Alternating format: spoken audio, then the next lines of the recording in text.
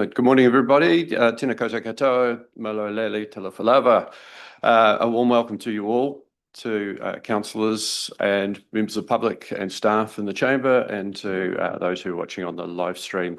Welcome you to this last council meeting for the triennium, and we've got a reasonable amount on the agenda, but we've got a reasonable amount of time allocated for that too, so we should be okay, I would hope. And just acknowledge that this is the last meeting for several of us around the table.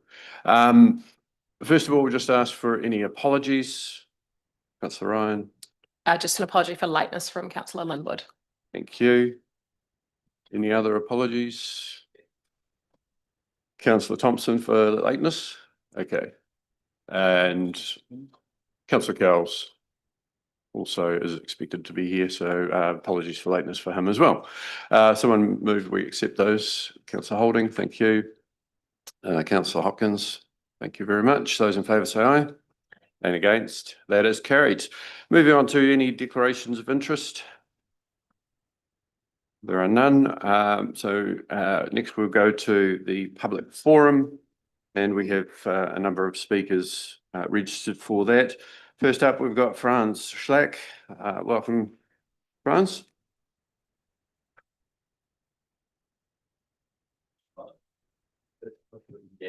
You know the you know the process. So just when you're ready, just press the microphone button, and away we go.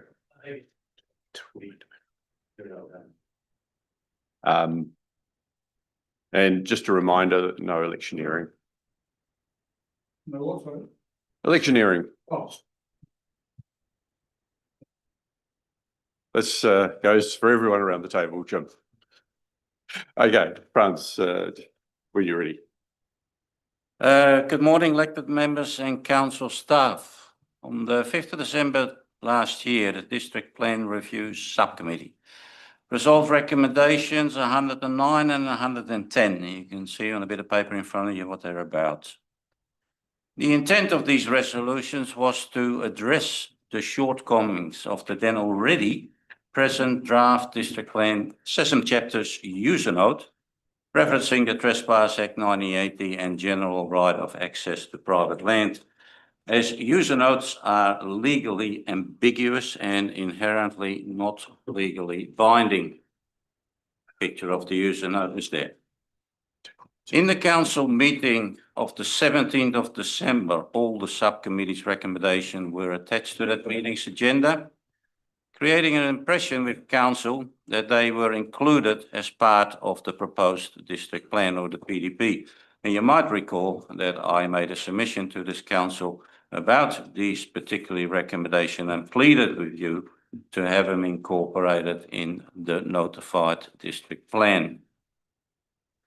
This impression was further emphasized when Council Chief Executive Mr. Alex Palmley stated that the resolved recommendation of the subcommittee were incorporated in the to be notified PDP.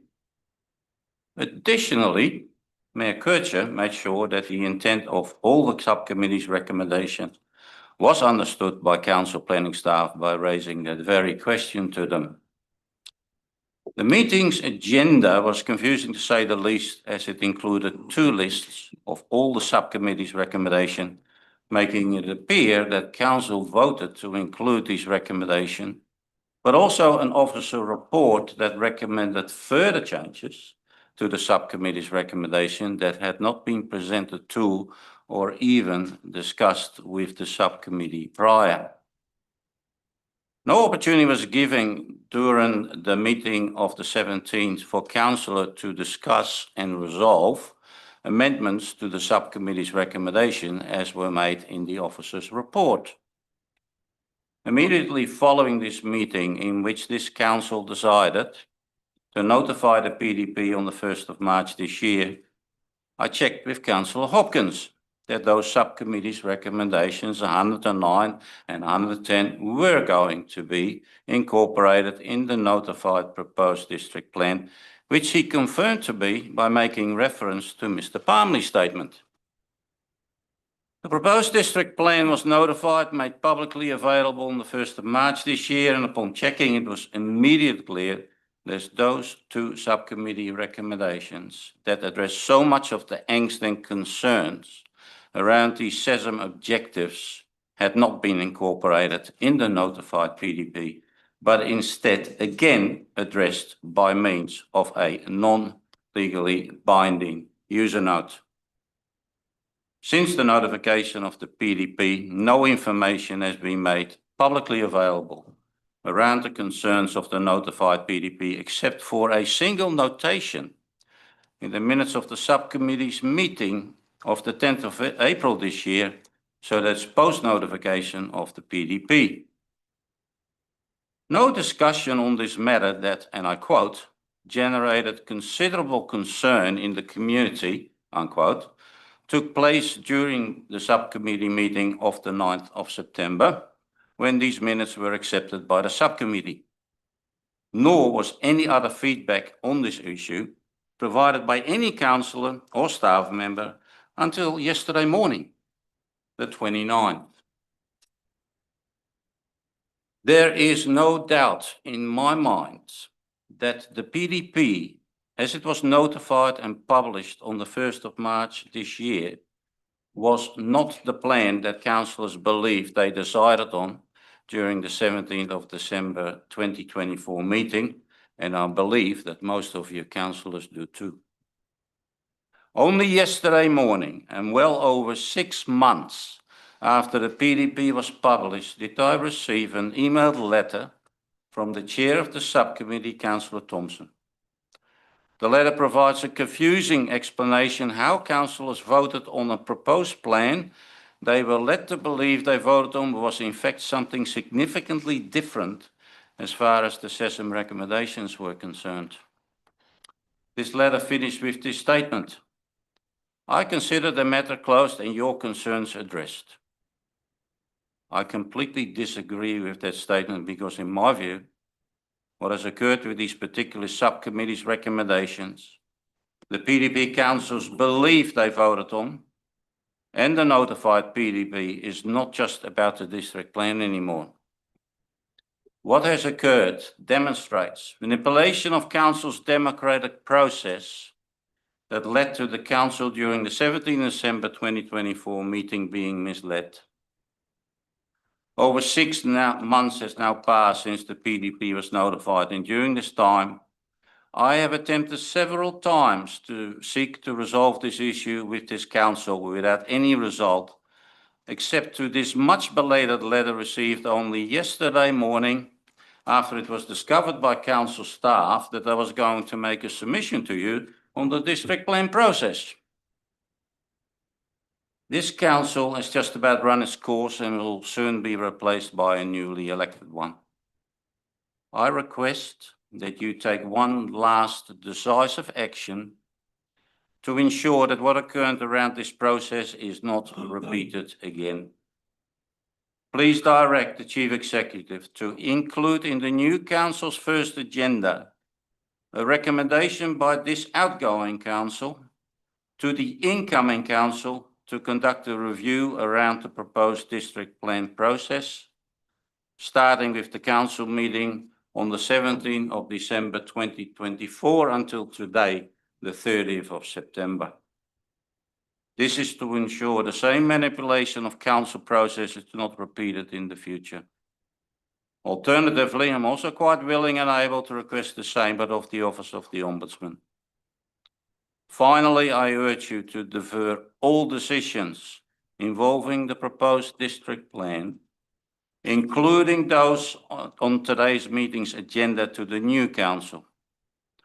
With a 90-day submission period to the Ministry for PDP exemptions, which only expires on the 20th of November this year, and a hearing panel that is not required until the first half of next year, there is ample time for a new council with fresh eyes and a very recent democratic mandate to deal with these items straight after it is sworn in on the 22nd of October. Thank you. Thank you, Franz. I'll ask officers to respond when that item comes up in the agenda, just to make comment on that at that time. But do any councillors have any questions? Councillor Hopkins? Well, Mayor Kircher, I don't intend to relitigate the matters, you know, the merit or otherwise of the two resolutions from the DPRSC. They are included in Mr. Schleck's written material here today. The real issue, and I think it has troubled a number of us, is the extent to which we were or were not comprehensively assured or informed of what the actual content of the plan that we were adopting on the 17th of December actually was. Reference is made in this material to the question, I think I asked it, of Mr. Palmley, whether the opposition, which I think we had been advised that basically there was the resolution captured in simple form all of the particular recommendations of the committee. In other words, the subcommittee, I should say. In other words, there was no need, or so the advice that we received was to go through each of them one by one and debate them all. People had an opportunity at that stage to raise concerns about any matters that were troubling them, and some members did. But it is correct to say that there were some changes to the plan notified on the 1st of March to what we thought we were, or some of us at least thought we were agreeing to on the 17th of December. I don't think the matter has been adequately resolved, and whether we need to move, well, I don't think we need to move that the chief executive put something on the agenda. I think it is possible that one of us can move simply that that we recommend the incoming council conduct a review of the proposed district plan process with particular focus on the council meeting of the 17th of December 2024. I don't want to relitigate the whole process. I think that would be completely unnecessary and time consuming. But I would personally be happy to move that and see if there's anyone willing to second it. Okay, we'll address that when we come to it, and give officers the opportunity to respond at that time. Right, if there's nothing else, thanks very much, Franz, for coming in. Right, is Kate there? No. Is it Nivon? We've got Nivon Schultz down to speak here, and Kate McGregor is not here either. So they were both down for a public forum, but if they're not here, we will move on to next agenda item, which is my report. I took the opportunity to I guess go back over some of the things that have been happening, but also have a bit of a look forward as to the direction that local government's going in, and some of the things that are happening around our region to do with that future of local government. Also just noted a number of the things that I've been involved in, and giving updates on those as well. There are a number of wellbeing aspects to my report. recognising that the government is taking out the wellbeings from the local government acts. I don't think they're going to be things that we stop doing despite that. So they are things which are important to our community, and we should be delivering on those things and as much as we possibly can to make sure that we have a community that looks after each other, that it is responsive and that does take responsibility. Happy to take it as read and to answer any questions. Oh, and yes, that photo towards the end on the old brochure is me. Local government can be hard. Councillor Hopkins. Yeah, Mayor Kircher, thank you very much for this very comprehensive report, and good news on the shuttle regional deal. I congratulate you on the engagement you've had with the Otago Polytech. I'm just wondering, in particular in relation, and also the summary of InfoKiwi and things like that, but I was particularly interested in your references on page 19 to the ECAN study on the future of local government. And page 19 identifies a large number of issues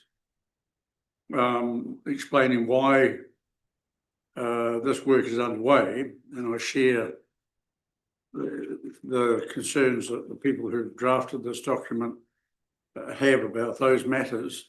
But I'm just curious, on the next page, there are 4 broad models under consideration: Combined Council, Unitary Councils, Regional Environmental Leadership Body, and the Canterbury Assembly. Have we formed a view as to which one we like? Are we going to form a view? Are we going to take a public position?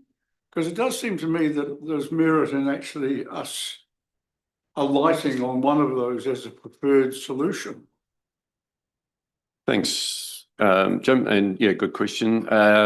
We haven't taken a position, but ECAN, I just want to commend them for the work that they have done exploring options. While some things are stated and it seems to be quite straightforward, trying to combine councils and council responsibilities across regional authorities and local authorities is not easy. When you look at the staff that regional councils have and trying to replicate that at a local level, it's very difficult to get to see how that will work, but also just the fact that we have too many local authorities and not large enough populations, but very large areas that they too many of them cover. So no simple answer, but I think it's some work that the next council could look at as part of induction, and to certainly encourage them to do that, with a view to ultimately getting a agreed option that they do prefer. And it might not be one of those ones there. There might be something different to that, but it's a good starting point. Councillor Holding.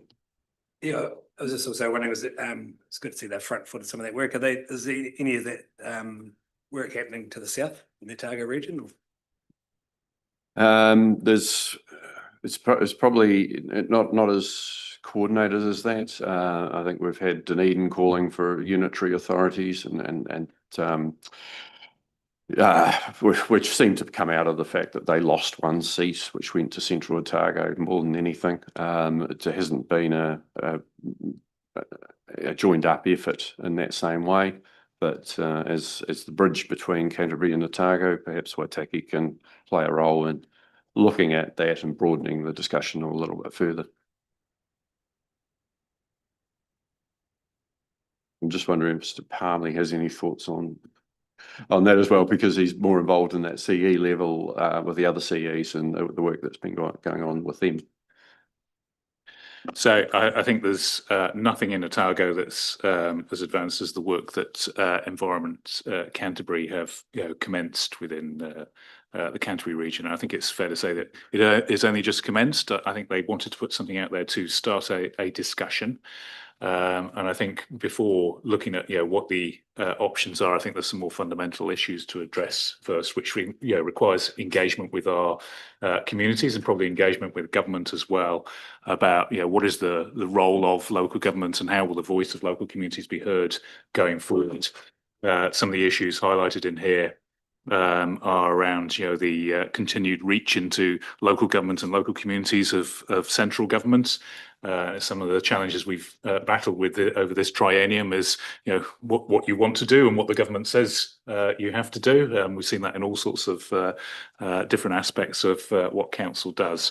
But certainly in terms of Otago, it's started to be thought about. I think it's something that will be on the agenda for the next council and the next, mayoral forum, bringing together the councils to think about how they take that forward and how communities are engaged in thinking about what the future shape of local government is and what its role and functions are to enable local democracy and placemaking and all those things that are important to our local communities. Thank you. Any other questions? Does someone like to move to receive my reports? Councillor Thompson, thank you. Councillor Ryan, thank you. Those in favour say aye. Aye. And against? That is carried. Just see someone else come in. Were you here for the public forum? Were you here to speak at the public forum? Yes. Yes. We've gone past that, but we can go back to that one and allow you to speak. So, with that, councillors, if we just pause the rest of the agenda and just move on, is it? Just whatever it is that you want to speak about. So if you just take a seat there and okay, if that can be passed around, and Simon will let you know how to work that. Thank you. So welcome. Thank you. I'd like to speak on behalf of the Waitaki Property Guardians Incorporated Group in regard to the email we sent all councillors yesterday. We'd like you all to consider the points we raised. In particular, lack of clear detail and intent. There's no clear detail showing which provisions will be kept or withdrawn, leaving room for later interpretation without full councillors' oversight. The proposed district plan contains 57 chapters, yet Table 2 recommends withdrawal of only 22. If 35 chapters are to be included in some form for exception, Table 1 does not provide sufficient detail to enable clarity or accountability of what provisions this could include. So are you clear you know exactly what you are voting for? Regarding the inclusion of geosites, Council's recommendation is to seek an exemption for geosites that are unopposed, with these geosites being included in the proposed district plan under landscape overlays. Waitaki Property Guardians Institute, Fed Farmers, as well as many individual submitters, opposed all overlays. Therefore, there are no unopposed overlays. Progressing with overlays for geosites is based on supporting a single submission from a non-ratepayer, showing a priority over multiple Waitaki District ratepayers' submissions. If the Waitaki Geopark wishes to maintain positive long-term relationships with landowners, this would be better achieved through building relationships and developing memoranda of understanding with relevant landowners than imposing rules through regulation. Please consider why the non-ratepayer Geopark's single submission has been given preferential treatment over a multitude of ratepayers' submissions opposing all overlays, including geosites, whilst the impact of such overlays and rules on affected ratepayers will be immense. Reasoning of urban development requirements, as per the data we provided in our email to you, please consider whether housing stock in the Waitaki district is in short supply in the near term. Government directive. The government has set clear criteria for proposed exemptions. Of the 8 exemptions put forward by Waitaki District Council, on our assessment, only 2 potentially meet these criteria. The example we provided, General Rural Zone Earthworks, EW-S1, it is proposed to progress the General Rural Zone Earthworks Standard, EWS1, on the grounds that current rules are unworkable. While we agree with this, the proposal only advances the standard, which has no legal effect without the relevant rules of the PDP. If earthworks rules were progressed to allow this change, it would come at a cost to urban development, which currently has no earthworks rules in the operative plan. Council staff have indicated this may ultimately be better managed via a plan change to the operative district plan. This raises questions of duplication, part of the proposed district plan proceeding under one process and a plan change to the operative plan progressing under another, each requiring submissions, hearings, and additional costs. This process is undeniably complex, but that makes it all the more important that Council chooses the most efficient, transparent, and defensible approach. So we urge councillors to carefully assess both the risks and the government's clear directive, ensuring that only exemptions that genuinely meet the criteria are pursued. This will prevent wasted effort, unnecessary hearings, and unnecessary costs to ratepayers. Finally, Waitaki property guardians appreciate that council staff have invested a lot of time in this process at the cost of other workloads. This, however, should not be the reason for continuing against government's clear directive to withdraw any notified plans that have not reached the hearings stage. Waitaki property guardians do not believe there is enough evidence provided from council regarding the benefits of seeking the proposed exemptions, and the lack of clarity makes it difficult for councillors to make a fully informed decision that is in the best interests of the Waitaki district. For this reason, we encourage councillors today to vote against council's recommendation of proposed exemptions. Thank you very much. Is Property Guardians, is it a legal entity? Just Yes, out of interest? It's a charity. So it's a non-ratepayer organisation as well. I'm just drawing the comparison because you keep referring to the Geopark not being a ratepayer. Waitaki Guardians isn't a ratepayer either in that sense. Just putting that there. Councillor Holding. Thank you. Just which 2 do you think potentially do meet out of the 8?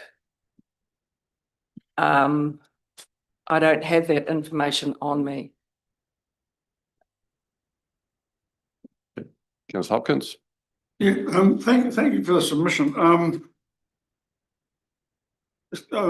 have a couple of questions. I think this is a very important matter.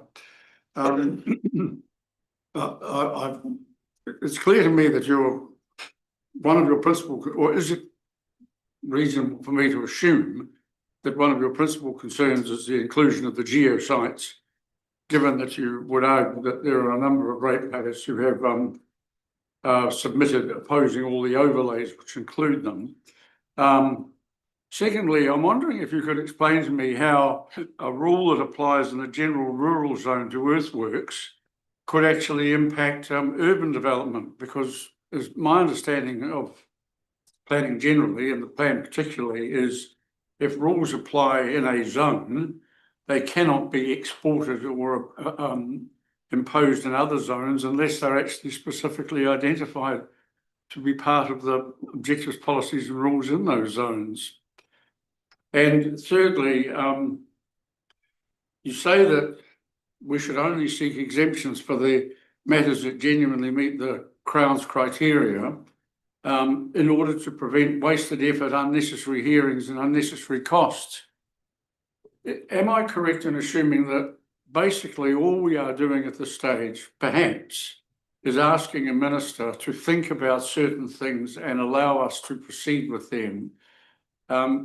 What additional unnecessary hearings and so on would be incurred if that process, which the Crown itself has seen fit to offer local authorities, what would be the unnecessary hearings and unnecessary costs if we did that on the grounds of 2 matters or 8? So to the second question about the earthworks, with it only refers to the standard and without the relevant rules of the proposed district plan. If the earthworks rules were progressed to allow that change, it would come at a cost to urban development because of the way that rule is written. And Well, it would be helpful if some evidence were presented from the Guardians to make the point. What you're saying here is there are rules about earthworks in the general rural zone. Now, that is a specific identified zone, mapped and shown.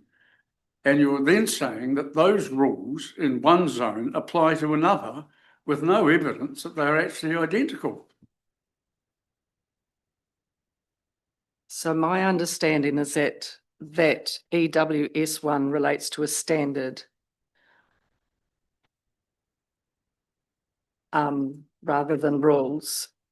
To the other points, and probably more to Councillor Holding's question, the strategic direction chapter of the proposed district plan indicates that the proposed district plan needs to be read and taken into account in its entirety due to the interlinking nature of provisions. For this reason, it is difficult to say a specific provision should go ahead, as it may be linked to many others. For this reason, Waitaki Property Guardians Incorporated recommends that the proposed district plan is withdrawn. Councillors have raised concerns around making sure urban development is not restricted. First, it should be identified what is restricting this, and then that can be dealt with through a plan change to the operative plan.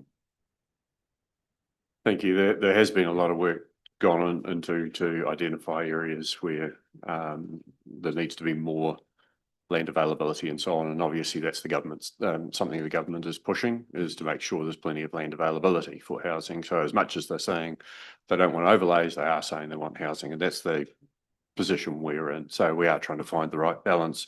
Just on the earthworks thing for urban areas, it was a bit of an omission in the past. I think it was probably believed that earthworks on a residential urban property were limited to scraping out pads for a house or a garage, but the reality is in recent times we've had massive earthworks happening and no control on that. And you know, I don't think we'll get something the scale of Abbotsford happening, but we don't want to be responsible for earthworks being uncontrolled and not having some limits on what can happen with that. So that's just to explain that part of it as well. But thank you very much. Do we have any other questions? No. Thanks very much for coming in, and we'll see how we go with that discussion. Okay, councillors, we're going to go back to the agenda and go to Project Reclaim final report. And hand over to Roger. Thank you, Mayor Kircher. Project Reclaim, quite a project for the district, and a few acknowledgements I'd like to make. Firstly, to the councillors for deciding to proceed with the project in the first place in this triennium. It's made a significant environmental remediation impact, and certainly a legacy of your triennium. I'd like to thank Simon Neal for his work in the background in getting the levy exemptions that were so critical to the success of the project, but particularly acknowledge the efforts of Mayor Kircher in his perseverance with central government and Minister Simons in securing an additional $3 million of discretionary funding, which made a significant financial difference to the project. I'm happy to take the report as read. and have officers, Mr. Clark and Mr. Bardsley, who were managing the project, available to answer any questions. Thank you, Mr. Cook. Councillors. Councillor Thompson. Thank you, Mr. Mayor. I'd just like to congratulate staff on the success of the remediation.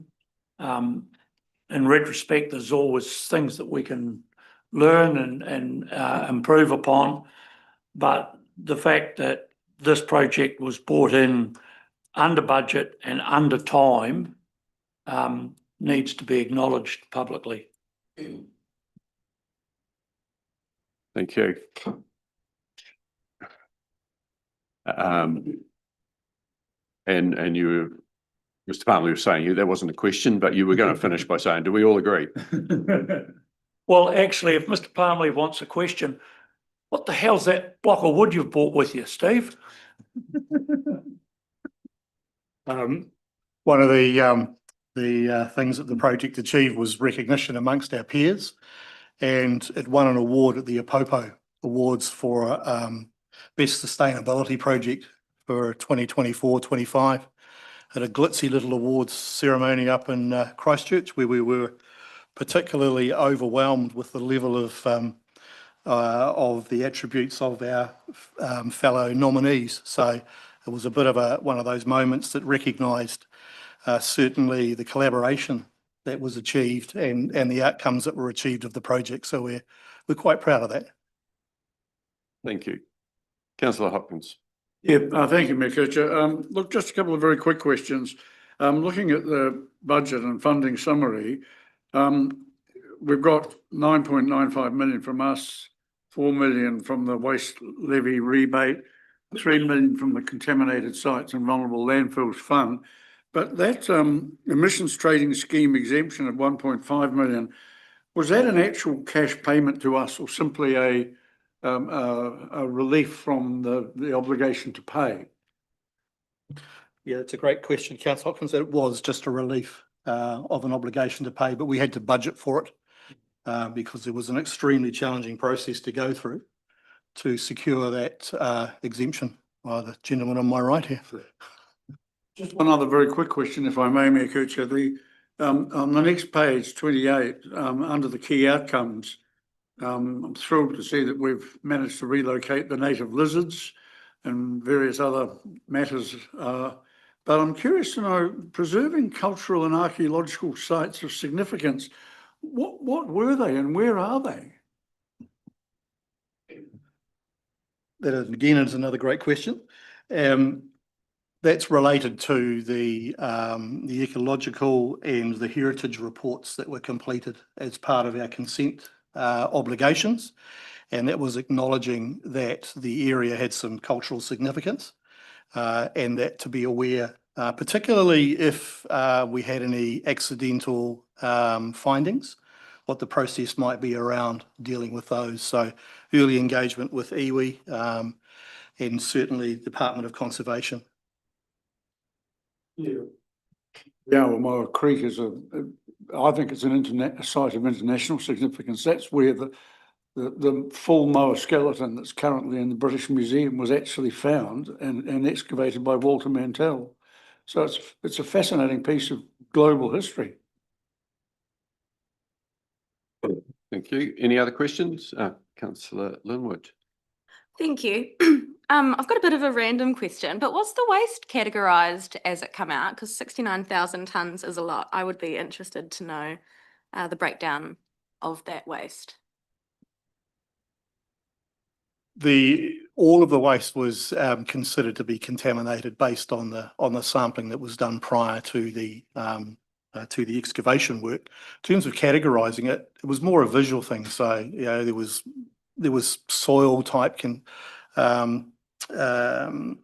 made up. There was also a lot of plastic in there, which was kind of interesting, and a lot of old cast iron gears. There was a chassis, all sorts of things that perhaps back in the 70s was seen to be the best way to get rid of it, I think.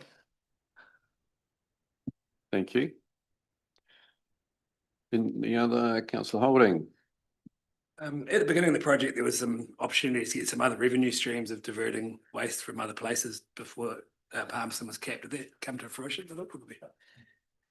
That's another great question. When we first scoped the project, we didn't know what we didn't know. And one of the strategies was that if we're going to do something in the landfill, let's maximize what we can get out of that landfill. So we did some market sounding. This is a long-winded answer, but it makes sense. We did some market sounding with potential contractors, and the feedback was, well, you've got a landfill, you've got time, you've got space, why not maximize it? And that went out in the scope of works at tender time. The tender that we actually ran with was a non-conforming tender, and it got over the line at a combination of price and non-price attributes. And what they suggested was that the process that they would use would be to get in there, get it done, and then close the landfill up, but still preserve some space for any future council waste. And that's what we've done. So there are some opportunities there for us to bring in our own waste, particularly around biosolids, possibly, and some other little bits and pieces. What we soon worked out was that it wouldn't be financially viable to have that landfill open all the time, being manned by somebody, on the chance that we would get more waste in. And currently, all the waste in the country is being managed. So we would have to penetrate that market.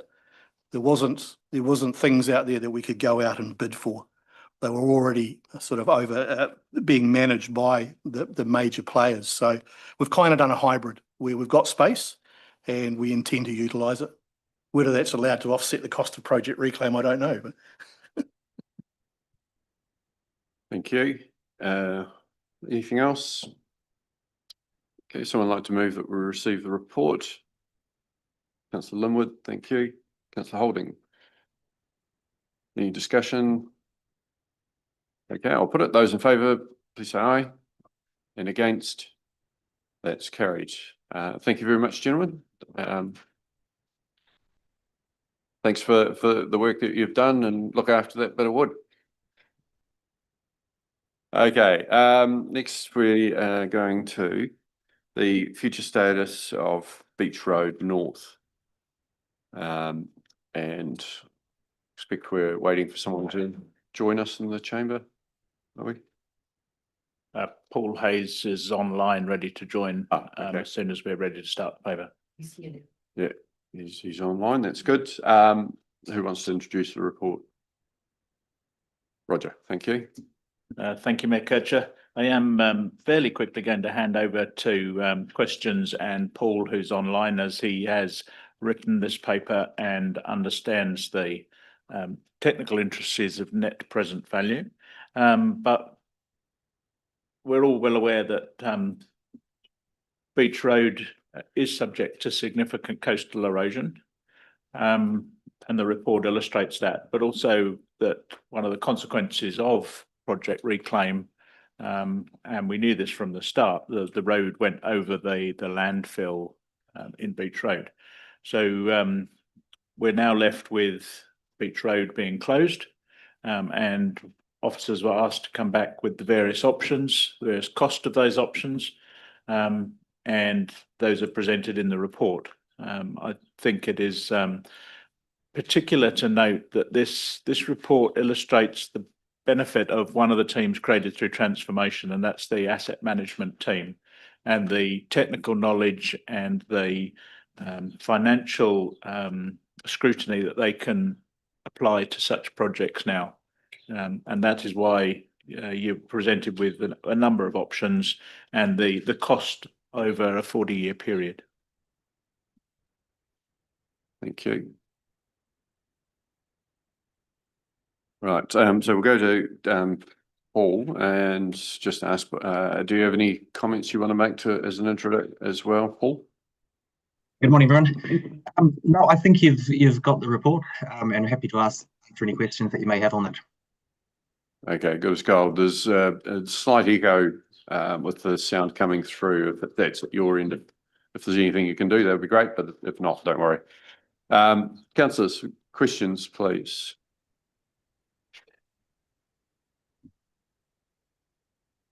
Councillor Hopkins. Thank you, Mayor Kircher. Look, I suppose there's a whole lot of questions that we could ask. This is the third set of costings we've had, and I can understand that these figures vary from those that were included in the long-term plan, and they're referenced here on pages 43 through to 46 and 47 of this agenda. And that's partly because you're looking at the MPV and also the 40-year costings. I think there's probably, would you accept there's possibly some need for public reassurance as to the validity of the figures generally, given that these variances have occurred? And secondly, looking at page 37, you're talking about additional considerations, and what the 3 paragraphs under that end with the bold sentence: any decision to reopen Beach Road North should not be made without full consideration of the long-term status of Beach Road South.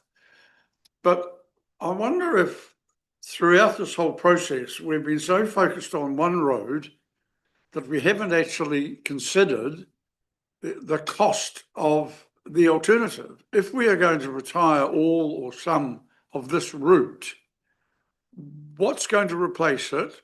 What upgrades will be required? What will be the total cost, capital and OPEX of that amendment or alteration to the roading network? Have we actually looked at that? Have we identified alternative routes and what upgrades might be necessary on them? Councillor Hopkins. I guess the answer to your first question regarding the costing that was in the LTP versus the numbers that you're seeing here. Essentially, we've tried to take a more comprehensive look at the various factors that might be included over a longer time frame. That includes such things as maintenance of the roads, maintenance of any rock protection, widening of roads that may be required to take on additional traffic volumes. So I believe the numbers we're giving are not necessarily contradictory, but more supplementary to what is in the LTP. In terms of the status of roads, Beach Road North, Beach Road South, and elsewhere, we have had a report by Becker, which has looked at coastal hazards along our coastline and zoomed in on a number of high-risk areas, which include both Beach Road North that we've been looking at and Beach Road South.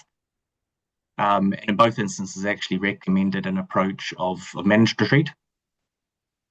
What I've tried to highlight in the comment that you quoted was just to raise the awareness that if a decision was made to reopen the Beach Road North, which would involve an upfront investment to divert the road around the tips, around areas of additional slippage, to invest in additional rock protection, that would make no sense to look at that in isolation from the rest of the coastline. And Beach Road South is also vulnerable to coastal erosion. This is the area between Kakanui and Gardeners Road. And if a decision is made to reopen Beach Road North, it should be looked at as part of a bigger picture. We have a viable route around Beach Road North at the moment, which is what has been used over the last year, which is essentially, I believe, up 1,000 Acre Road and along Stonewall. And you'll have seen in the traffic volumes essentially the 500 vehicle movements per day that was going along Beach Road North is now seem to be going along 1,000 Acre Road. In terms of Beach Road South and where that might take you in terms of an alternative traffic route, potentially Fortification Road could be an option, but that would require upgrades. So the recommendation here is to look at Beach Road North as part of a bigger picture that requires a long-term strategy.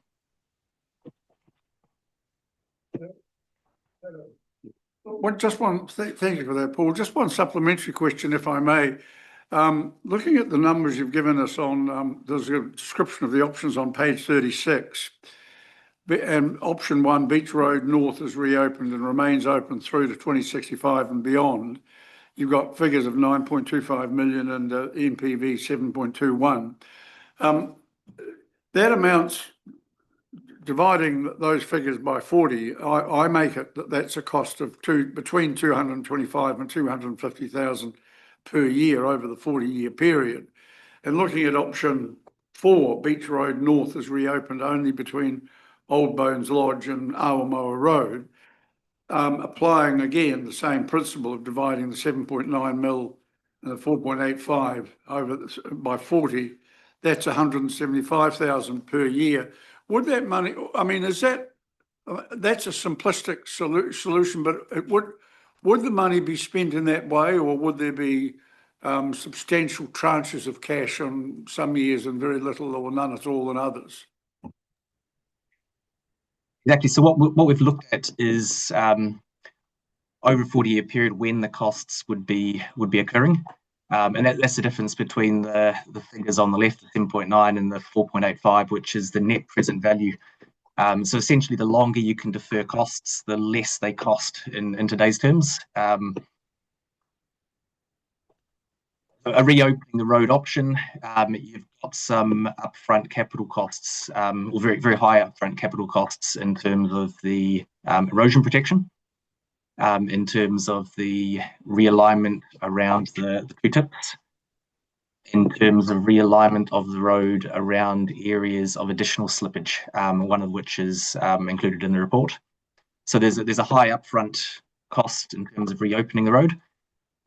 Beyond that, there is sort of the regular maintenance costs that you'd expect to occur with any road, the resealing, the rehabs, the markings, etc.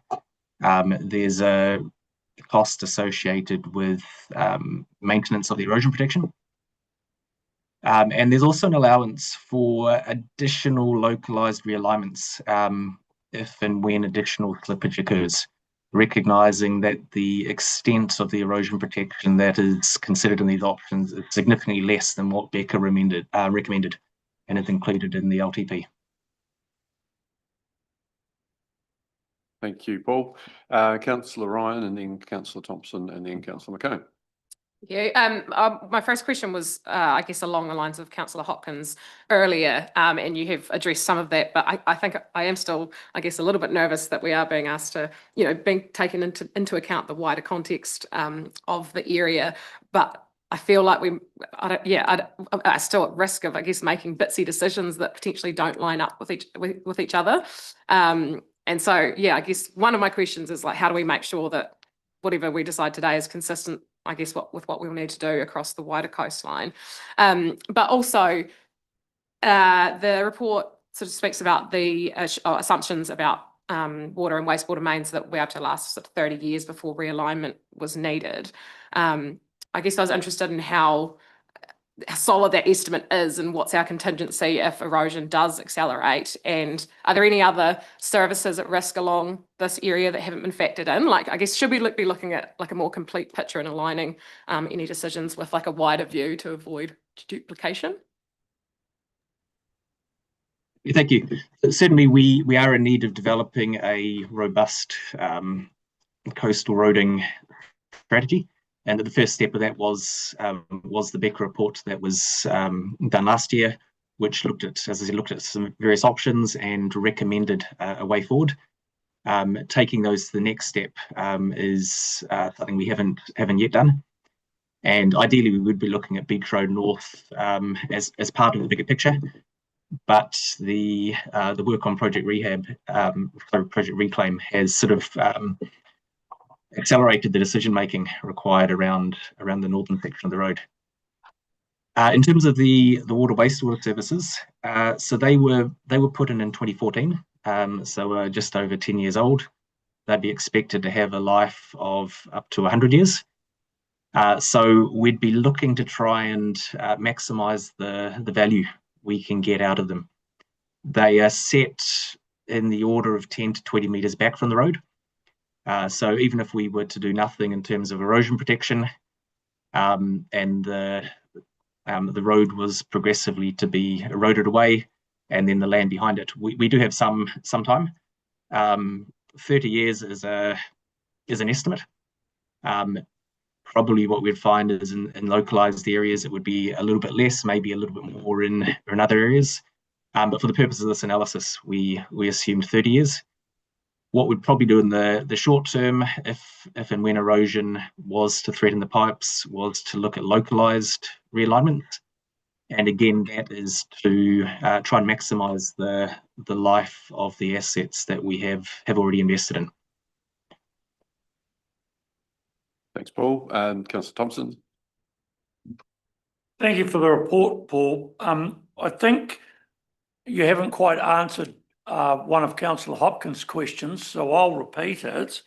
Where are our costings for the upgrade of 1,000 acre and fortification roads as alternative routes so that we can compare the cost of doing that work as against protecting the coast road? Because the last report we received, which I acknowledge this supersedes, said that the costings was relatively the same. Okay, thank you. So the costings for 1,000 acre and Stonewall roads come in on the closure options. And the assumption we've made there is that the additional vehicle movements along those roads won't trigger any additional maintenance, but will trigger an immediate widening of both those roads. So we've allowed for 1 metre on either lane, along 1,000 acre and then along Stonewall into town. The assumption we've made is that those costs would be incurred in the first year of the closure. So that was an attempt to, I guess, front end the costs associated with closure of the road, and so within the 4.61 and the 4.88 million you're seeing under options B, 1 and 2, the 1,000 acre widening is there straight away. That's not to say, though, that it needs doing straight away. The road has been taking the traffic over the last year. So a detailed look would need to be made at when that would need to occur. But for the purposes of this analysis, I've front-ended the costs just to allow a full comparison with the reopening options.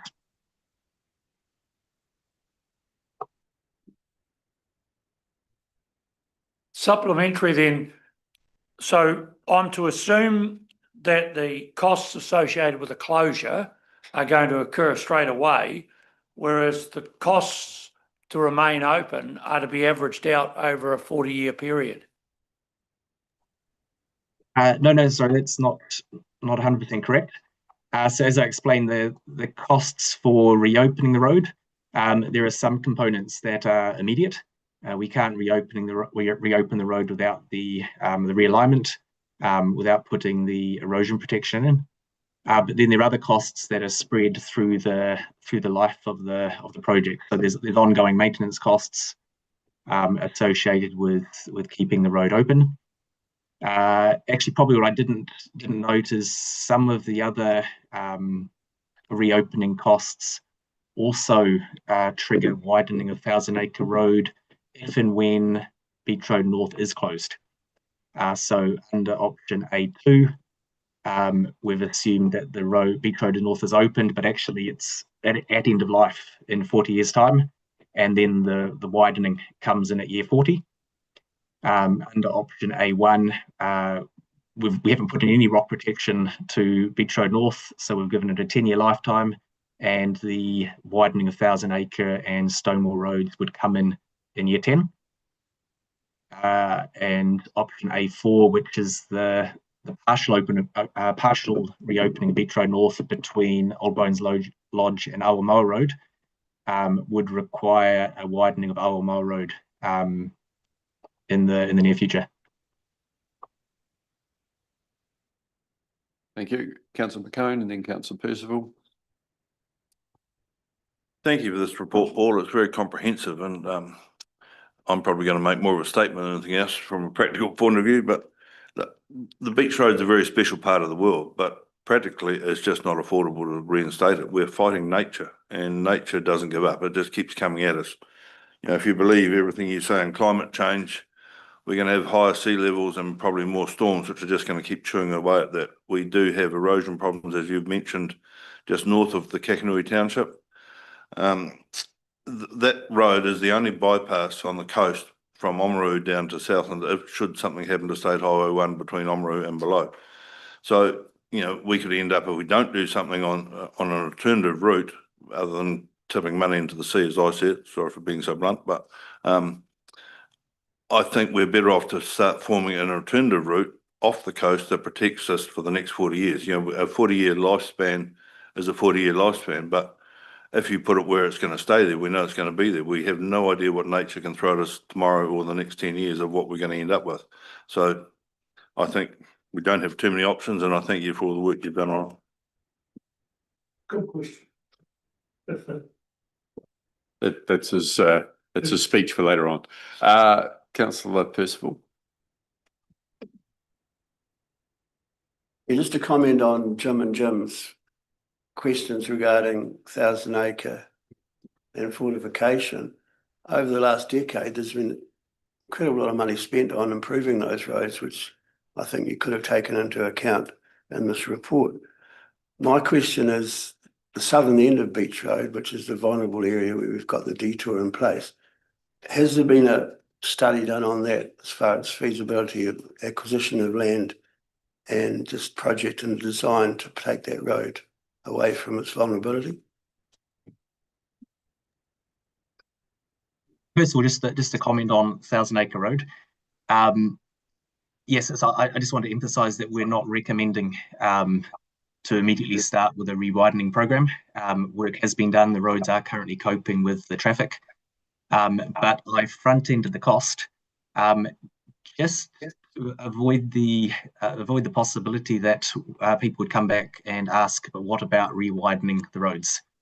So the key thing I want to take away from the report is that even if we front end the cost of re-widening those roads, the closure option still doesn't stack up financially with the reopening option. In terms of the work on Beach Road South and potential other routes, I think we haven't yet got to the stage of having identified what the next step is, and that is where the need for a wider coastal roading strategy is required. I'd just like to highlight that we are currently starting to implement a coastal resilience project, which is targeting 10 erosion hotspots along the coastline, north and south of Kakanui. And in terms of Beach Road South, that's essentially to slow the erosion and buy some time for us to come up with a viable long-term solution there, whether it's committing to permanent protection, whether it's realigning the road along the coast, or whether it's upgrading an alternative route, probably a fortification road. But we recognise the importance of that route as an alternative backup to State Highway 1 in the event of a closure there. Thank you, Councillor Cowles and Councillor Blackler. Yeah, thanks, Paul. Lots of great information here. Obviously, the strategy about the coastal road has come up a couple of times, and I'm just wondering what the timeline on that might be, and whether we should be looking at this project as part of that as a whole, that we're looking at everything in its entirety, because we might be making a decision here that has a major impact on something that we haven't thought about in the future. And I'd just be interested to hear your views on whether we can delay this decision to align with that strategy. So the strategy is something we haven't yet taken the next step from the work that had been done by Becca, and that's something we are beginning to plan for in terms of how we go about that. In terms of the the delay on a decision, Beach Road North, certainly the status quo is actually that the road is closed. The longer a decision is left to reopen the road, I guess the more erosion is likely to occur, and the greater the cost of reopening that. There's a photo in the report of a comparison between January and September of a section just before the first tip, or the section just to the north of the first tip, and erosion has continued to nibble away at the road. And certainly that's a section that you probably need to do something about in terms of a localised realignment if you were to reopen the road immediately. So certainly a decision to close the road is accepting the status quo to a large extent. And I think what I was trying to highlight was that if you were reopening the road, it wouldn't actually make much sense to invest the money to reopen it if you hadn't already committed to Beach Road South. So the two are, well, certainly the north and the south are not disconnected. Yeah, I think supplementary to that, though, I mean, I guess one of my questions was how long, do we have a timeline on that strategy?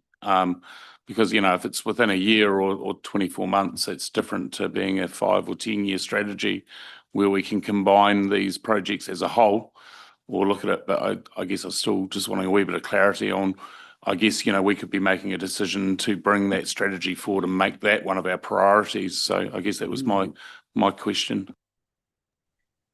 Listen, we haven't begun work yet on the next stages, and that will be something we do over the next year or two. But the Becker report that we already have does give some indication already of what they believe would be the most prudent approaches in many of these locations. I mean, the overarching strategy we have already is managed retreat, and that's fundamentally what we're looking at in this particular situation because of that cost. Anyway, we'll get to that soon. Councillor Blackler. Thank you. Yeah, I just had a couple of questions. The first one being,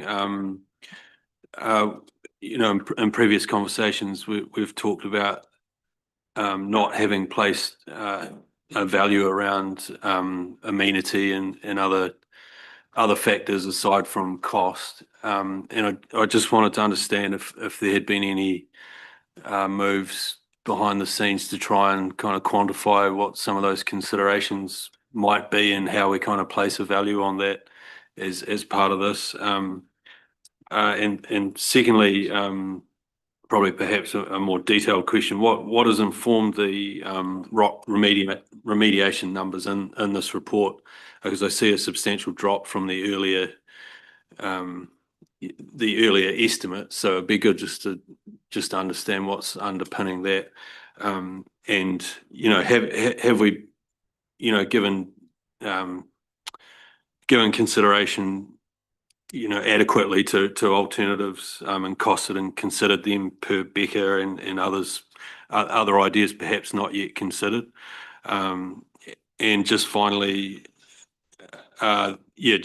just around one of the scenarios through the long-term plan consultation was that was painted by ourselves around this table and by a couple of submitters was the notion of actually acquisition of land, stepping in, say 30-50 metres and buying ourselves another 100 years by just shifting a lower service level road across.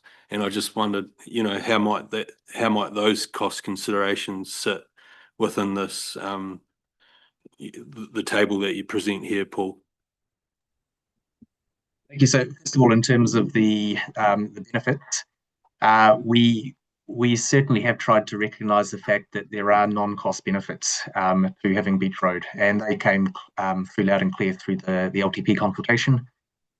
Many submissions on the the recreational value of the road, the tourism value of the road, I guess the well-being value, the cultural value, etc.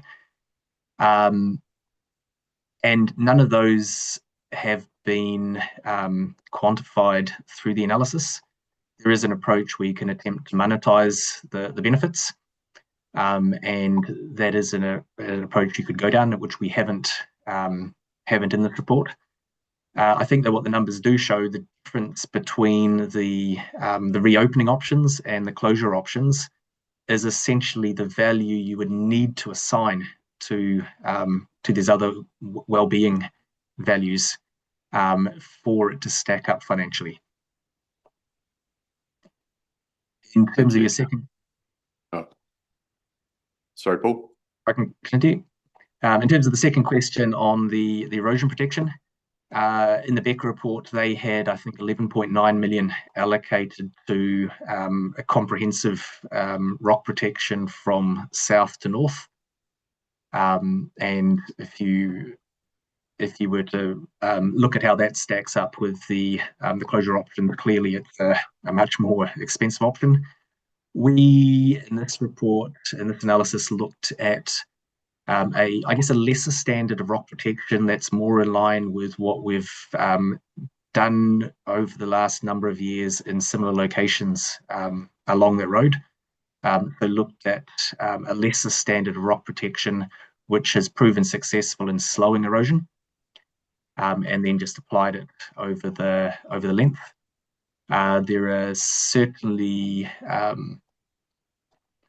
considerations about the consentability of such large-scale rock protection, which we haven't gone into too much in detail here, but we are aware that there may be consenting challenges if we were to have essentially a 2 to 3 kilometre continuous rock wall along the coastline. So the costings assumed for the rock protection are in line with localized rock protection that we've done elsewhere.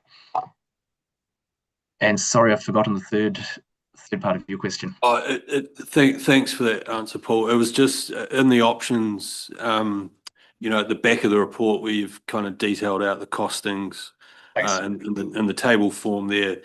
How do you anticipate that picture might look for the scenario, which hasn't been illustrated here, but we had indicated we'd like to see it costed out, which was acquisition of land, say 30 to 50 metre strip inwards, and a shifting of a lower service level road stepped inwards, and perhaps less focus on the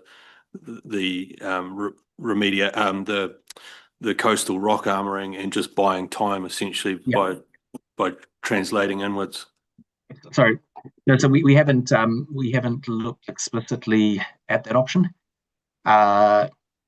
Undoubtedly, it would stack up as a more expensive option. The land there is sloping up, so there'd be challenges. It would be feasible.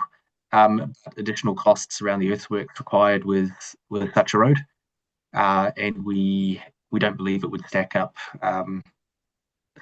financially for the traffic volumes that we've got. Bearing in mind we had about 500 vehicle movements per day pre-road closure, and if you're putting back a road with a lower level of service, those numbers would undoubtedly drop. Okay, Councillor Ryan. Thank you. Previous discussions that we've had about Beach Road and Project Reclaim, we heard that I guess some of the landowners and business owners in the area hadn't been that well communicated with, and some of us, I guess, expressed the importance of that happening. I guess I didn't see much in this paper about any engagement with the landowners or business owners affected, and I guess given their properties and livelihoods are affected by this, I was hoping you could give me some confidence that we have had some good engagement with them and they're aware that this paper is coming before council today. Yes, so the answer to that is no. And in terms of we were asked to look at this just over a month ago, and we've been focused on the analysis. There is a comment under the significant engagement section of this report that there is significant public interest, both in the general public but also landowners. And just I'll read from it, acknowledge that any final decision by the council at the end of the triennium may prompt further debate in the community and could be requested to be revisited in the future. So my team hasn't done any public consultation as part of this report. We're purely focused on the financial assessment as requested.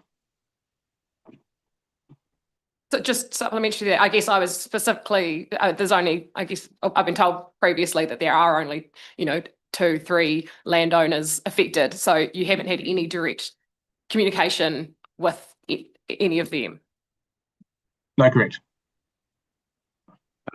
Just on that, I've drafted a motion that officers work with neighbouring properties to ensure access is provided as effectively as possible, to try and take it into account some of the challenges that they have. That's subject to a decision to close the road. So it's, just on the back of those comments, though, I'd say it's regrettable that once again we have not communicated with neighbours in the way that we should. We're wanting to be a transformed council, and part of that is engagement with community. And I would have thought we'd learned enough from the lack of engagement in this particular issue that we would have done a wee bit better than that. So I'm not putting that on you, Paul. It's just a general comment that we could have done better. We say we're doing better. We say we're going to do better. It's like time we got on and did better. Rant over. Councillors, if there's no other questions, is someone happy to move something? Councillor Thompson. Thank you, Mr. Mayor. I'm wondering, I'm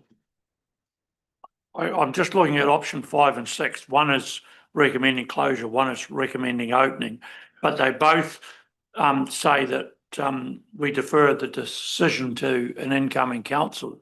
I believe that the fact that we know that the adjoining landowners haven't had the opportunity to digest this material or be consulted with, that we should simply take the option of deferring the decision, one, allowing staff to gather more information if required, and two, to allow the affected parties to comment.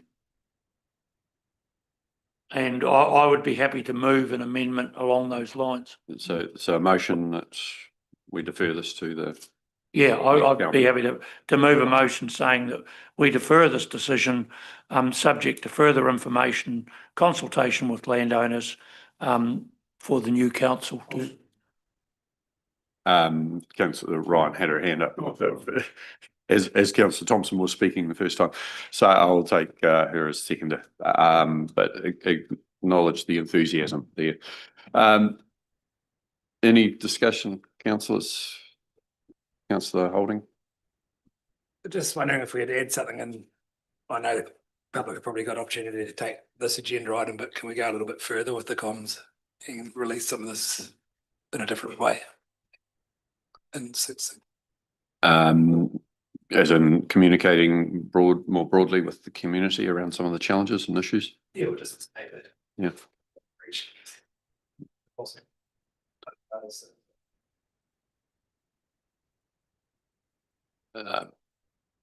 Yeah, officers can take that on board.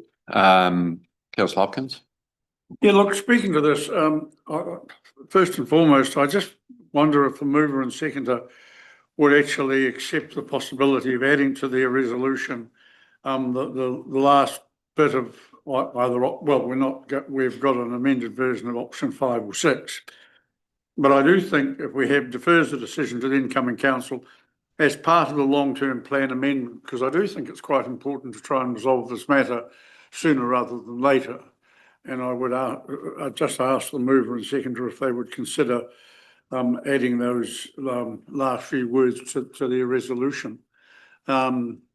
But speaking to this, my question about alternative routes earlier related to the totality of the coast road. And I know that ever since I've been on council, and you too, Mayor Kircher, the issue of erosion has been problematic. One of the very first comprehensive reports I saw was dealing with erosion issues on Beach Road North. Paradoxically, erosion there has not progressed at the rate that was predicted at the time, and there's been more problems further south. But if we are to replace the coast road with an alternative route and we are to match the quality and character of the new road with the old, in other words, if we're going to provide like for like, then we need to know those costs, and we need to have that coastal strategy that Councillor Cowles has talked about, because it may be that intermittent maintenance of the problematic coast road is, in the long term, cheaper than actually completely reconstructing a new part of the roading network. My view is that this is a classic example where better cooperation and financial assistance between central and local government was provided. The New Zealand coast, and this is part of it obviously, is an area of national challenge and threat in parts, but it's also, and consequently, it's a national issue as well as a local and regional one. If we are obliged to foot the costs ourselves in future and looking at all the other things we have to do and staring down the barrel of the rate increases we're contemplating next year, or we may be forced to accept next year, the irrefutable and irresistible conclusion we will likely end up is permanent closure of all of Beach Road North, or at least that part of it, to the Aomoa Central Road corner. But I think whatever we decided today, if we had made a decision, it would have been perfectly legitimate for the new council to revisit it. So I'm going to vote in favour of what Councillor Thompson and Councillor Ryan have moved and seconded, with the request again for them to consider that addition of the reference to the long-term plan amendment. Because I think practically speaking, philosophically speaking, it would have been up to them to revisit it anyway. So we're doing the right thing, in my view. Mr. Pamley. So I think a couple of observations on that suggestion of putting it into long-term plan amendment. I think one, that seems to be trying to bind the future council as to what process it chooses to follow, and maybe they should consider what process they want to follow. But also, the long-term plan amendment is contingent on a decision by DIA over the Water Services Delivery Plan. So depending on which way they go, depends on whether we need a long-term plan amendment or not. So it could be that, you know, a DIA decision might make that part of the resolution invalid. So my suggestion would be that it'd be for the new council to decide how it wanted to take it forward, and if the long-term plan amendment was required, it might choose to take it forward during that process, or separately, depending on advice. Well, I bow to your astute assessment, but the only point I would make is that was what your officers proposed by way of an option. So I was just trying to actually make them feel happy and welcome and loved. I welcome you trying to make them feel happy. They're all smiling now, so it's good. Feeling the love. Yeah, my comments are, it's kicking the can down the road a little bit, but there is more information that would be helpful, I'm sure, for a number of people around this table to make the decision. I don't see that we're going to be able to afford to reinstate the road, which is really disappointing for me, because I had every hope that we would be able to. That decision will be made by the next council. But if it's a case of, how much do we value the access there, when, at a time where we're going to have to be saving every dollar we possibly can, and where $200,000 a year could actually be doing something significant around our roading network elsewhere. Those are all things that I think the next council needs to take into consideration. but I'm happy to support the motion that is in front of us. Councillor Blackler. Thank you. Yeah, just speaking in support of the motion put forward. I think we can go further in addressing the amenity value aspect that we spoke about earlier, or that Paul touched on, and some of the methodology that could be applied there. I think there's a possibility that there's a few kind of untested scenarios that could be costed in here. And to balance against what's already been put forward. My personal view is I think we need, there's probably some more work to do in line with Councillor Cowell's comments around that wider strategic piece of work, and just making sure that we are taking the right approach with respect to any armoring and techniques around that we have or haven't fully considered at this point. And I think we can do better in establishing a clear vision beyond closure, and in terms of what we do with that space, in terms of turning it into, if we do move beyond closure, what can we do with that space to enhance it recreationally and engage the community and pull them in to be part of turning it into a true asset rather than just something there that's falling away into the sea. So those are my thoughts. Deputy Mayor Halali. Thank you through the chair. Just on the back of Councillor Blackler's comments, I'm supportive as well. I'm just thinking if the additional information could consider a social return on investment, just to include with the overall, just to take into totality the social, the cultural, the environmental factors that are missing, not just the financial impact. So it's just an overall broader assessment included in the consideration matrix would be quite helpful. Thank you. Okay. Any other speakers?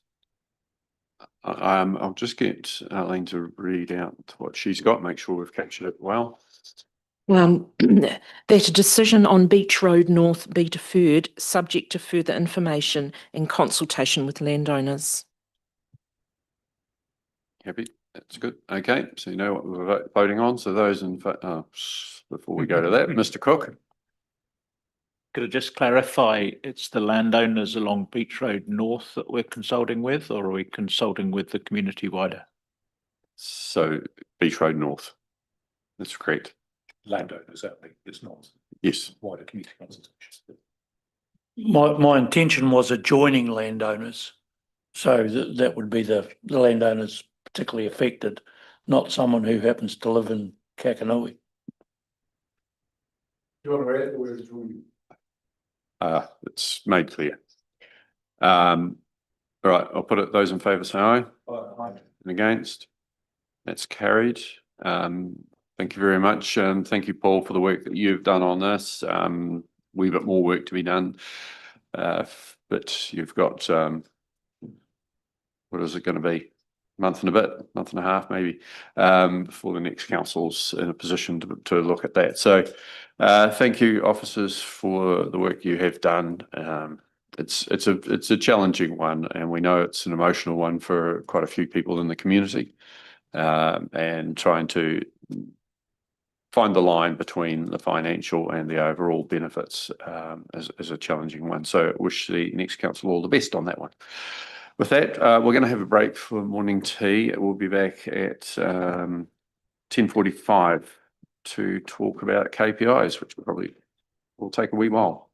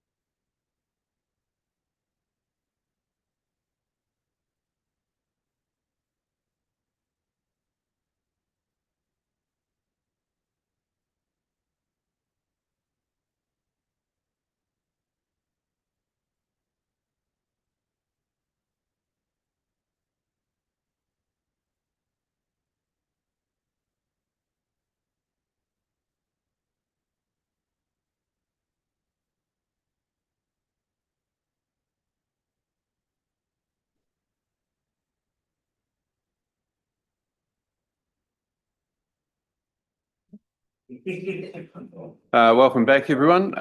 We're on to item 6.2, Chief Executive KPIs. And happy to hand over to Mr. Palmerley. Thank you. I'll take the cover report as read, but just highlight that the Chief Executive under the Local Government Act is the Council's only employee, and each year under the legislation, the Council and Chief Executive are expected to agree key areas of performance each year. But these in turn should then reflect on the priorities of what the organisation overall delivers through its staff and contractors and partnerships. This forms part of the employment process, and as a result, most councils undertake this in private session. But since coming to Waitaki, I've chosen to agree this in public and then report progress quarterly to ensure openness and transparency on what the council has agreed with me that I and the staff team should focus on delivering. I wanted to apologise that these were not circulated with the main agenda. They're still being worked on after the agenda deadline. And I think there's some work that we need to take forward with the next council in terms of the process, because they should naturally fall out of the LTP and annual review process. And I think we found it a bit more challenging this year to achieve that. In terms of the structure of them, they're slightly different to what you had in previous years. And I was looking back at previous CE KPIs and reminded that 10 or 11 years ago, the CE had 5 KPIs. Obviously, we've got a lot more than that in here, which reflects the ambition of the council, so your ambition, but also the ambition of me and your staff team to do better for the district and deliver some ambitious outcomes. So they're set out in 2 sections. So the priority outcomes, so the key outcomes and objectives that you want me as your CE and staff to work on with yourselves and the next council and partners over the coming year. And then some organisational key performance indicators, the priority measures to assess the health and performance of the organisation. And it's important to recognise that this doesn't cover everything that's going to be done. This is about providing a focus and a set of priorities for myself and the staff team to work on. And I think prioritisation is a key challenge for this council and all councils, really. There is so much going on and so much that needs to be done, but having a set of priorities provides that focus for our work. As if we try to do everything, there's a danger that we don't do the most important things that need to be done for our council and for our community. So if adopted, I've put this in the report, it's proposed that these would be then reviewed once the new council is inducted and they've considered what their priorities are. But adopting the KPIs today would enable us to commence work on high priority items whilst that new council is being inducted and during the election period. I propose that if adopted, I'll continue to produce quarterly reports on progress against the KPIs, the key outcomes and the measures that are set out in this report to give an assessment of the progress and performance of the organisation. Happy to answer any questions. Okay. Councillors, do we have any questions to start off with?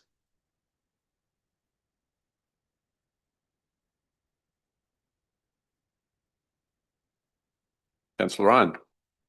Thank you. Just under governance support, there's obviously been some discussion on this one and changes made, but I just wondering, can you explain how early engagement will work in practice and how priority strategies and plans will be identified, just to give us some confidence in that space? So I think this would be something that would be discussed with the new council early on to reflect their priorities and focus. I think on a practical basis, early engagement in every aspect of what the council does would be challenging in terms of the time consumption and the meeting. So I'd be looking to agree with the new mayor and councillors what's their priority and focus, what are the things they want that early engagement on, and what are the things that maybe we can progress, without that, early engagements that, that is less of a priority focus. I think we need to work out what that practically looks like, but I think that's the, operationalisation of that, which would be, through agreement with the mayor and councillors. Thank you. Councillor Hopkins. Oh, sorry, just a very rudimentary question.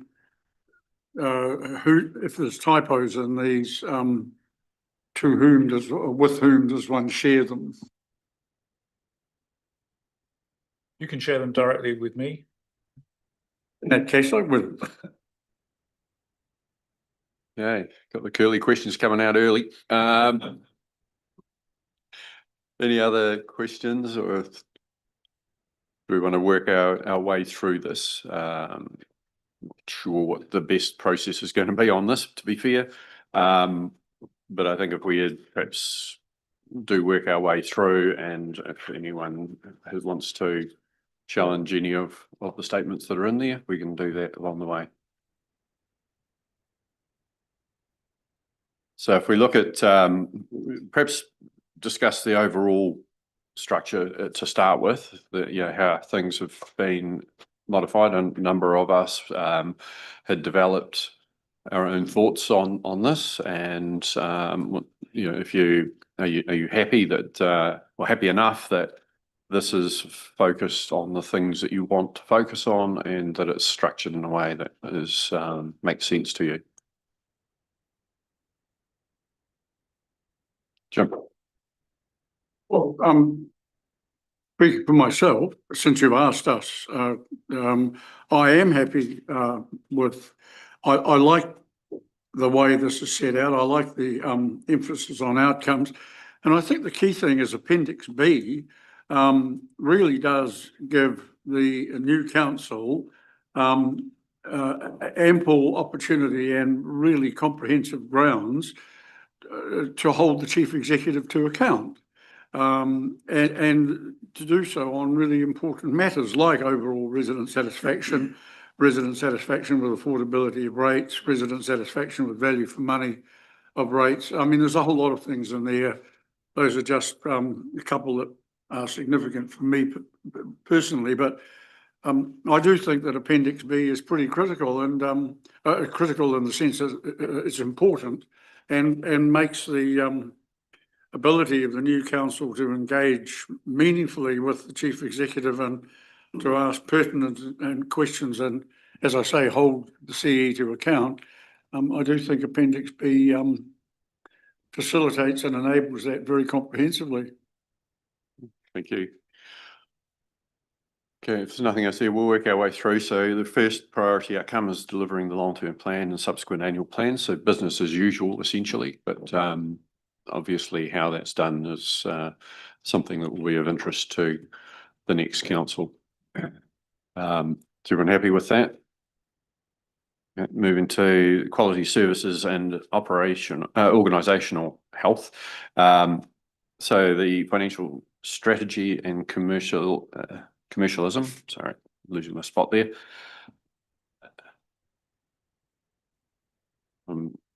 Just if you've got something to say, please let me know. Councillor Holding.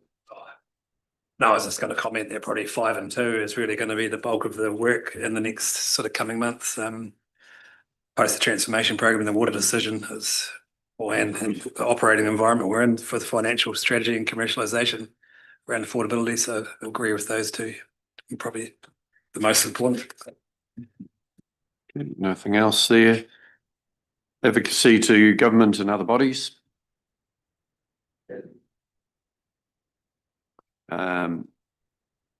Communications and engagement.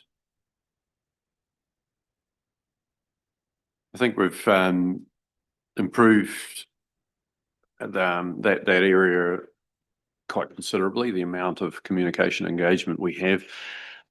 If there's one thing missing, I think we're not always giving people enough of the reason why we do things, and that's probably something that I would ask officers to focus a little bit more on, tell the story behind what we're doing, because sometimes we just tell them what we're doing and there's not the context there for people to understand. Brent?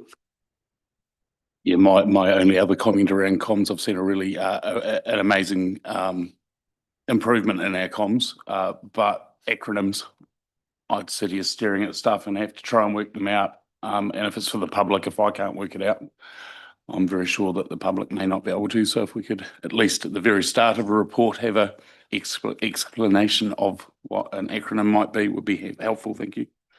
ASAP. What does that mean? Okay, nothing else there. An organisation strategy. Okay.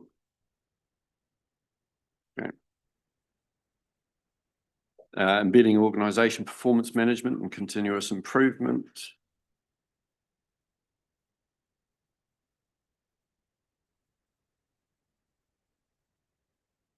A new approach to planning and delivering our long-term plan and annual plan.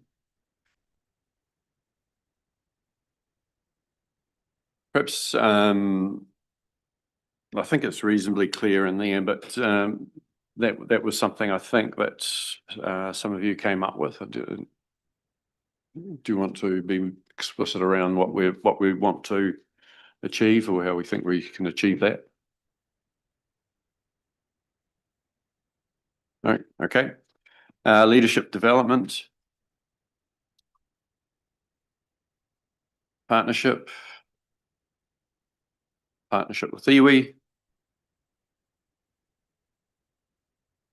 Governance support. Councillor Ryan.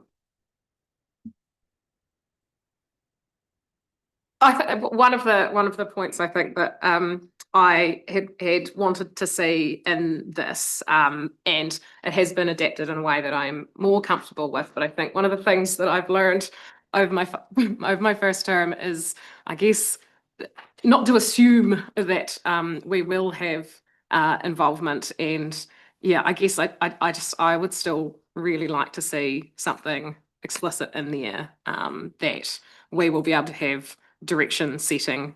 The new council, sorry, not assuming anything, that new council will have direction setting opportunities before significant pieces of work get underway. I think, yeah, just this past term, so often we've sort of got into really messy situations where we're not clear on direction, staff aren't clear on the direction that we've set, and I'm hopeful that the second outcome there addresses that. But I think I'd feel more comfortable if there was something explicit in there that there will be direction setting sessions in whatever form. And I know it's been raised that that takes time and that might take away from delivery, but from what I've experienced and seen, we would actually be saving time by being really clear on direction from the start than getting into all sorts of back and forths and uncertainty down the track. So I don't know, I might be fighting a losing battle here, but I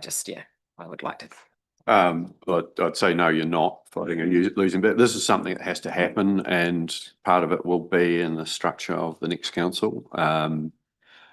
This year, this term, we've had portfolios which have scarcely been used in many cases, or not used at all. And there's the need to look at how they are made effective so that the skills around this table get utilised and connections to community get recognised. So there is a part of that, and that will be in the hands of the governance team in the next term. And then there's all the setting of delegations, the things around the council structure itself, the committees and so on. And it's definitely worth pursuing, because it's that early involvement in the creation of a strategy that's important, not delivering something on a plate and say, here it is, like it or lump it, basically. Councillor Hopkins and then Councillor Blakely. Just to meet Councillor Ryan's concern, or to address the point she's raised, I wonder if the wording of the second sentence under 11 could be amended to read as follows: early engagement of governance on priorities, strategies, plans and policies will be enabled to provide focus and direction setting of outcomes and priorities. It's sort of getting into action territory rather than outcome, but equally, it is how governance will feel supported and involved.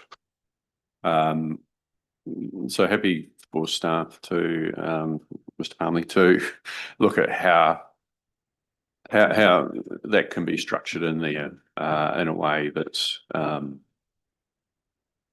because I guess it needs to be something that where the councillors and the next mayor feel that they are involved at the level they want to be involved, and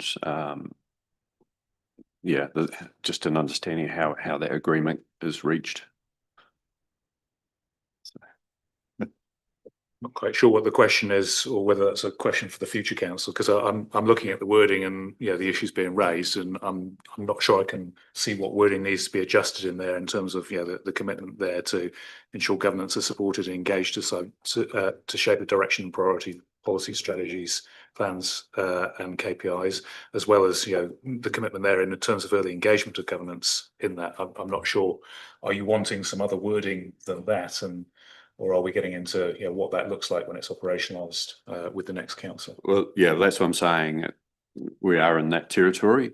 So I'm not saying that's what has to happen. It needs to be how do we incorporate that in? And part of it will be looking at what the options, what do other councils use? And, I've used the example of Christchurch City having a letter of expectation around how the LTP will be developed and their involvement and the outcomes that they want. So mechanisms like that, having an understanding of what works well, what's good or best practice elsewhere. And having that smorgasbord, I guess, to present to the next governance team. Councillor Blackler. Oh, thank you. I'm just wanting to express my support for Councillor Ryan's comments under 11. I think it is important to get it right, and if we're discussing the wording, I think the best thing to do in this instance would be, in my view, to reinsert the original wording that was put forward, which states explicitly what the expectations are in this space. And if Councillor Ryan wanted to move that something to that effect, I would happily second it. What was the wording? In the original document that the wider governance group sent, a few days back. I don't have it in front. So.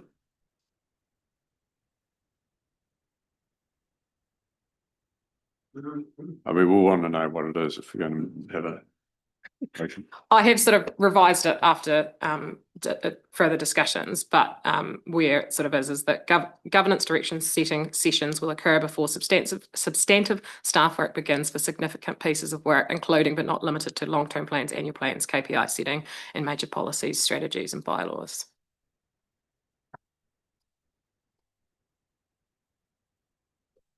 Okay. Can you repeat that, please? So the outcome would be governance direction setting sessions will occur before substantive staff work begins for significant pieces of work, including but not limited to long-term plans, annual plans, KPI setting, and major policies, strategies, and bylaws. So at the moment, we're proposing we include that, so we'll take it all at the end. Councillor Holding. Councillor Hopkins. Okay. Move. Oh, sorry. Councillor McCain, did you something? Okay. So I didn't catch all the wording there, and I'm just trying to sort of clarify the intent in that. Is it that you don't want staff to do any work on anything before there's been a discussion, or is the intent that staff should come with doing some work to enable a informed discussion? I'm not quite sure where we'd land with that. The intent is that it would be before substantive work is taken place. So there would obviously be some work, but before a certain direction is kind of pursued.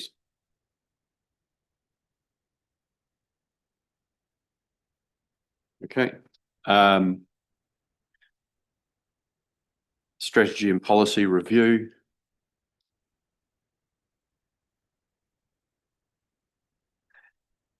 Is that kind of capturing what Councillor Roland is asking? It's basically setting the program so that we have an understanding. We used to have this, and even before transformation started, we'd lost that along, before that, but as part of transformation, bringing it back in. So there's an understanding. These are the bylaws that are coming up for review and when they need to be reviewed and so on, rather than things just, but like today, a bit of eroding bylaw adjustment coming through. Just having a really good understanding. What is the legislative program, as opposed to this isn't saying how involved should councillors and mayor be. That's stated in that one beforehand. Yeah, I was just going to add that this, does relate to some of those other things. So, one of the things we're trying to do with transformation is, have a much more planned approach to our work. And certainly one of the many things we were trying to address through transformation was that the policy development work sat with the operational teams, and I think often it came secondary to the operational demands. So carving out some of that capacity so that we've got dedicated focus on that. So I'd see that we do have a very small but efficient team who would be working with the governance team on terms of what is the program work, what policies and strategies have expired, and then what are the priority focus there for the governance team in engaging in that. So I think that we can't see all of these in isolation. They do relate to each other to form a picture of how we move forward.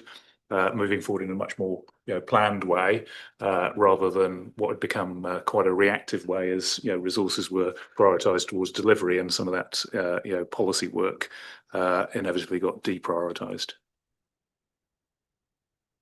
Okay, thank you. Right, moving through and just recognising the time.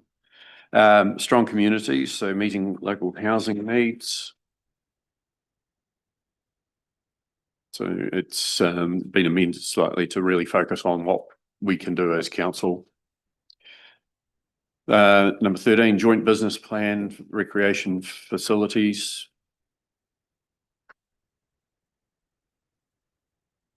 14, strategic framework for stronger Waitaki and community partnerships. 15, close Waitaki District Health Services Limited and continued community health advocacy. Just on that, since the discussion yesterday, we took out the Waitaki District Health Services Trust. There was a talk of repurposing that. It's not a council organisation, and it's independent of council. So, that won't be part of a KPI there. Right, moving to Prosperous District, number 17, progress the implementation of the uplifting Waitaki Economic Development Strategy. 18, revised procurement policy. 19, regional deal. Do you want to comment on that one, Alex? Just the regional deal, just in understanding of, what I guess what's in the context of what's happening and how that will be progressed. Yeah, so I mean, to secure a regional deal, we need to work with partners. So a regional deal under the criteria the government set out needs to cover more than one local authority area. The work in Canterbury is probably a bit more advanced, and I think some of this was covered off in the Mayor's report in terms of the potential of that, but also maybe some of the limitations for Waitaki. Through the Otago mayoral and CE forums and associated groups, looking to progress work for either a wider Otago deal or a coastal deal. But some of this is also dependent on the government's appetite, and they're focused on 3 regional deals at the moment. And then we'll look after that as to how or when they progress other deals. But I think it's important that we prepare ourselves for that and develop the partnerships and some clarity around the outcomes we want to achieve from that, so that if there are opportunities that the government opens up in the future, we're ready for it. Thank you. Neighbouring councils. Respond to RMA reform.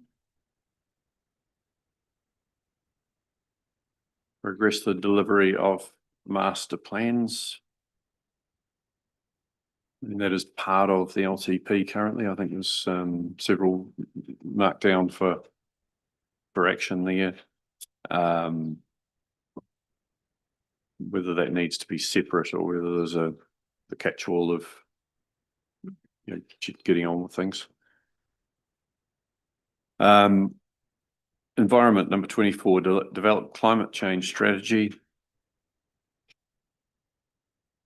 25, collaborate with community on new ecological and biodiversity partnership projects.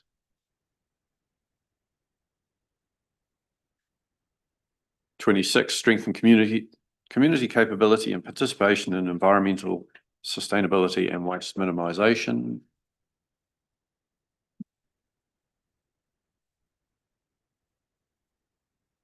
Then we're on to Appendix B, which are those indicator categories and the indicators themselves.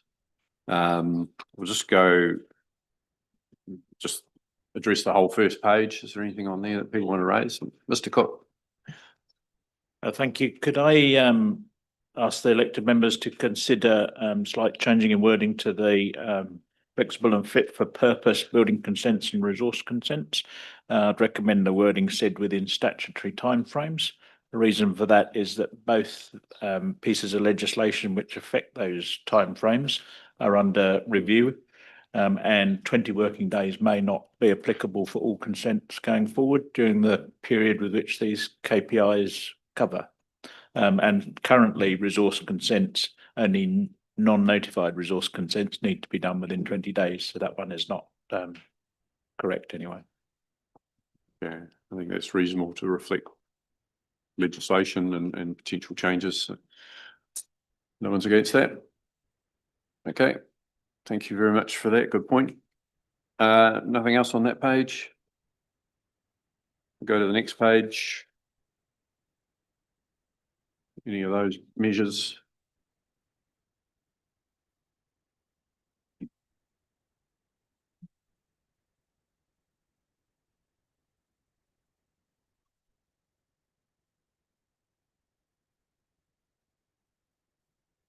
Okay. That's that document. Is there anything else anyone wants to raise?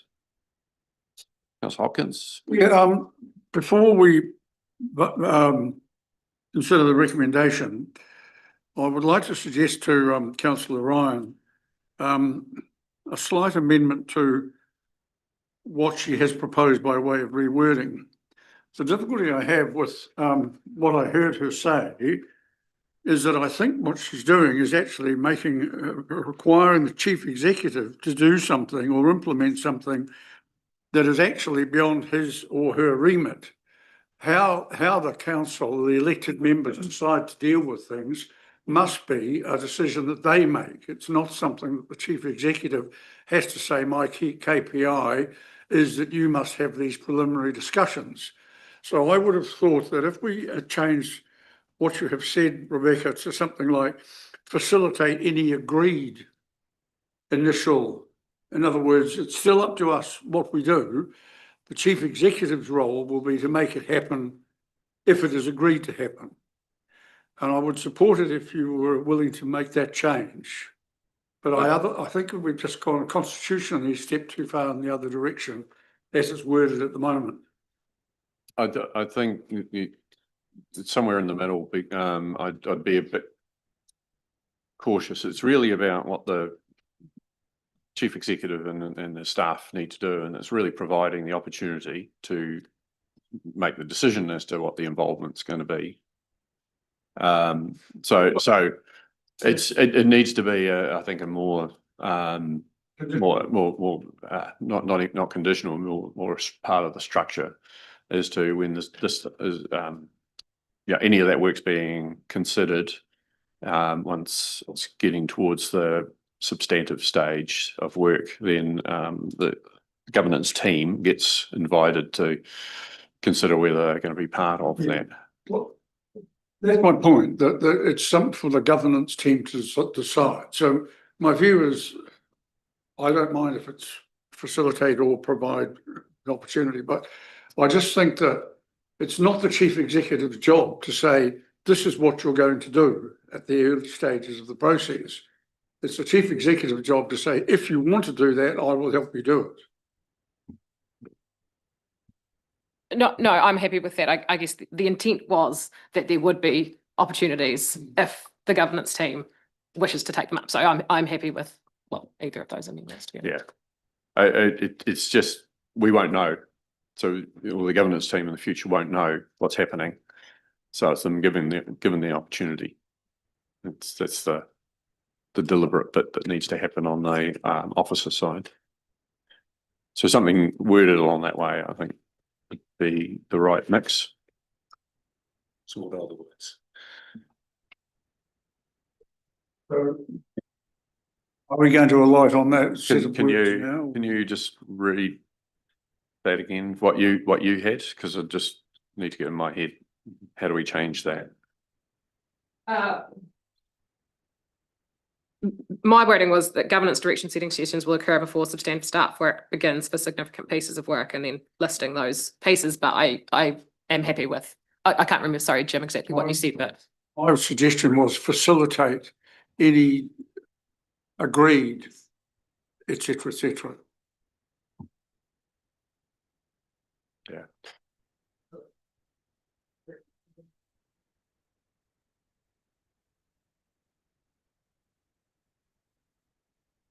Okay.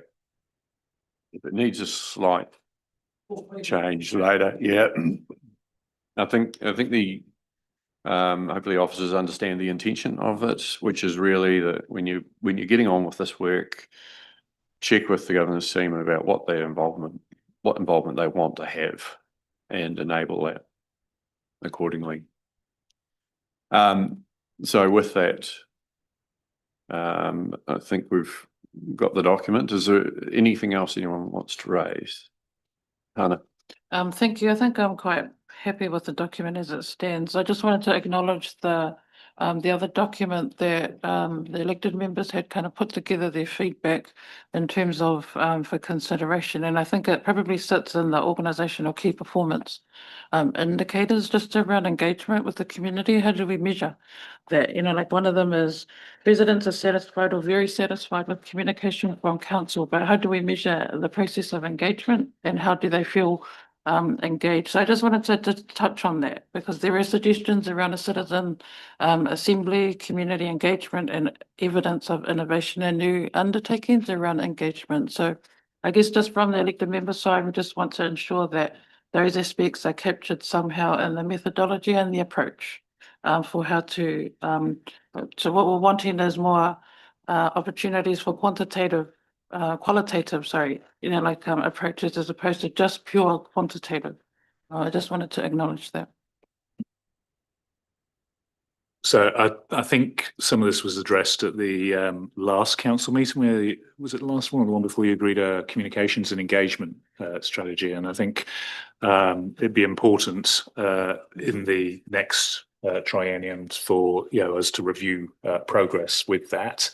And I think there'll be an opportunity then to look at more qualitative information that assesses how we're progressing, but also the feedback more generally that we get. I think the measures at the back there are deliberately quantitative, but you're not going to capture the whole picture with that. You need to put them together with the other feedback that we get.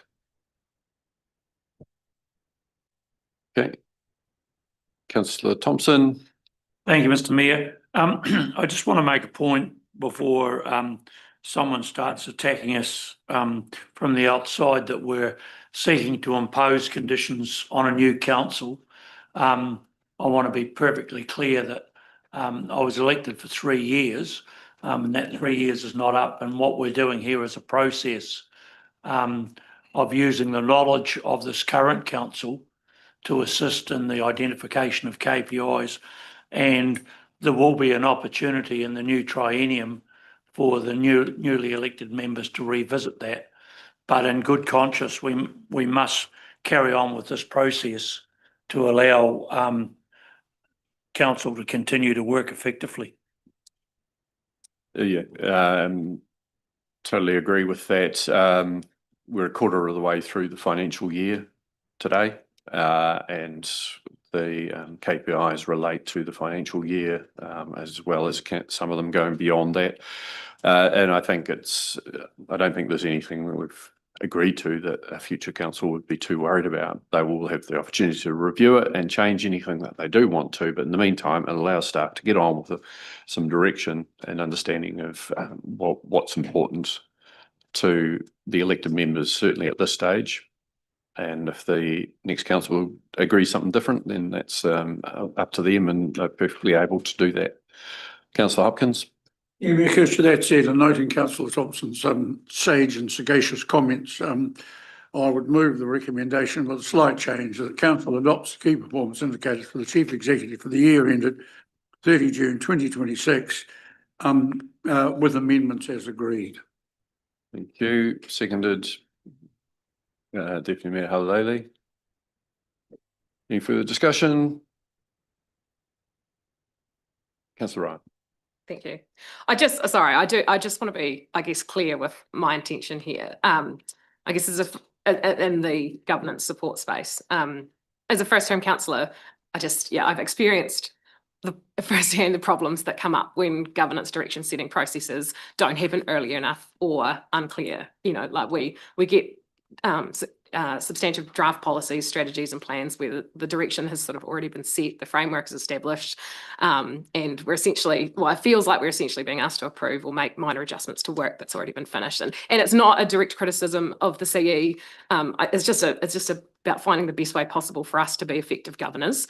And I think us as a group have had a lot of learnings of how we can be more effective and lead things at this level as well. And I do have confidence that the wording has addressed this. But my reason for really honing in on this is because based on previous experience of assuming involvement will happen, it hasn't. And I just think this is a way to really set the future, so the future council has the opportunity to be more involved at the early stage.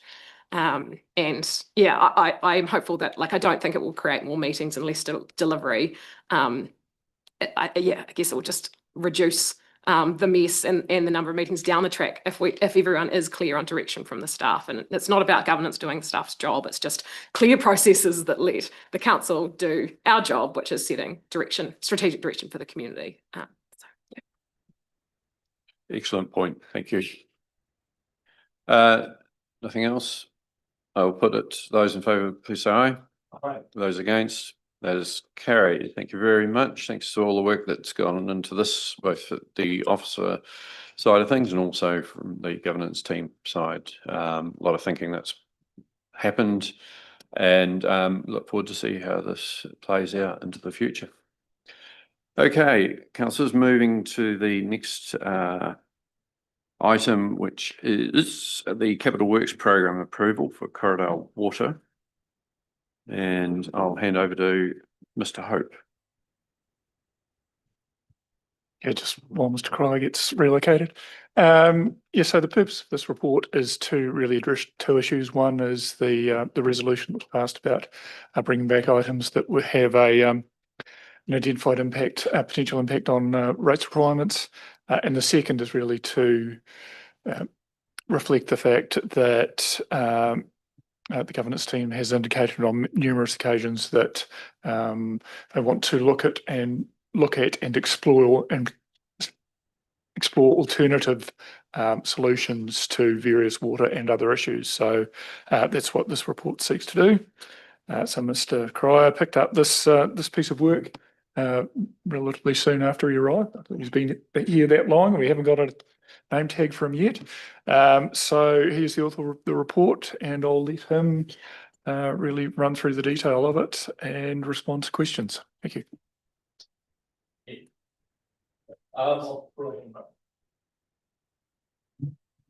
Still relatively new to this myself, but good morning, Worship, councillors, Mr. Palmley. Yeah, as introduced, I'm just speaking today in relation to what we're currently calling as the Corridale Water Quality Upgrade Project. The reason I'm speaking to you now is because of an early resolution this year in May, which required us to obviously speak to yourselves if we identified a project or situation where there was going to be a likely impact to rates, in this case, targeted rates. In relation to the upgraded water quality requirements, obviously we're all aware of the Havelock North inquiry, which prompted a change to the introduction of the Water Services Act, and as part of the Act and the improved water quality requirements, the acceptable solutions framework was established to provide alternative solutions for situations where there may be cases where treating water at source may be cost ineffective. In one of these cases, the mixed use rural water supplies, and this is a case in which Corridale applies. This is a situation where up to 50% of the water may be used for agricultural purposes, irrigation, in addition to drinking water or domestic water usage. And in situations like this, it becomes very cost ineffective to treat all that water, particularly when the majority of it's being used for agricultural purposes. In relation to achieving the compliance pathway for this, by adopting an acceptable solution, we have to obviously notify Te Mata Arawhai that we are looking at this, but it does in relation to using an acceptable solution such as endpoint treatment to which we're using, we have to notify them of that.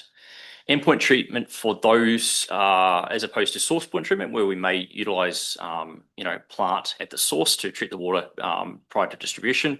Endpoint treatment is a solution where it's a smaller modular system that may be installed onto a domestic property and incorporate such things as filtration, UV treatment, and the like.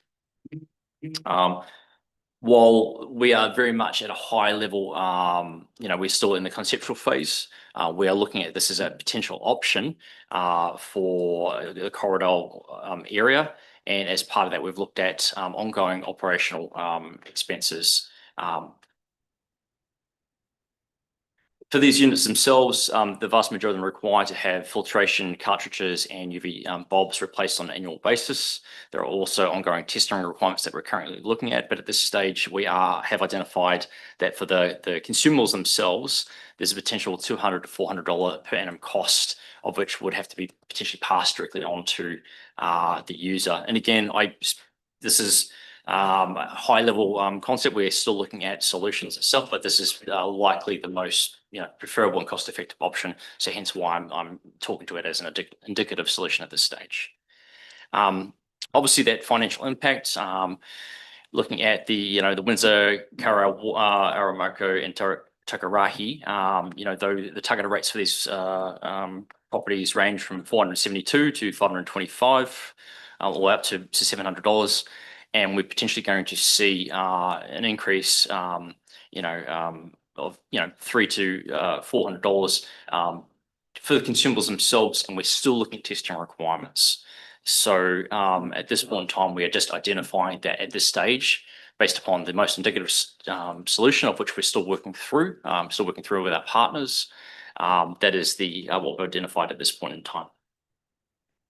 In relation to ownership of the units themselves, we are still working through the ownership of the units themselves, whether it's council retained, passed upon to the end user. We're still looking at the pros and cons of that, just so that we, in the long term, we have got sustainable models for new dwellings and the like.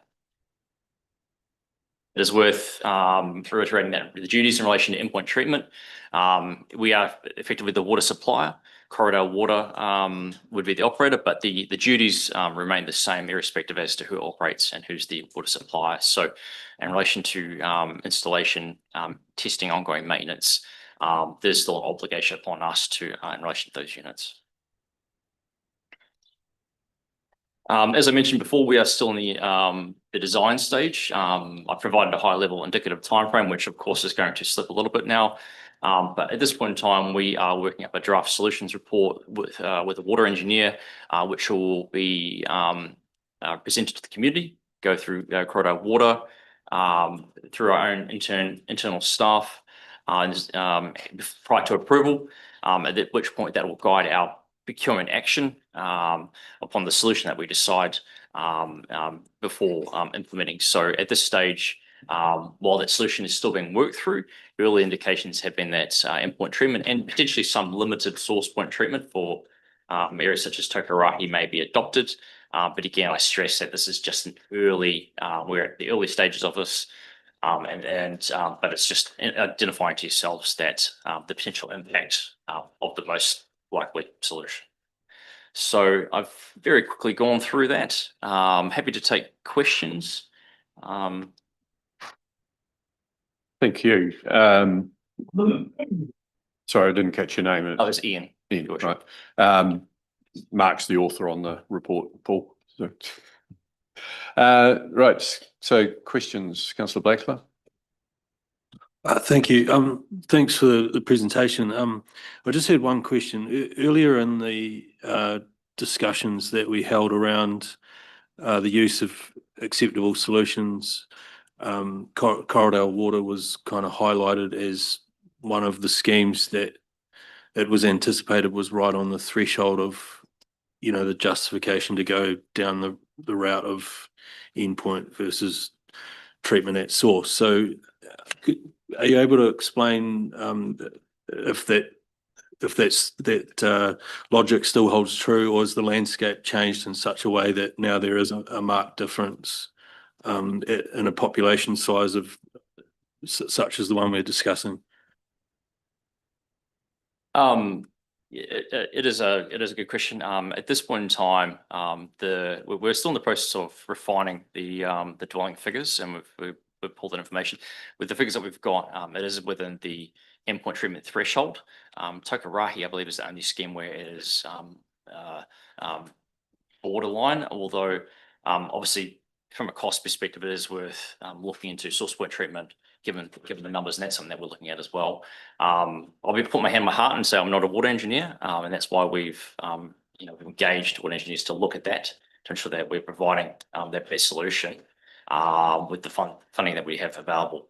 It is worth noting that source point treatment for all schemes to the required standards was costed up at a cost of $12 million. And we've got an available budget of 4.4, of which we believe we can deliver endpoint treatment within that. Councillor Hopkins, then Thompson, then... Yeah. Couple of questions. First of them is pretty fundamental.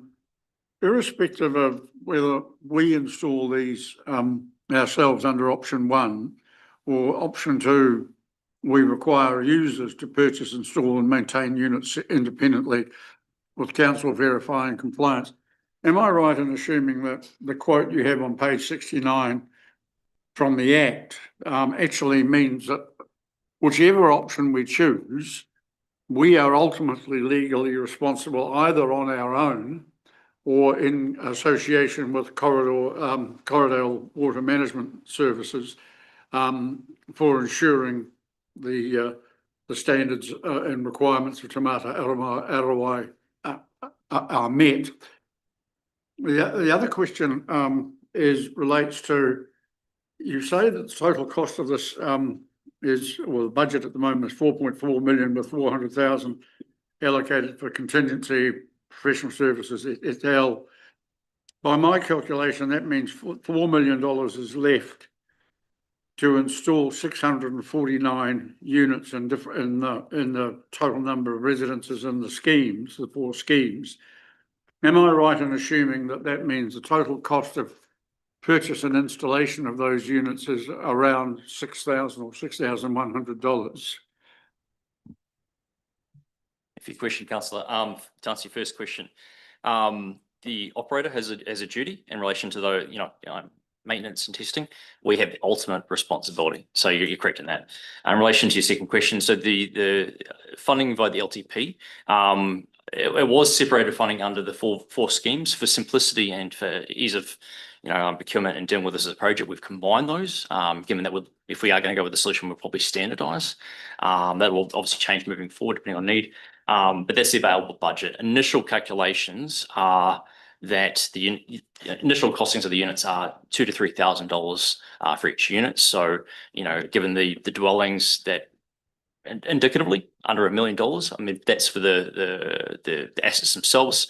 It's not not including, the actual, the installation, and that ongoing, all the other aspects to that procurement itself. So, so to answer your question, it wouldn't be $6,000 per unit. It'd be approximately 2,000, but there are, other overheads that we'd have to add to that as part of that procurement process.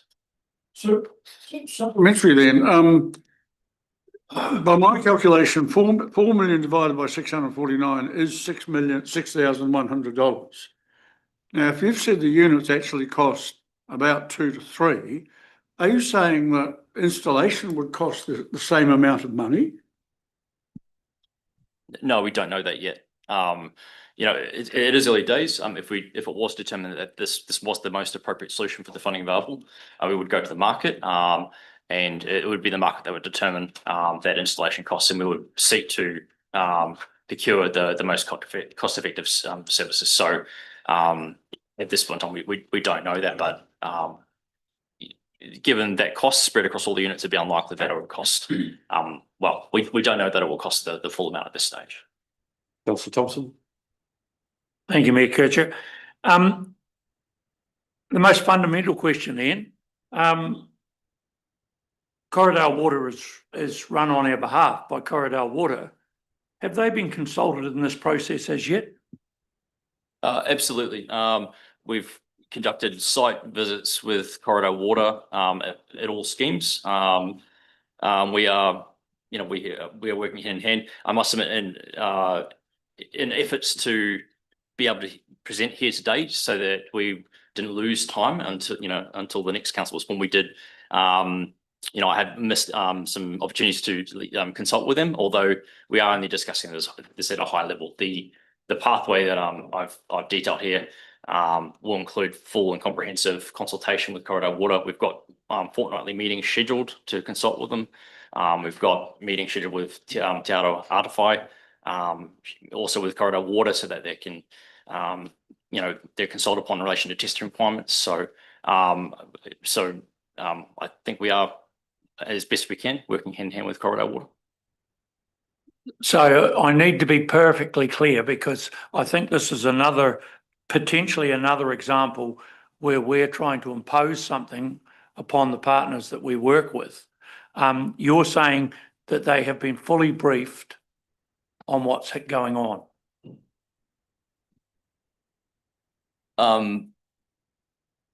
We are working up a draft solutions report, which will go through them, and that'll be the opportunity to consult and advise.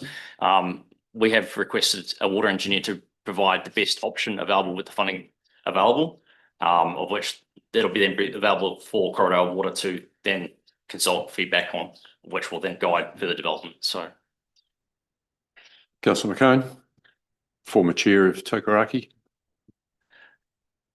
Sorry, Ian, but I'm totally going to contradict you, because I know you didn't write the report, but I'm very disappointed the way this report has been written. Corriedale Water Supply is actually Corriedale Water Management Limited, which actually manages the 4 schemes for the betterment of the district. And I'm very disappointed there's a huge lack of recognition by the council staff where Corriedale Water Management has got to and what they have done, and have not been informed in this current request that's come here for consultation and approval by that same board. Corriedale Water Management is running a very cost-efficient system, which has been ignored in this report. And these people do it for the benefit of their communities, and they do it very well. So I request that we please support them, their local knowledge and their own skill sets, which are actually quite important. And on that basis, the recommendations that you have on top of the page, I have 2 changes for those that I'd like to propose later on. Thank you. Ian, do you want to respond? I just want to say I have healthy respect for the staff of Corriedale Water. just like to reiterate that the purpose of being here today was just to identify that there's going to be an impact to rates. It isn't about confirming a solution. The solution report is still being drafted and it's going to be passing through Corridor Water, who will feedback and shape that report. So I just want to reiterate that it's the purpose of why we're here today. Thank you, Alex. Yeah, I just wanted to clarify that, and that's this is coming out of the resolution that council previously agreed. So we're not really able to start work on this, including the work you want to see done, until we've got agreement from council to do that. That's the consequence of the resolution. You're going to have a lot more things come to you like this. If we'd gone and had those discussions and done a lot more work, I think we'd be in breach of your resolution as council. So we're trying to respect your resolution that we bring things here first before they go too far, in terms of development, because they've got an impact on ratepayers. So that's our interpretation of your resolution. That's why some of that engagement and consultation hasn't happened so far, because we're at the start of the process. We haven't well, we're seeking permission to start the process. We haven't fully started that yet. Yeah, no, look, I totally understand, and I'm not speaking on Corridor's Water behalf, but the ones I have spoken to that are totally on board with complying with the Act and what should be done. But they could have been talked to and told what's going on here and why this is coming here, and I don't think that's happened.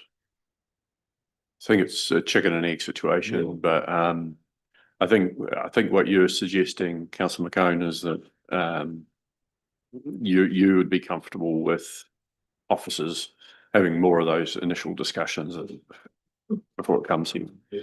So we need to be clear on what we have resolved in the past and what we are comfortable with to make sure there's clear direction.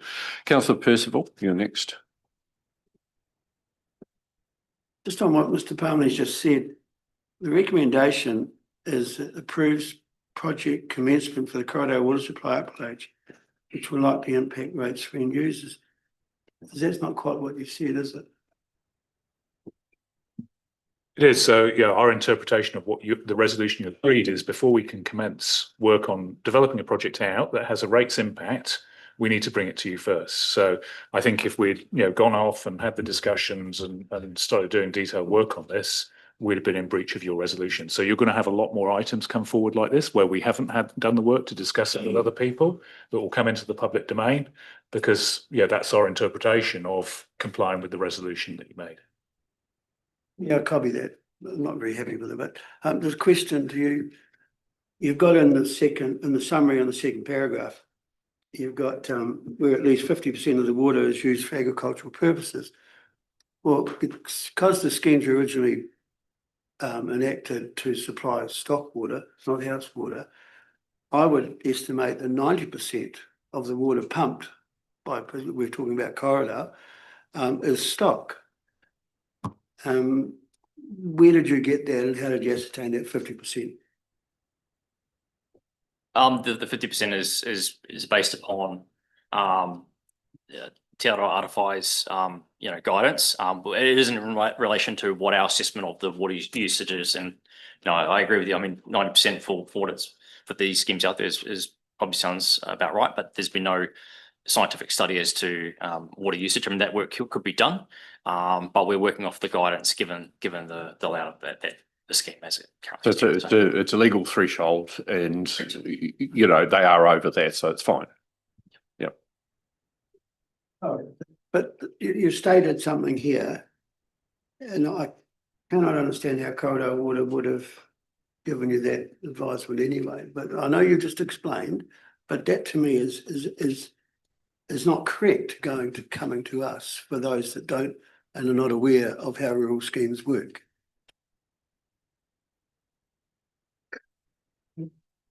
Oh, can I just clarify that? Yeah.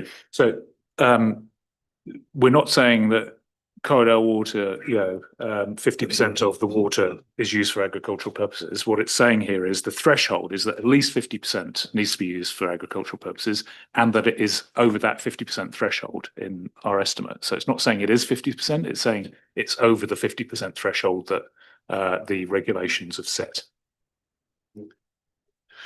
I've just got a few questions. Oh, sorry, I'll go to Simon first and then I'll go to a few questions. So I just have one really simple question. Is there the ability for residents to be able to opt out of this? And if so, how would we keep track of that? Right, so we're talking about installing a piece of equipment at a private property owner's place, and then every year making sure that we upgrade the filters and the UV bulbs and bits and pieces. If I just say, you know what, I don't want it, I'm happy with my drinking water, is there the ability for me to be able to do that? So the drinking water regulations require that the water supplier supplies compliant water. So if a water user didn't want this solution, then the only option would be to not take the water anymore from us, because the water supplier is required to meet it. And this solution is an acceptable solution, which is being assessed as a less costly solution than the alternative, which would be to put in a whole treatment plant. But the onus is on the supplier, which in this case is the council as the owner of supply, operated by Corridor Water, must make sure it's compliant water. Otherwise, the other option is not to have it. Yeah, I only ask because it starts to get real tricky when you go onto a private property and bring in a piece of versus doing it at source. Yeah, there's numerous other situations like that. Anyway, Ian, page 69, and I'll go to that bit of legislation there around us being responsible for the maintenance. Is that the latest version of legislation that's come out of Te Mata Arawai? Correct. Yes, it is. Because they were indicating previously that they might not even require us councils to maintain, but if they have, they have. So that's fine. On page 67, there's the targeted rates per rateable dwelling, and it runs through those quite a number of properties with multiple points of water, multiple units. So do those other units stay at the price they're currently being delivered, or whatever the annual price will be? That's a very good question. At this point, I mean, given it's still an indicative solution, we are looking at 1 unit for 1 dwelling based upon the specifications of the unit. Although that is something that we'll look at in greater detail to see if efficiencies can be made. But if the unit specifies that it's only, if it's designed to service 1 dwelling for so much water, then as part of that process, we'll have to abide by that if that's the unit we select. Yeah, I get. The scenario being water's going onto a farm. There's 5 points. There's 1 house. A unit will go on that to treat whatever water's going into the house. So 1 point will be costed at that much. The other 4 remain at the cost that they would normally be without treatment. If there's 4 other dwellings on the property? No. Sorry. There's farms have multiple units, multiple points of water going on before the stop water. Oh, yeah. So 5 units going on, 1 house though, and the rest going to stop water. Yeah, that's correct. Yeah, it'd be 1 unit to 1 dwelling, so the rest of the water wouldn't be treated effectively. Yeah. Okay. The other questions really around this idea of gifting units and so on. I don't really understand it by what the point of that is. Previously, years ago, we have looked at people being able to opt out of having to pay for it on an annual basis and paying a lump sum. If that hasn't been considered, I would suggest we consider it, because not only does it allow them to keep their annual rates down because they're not having to service that cost, they also, it means we haven't borrowed as much money, we don't have as much debt sitting there. So just suggest that one. We are considering that. Gifting is something that we're looking at. The Act gives quite considerable powers to require the end user. We can require them to pay for the units. We can. There's a lot of scope to in relation to options there. We're looking at all options, and one of those options is the financial impact to the user. Given that it's effectively an unexpected cost for them, but also balancing that with that cost being borne by all the ratepayers. So the option to gift, even though it's still being considered at this point in time, was around how do we look at this on from an ongoing basis? You know, if there's new builds occurring out there, how do we ensure that it's not you know, the administrative burden on council isn't too onerous, because in that situation, new builds could be required to install these units as part of that planning process, and then maintain and replace as part of the building life cycle. So that is why it's being looked at, although again, early days at this point in time. I mean, if it's a new build, we're charging them a development contribution potentially anyway. So there's always administration one way or another. But yeah, where people want to opt in and just pay for the unit, and that gets their, you know, they're only paying the maintenance costs then, and that gives them an option. If they don't want to, then they pay a bit more. John. Yeah, look, we don't need to forget that we're talking about a rural scenario. So in fact, the house size and the only people that are actually putting more accommodation on are dairy farms at this stage. I know further down the track that may change. And there's water supplies needed for lots of wool sheds, that sort of thing, where you've got people in there doing work and need to be taught. So, you know, I think personally, we just leave this to be sorted out further down the track, because I think the people that are on the ground know what they're talking about. And as you know, reading the legislation, it doesn't say you can't outsource it. It says the supplier must provide the wherewithal to actually install it and maintain it. But can you outsource it in a different scenario? And where I'm coming from, I know of several commercial entities out there that do the same thing for the dairy industry and a couple of other businesses alike. Second, and that's with food hygiene, which was very important. And the second part of that is there's also others out there that have not one specific filter. They might have 6 or 7 you can choose from, and it's up to you to do it. You have the option to pay for it or use it and pay for it like a skybox used to be, where you can pay it off, or we'll pay the lump sum. There are lots of options out there, and I think that's further down the track. I think the first thing is you've got to start working very closely with Corridor Water and go forward together, which I think that'll come next. Don't forget, one of our guys on Corridor Water is actually an advisor to Te Mana Arawai as well, on the acceptable solutions. Absolutely. I mean, the solutions report, once developed, we'll go through them for feedback. You know, we intend to consult on it and engage with the community, have community meetings based upon that draft report while it's still in draft state. So my position and perspective is that there will be every opportunity for direct feedback, and they will shape that solution. In relation to the different units, there are pros and cons to mandating effectively a single unit or allowing the community to pick and choose their own. Testing is an obligation that falls upon us, and that's something that we are having a meeting with Te Arawai next week in conjunction with Corridor Water to actually ask what are you requiring of us? You know, is it just, do we replace the consumables once a year and we take it that everything's good, or do we actually test the water? We're having that discussion, and the complications. You know, the duty to maintain that, or to conduct that testing and ensure that the unit is still compliant, does fall upon us. And so we run the risk of, well, if we standardise, that can make things much manageable from our perspective, from a contractual perspective. If we go down the route of allowing users to install and maintain their own devices, it begs the question: how do we ensure compliance? How do we ensure that those units are being maintained? And how do we conduct that testing? So that's what we're looking at right now, and that is something that we will invite Corridor to feedback directly upon, because they'll be integral to that solution and that process.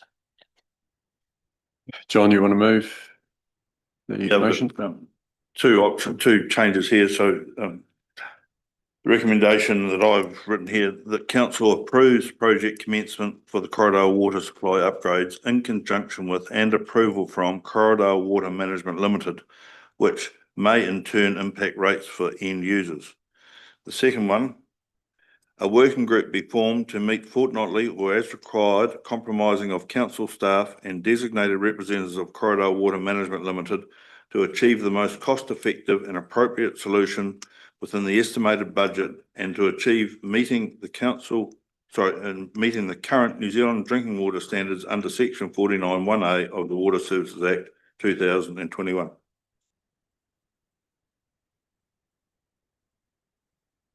Did you get that?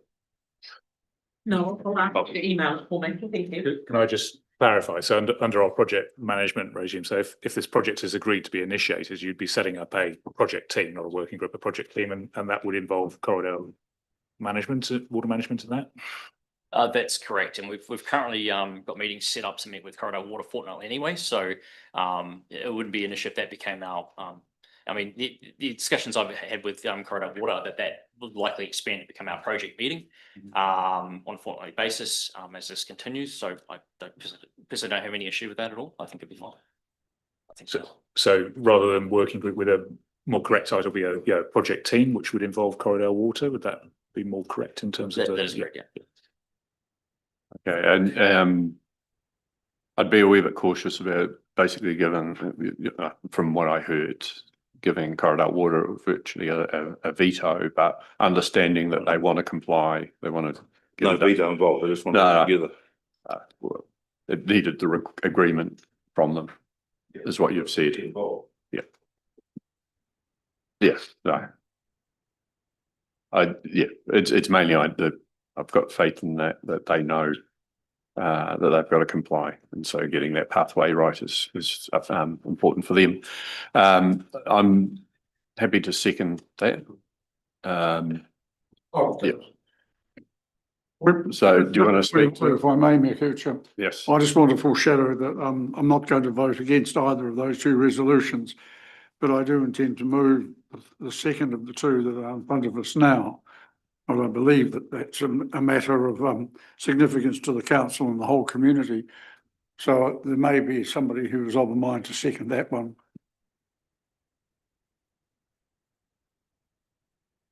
Okay. What are you moving? Well, Councillor McCone has moved two recommendations.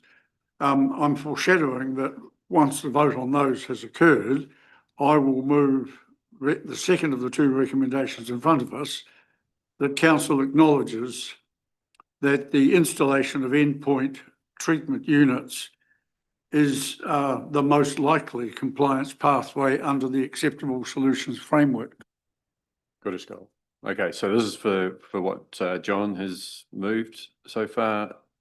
Does anyone want to speak to that? I'll put it. Those in favour say aye. Aye. Those against, that's carried. And now we've got Councillor Hopkins' motion, which is what number 2 reads as, and seconded. John, you'd seconded that? Yeah. Just Guy, you want to speak to that? Yes. I just want to make a comment, a statement about the whole thing. I belong to a 24 consumer private scheme, and a few years ago when we formed it, we put our own in-house filter system. I think we did it all for $1,800 purchase of unit and installation. So I look at the costings I want to hear, but I can't see that there's a lot of people on these schemes now who've put in their filtration systems point of entry. So it's not going to be a great expense for those to do it again, in my opinion. Why council would take it on and pay for the whole thing per se and maybe rate on it, I don't understand, when the consumers, I would think as a whole, would be quite open to putting in the units to comply with the regulatory side of it.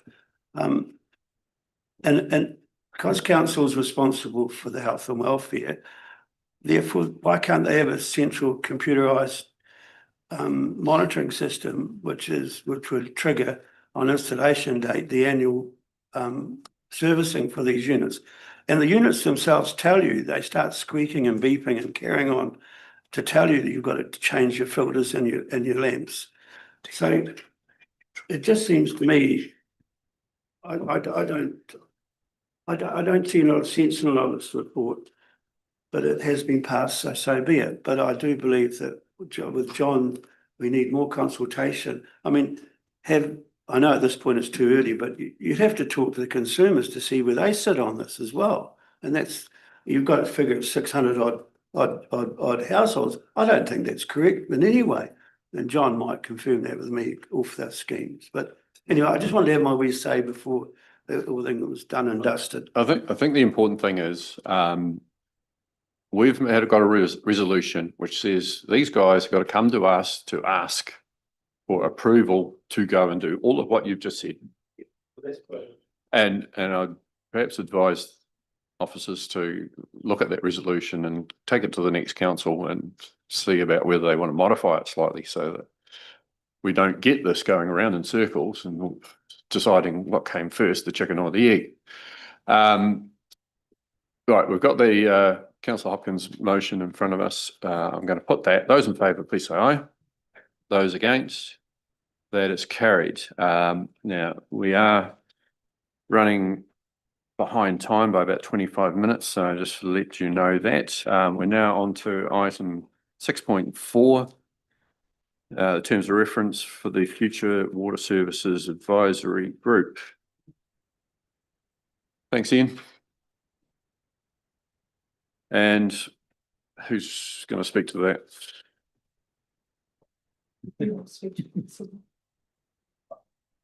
So this essentially falls out of the resolution from the notice of motion that Councillor Blackler put forward to and was agreed by the last meeting of council, which subsequently is set out in the report. There's been some refinement and therefore some suggested changes to what was resolved by council last time. I don't know whether you want to speak to it further, Councillor Blackler.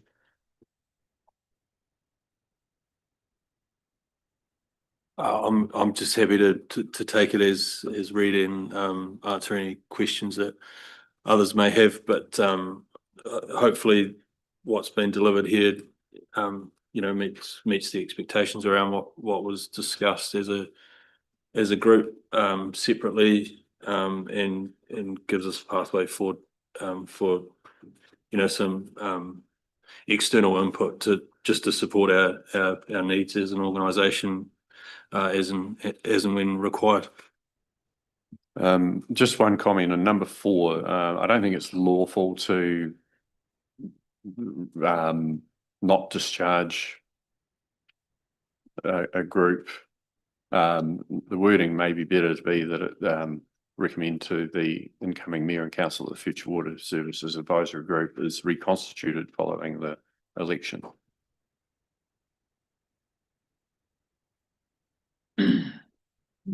Mr. Palmer, any thoughts on I yeah, if that helps in terms of clarifying the intent and and the legal position, I'm happy with that. Okay. Any questions, Councillor Hopkins? Yeah, Mayor Kircher, I want to just clarify. There's a reference on page 73 of the report. Councillor Blackler has expressed some concern about the time it has taken to get to this point in the looming election. His preferred option is that council adopts the attached terms of reference immediately to allow him to set up the membership of the new group. And yet the terms of reference actually seem to me to be saying that the composition and membership of the group will be determined by the chief executive. So which is right? What page was that on, sorry? I think just to clarify, I think that's just an error in wording and drafting. I think it's the resolution that counts there. Okay, then let me just ask a couple of questions, perhaps to Councillor Blackler, but also colleagues. I think the wording where it says membership, members of the advisory group will be appointed and removed by the chief executive, who will work with the elected member liaison to understand. I'm not sure that the wording that follows makes sense. The general considerations of recommendations. I would suggest that be amended to read, understand the intentions of elected members' recommendations. And on the next page, 76, with reference to meetings, I do not believe that advisory group participants should be invited to take part in any elected member briefings, workshops or meetings. That seems to me to be too general. They should be invited to participate in any elected member briefings, workshops or meetings related to water services delivery. And I think also minutes and agendas. An advisory group does not require formal minutes or agendas due to not making binding decisions. I believe we should actually require them if we're going to vote for the setting up of this group, we should at least require them to report to council on a regular basis. And even if that's not for, the formal compiling of minutes, I think it would be appropriate to make sure that they do communicate with the council officially as much as anything for the public's benefit. So I wonder if Councillor Blacker would agree to those changes. Before doing that, Mr. Palmer, do you have any issues with any of those suggestions, or? The only one I'd maybe have an issue with is around the meetings and agendas, that if we're going to formally, agenda and, minutes, and that's an additional resource above what's set out in the report at this stage. Oh, I've deliberately not required that. But I do think we need to say they've got to give us something in writing on a reasonably regular basis. As much as I say for the public's benefit as for our own.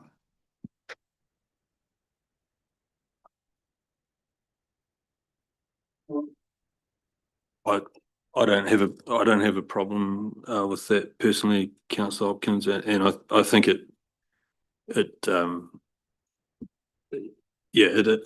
probably just, if anything, it just kind of details what we're hoping to achieve a little bit more explicitly. So yeah, thank you for those suggestions.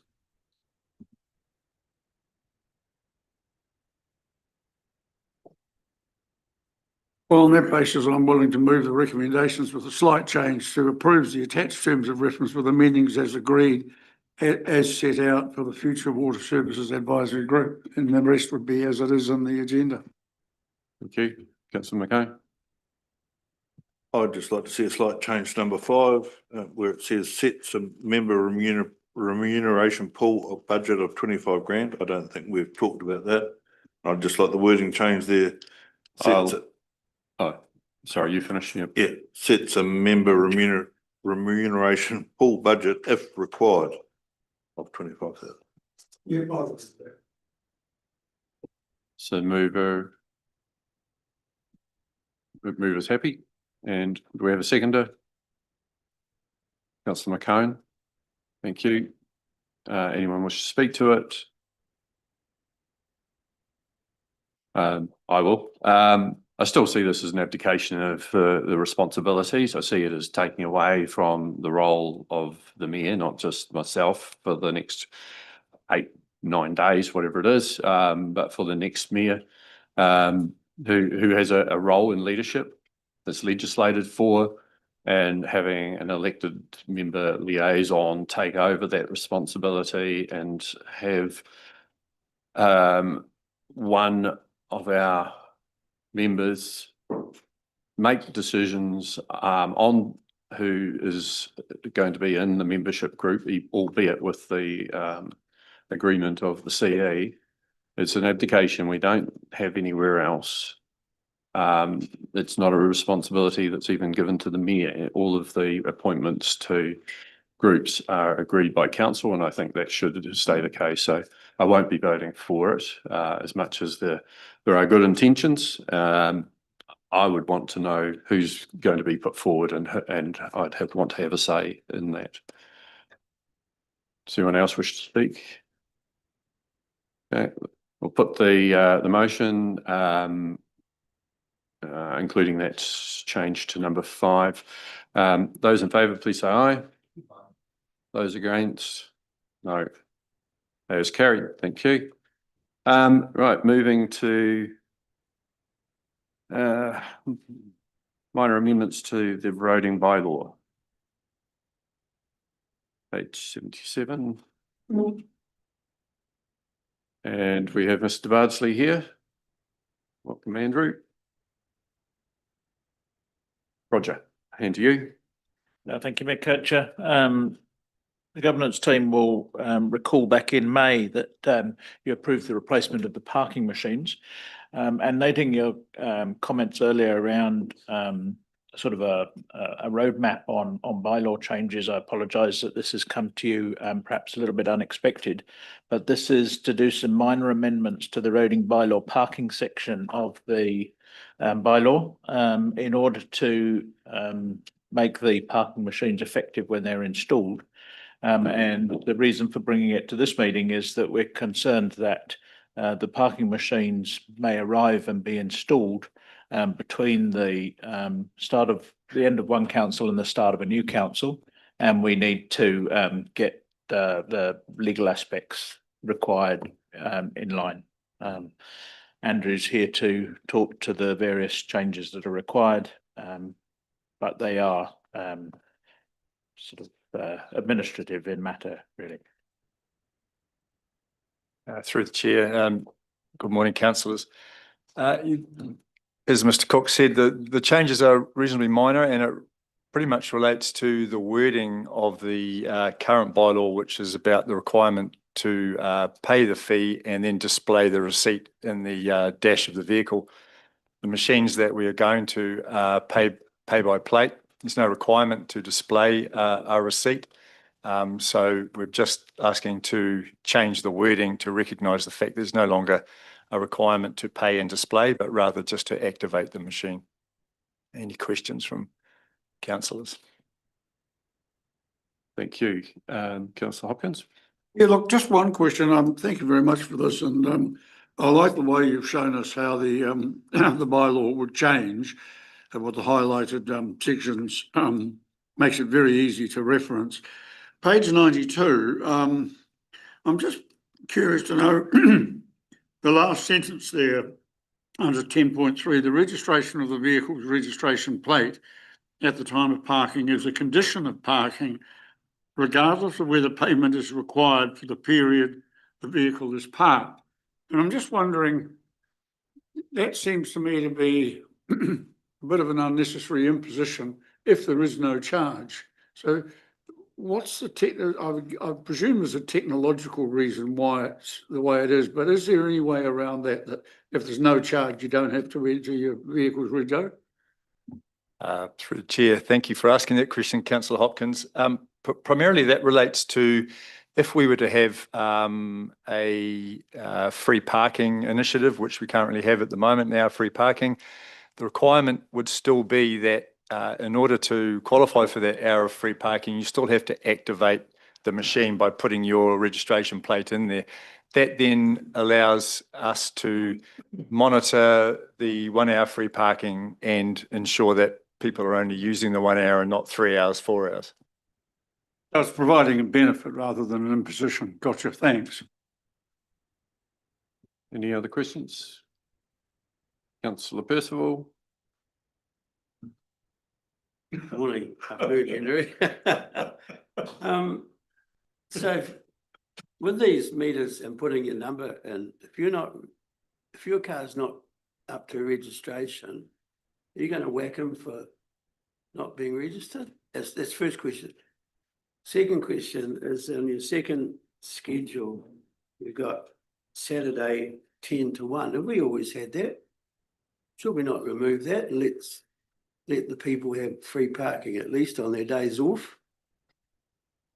So if I can just address the second part. When we brought the paper to council for the replacement of the machines, we proposed that we would remove that, but it was decided to keep it from 10 to 1 on a Saturday.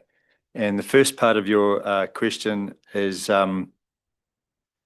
council's not mandated. We don't have the ability to issue infringements for no registration or warrant of fitness. Our parking bylaw allows us to carry out enforcement for parking related issues such as overstaying for paid parking, overstaying for time parking, parking over footpaths, driveways, etc. That's a function of the police. It's a licensing matter and a vehicle worthiness matter, and it's not really something that council has been involved with. So no is your answer. I'll just make a statement. We're very public. I've always opposed parking meters in my 12 years here. I think you're electioneering and No, we'll cut your, it's not. Back, record it. cut your microphone. Thank you. Andrew, This is and outside also- outside the point of this meeting. Thank you very much. Councillor Thompson. Thank you, Mr. Mayor. Look, I'm quite happy to move the recommendation of the report. Although I would just mention, I'm disappointed that we didn't include in this work some way of stopping black cars hiding on the side of roads on Saturday nights. Okay, and do we have someone to move the recommendation? Yeah, no, I've moved. Oh, yeah, I lost that in your comedy routine. So moved Councillor Thompson, seconded Councillor Ryan. Thank you very much. Any discussion? I will put it those in favour. Jeremy, your microphone's on. Those in favour, please say aye. Aye. Against? Yes. That's carried unanimously. Not unanimously. Okay, moving now to thank you, Andrew. Moving to the report on the alcohol situation. Mayor Kedger, in the interest of brevity, I'm happy to move the two recommendations. So that's on page 101. Seconded Councillor Holding. Mr. Cook, trying to slow things down. Thank you, Mayor Kircher. I just want to take the opportunity to acknowledge the work that the District Licensing Committee have done over the triennium.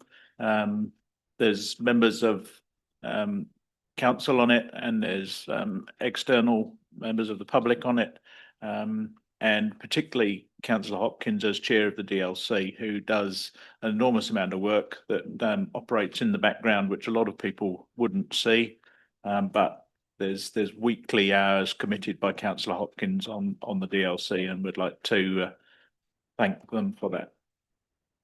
Thank you.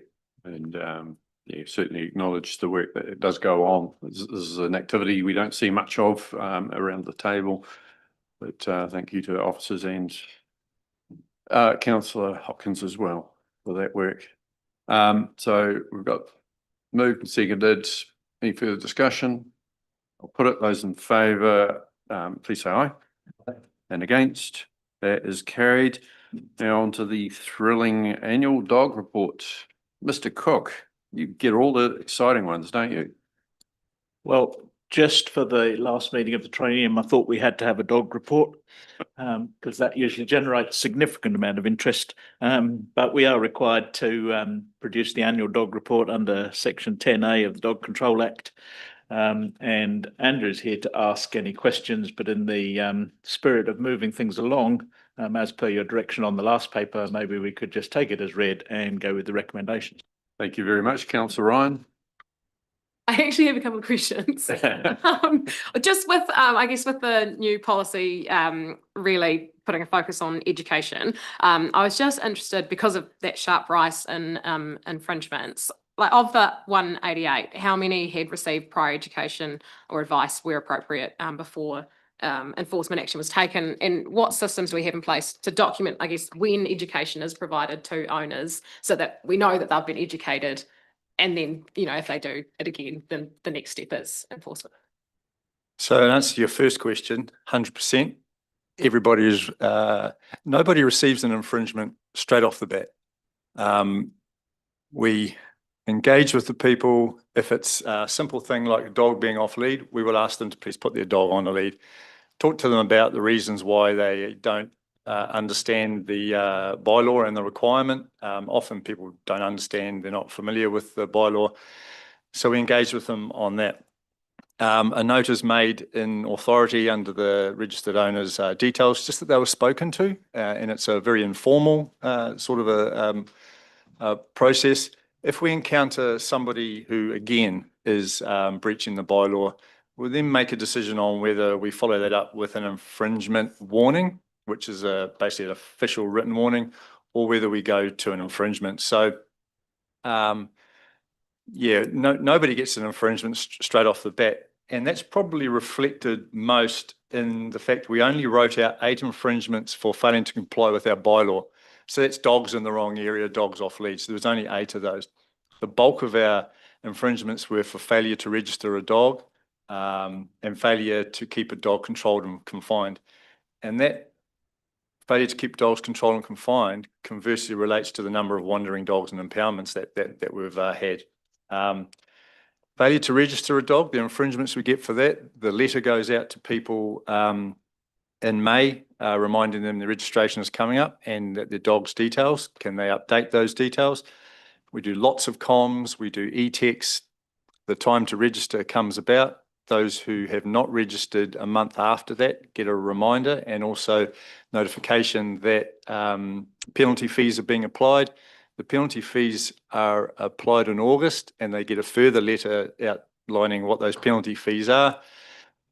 Then during the month of September, we engage again with those who still haven't registered. We ring them, we physically visit their addresses. There's more comms done. And then the team at the moment are just going through the process of having finished visiting physically a lot of those premises and looking at writing out infringements. So the engagement is huge. So, sorry. Mr. Cook. Just for the purposes of completion, we should also acknowledge the hearings panel that have heard a number of hearings appeals in relation to the Dog Act, and again the work that goes into those pre-reading, and again the write-ups that are undertaken by Councillor Hopkins in relation to those. They're much appreciated. Thank you. Thank you. Councillor McCain. Just a question that's got nothing to do with, well, it has, but is there a breakdown on the dog related complaints and infringements of where they were and how many, you know, in which areas they were picked up? That would be a manual process of going through every single infringement. That's information that we could get, but obviously the bulk of them are in our urban areas rather than our rural areas.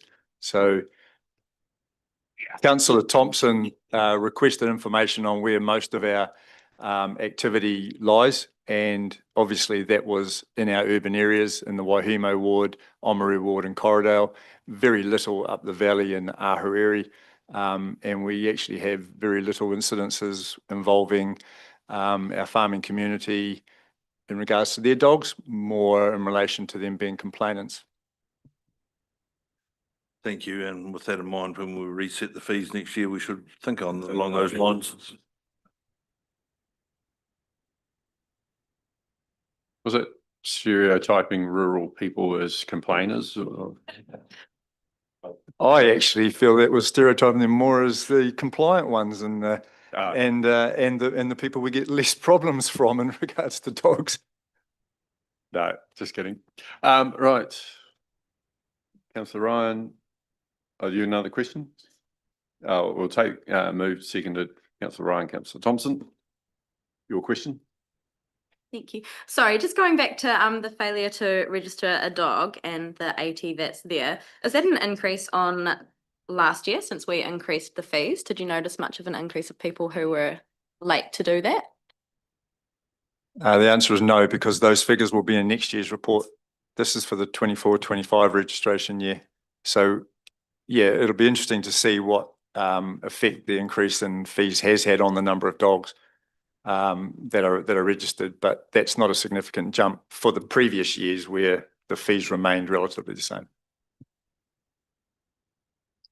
Okay, nothing else. I will put it. Those in favour say aye. Aye. Those against, that is carried. And we're just slightly behind time, so we're doing pretty good.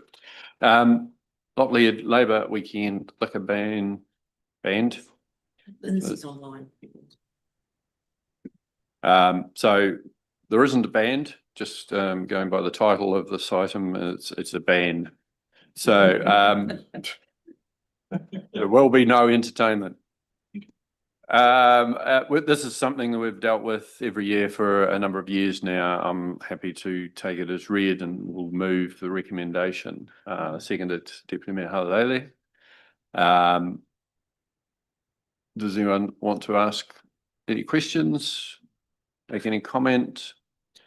I will put it then. Those in favour, please say aye. Aye. And against, that's carried. Thanks, Lindsay. Well written report. Okay, with that, we will now adjourn for lunch and we will be back at 1 p.m.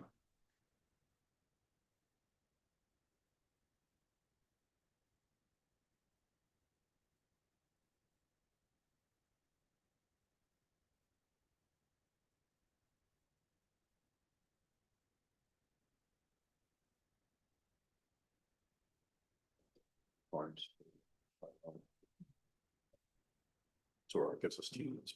Well, that's not.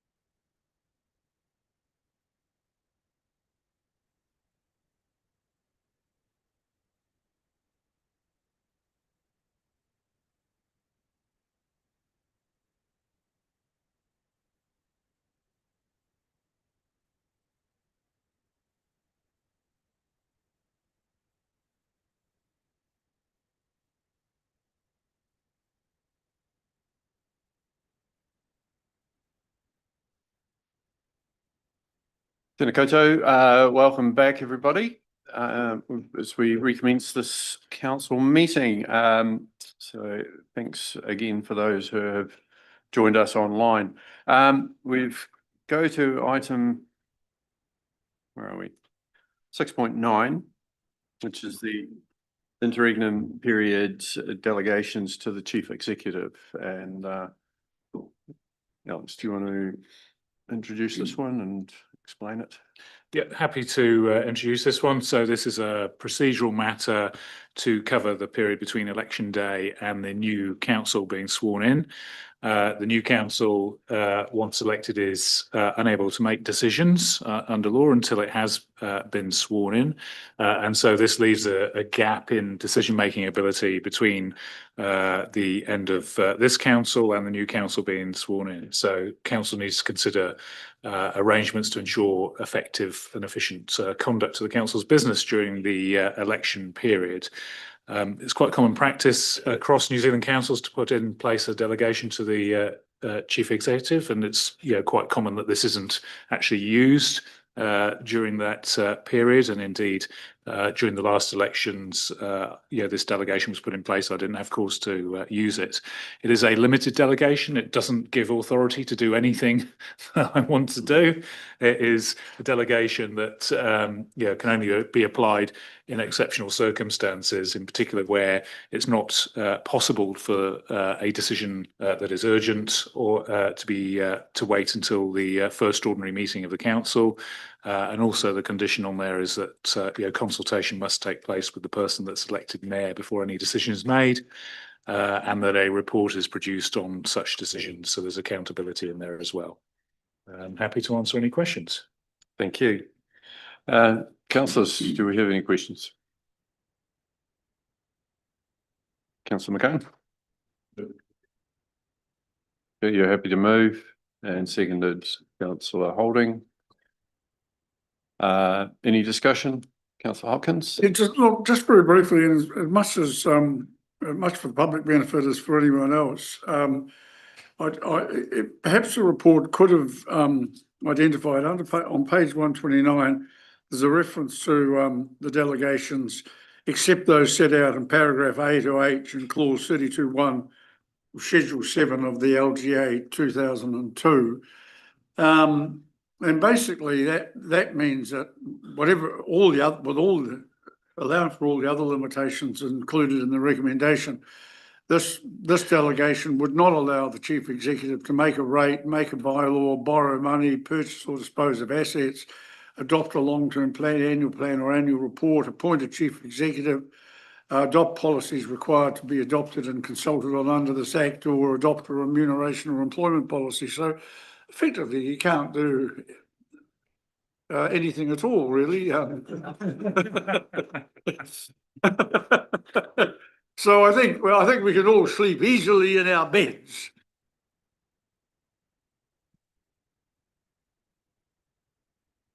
Okay. Any other comments? All right. So moved and seconded. I'll put it. Those in favour, please say aye. And against? That is carried. Thank you. Now, recommendations from the District Plan Review Subcommittee. We've allowed a little bit extra time for this one. Hand over to Mr. Cock. Thank you, Mayor Kircher. This report comes to you from the recommendations of the District Plan Subcommittee. By way of a little bit more background information, you may recall that the Ministry for the Environment, under the Minister Bishop, approved some legislation recently which included a stop plan provision, and that relates to councils who are working through a proposed district plan and hadn't reached the hearings stage.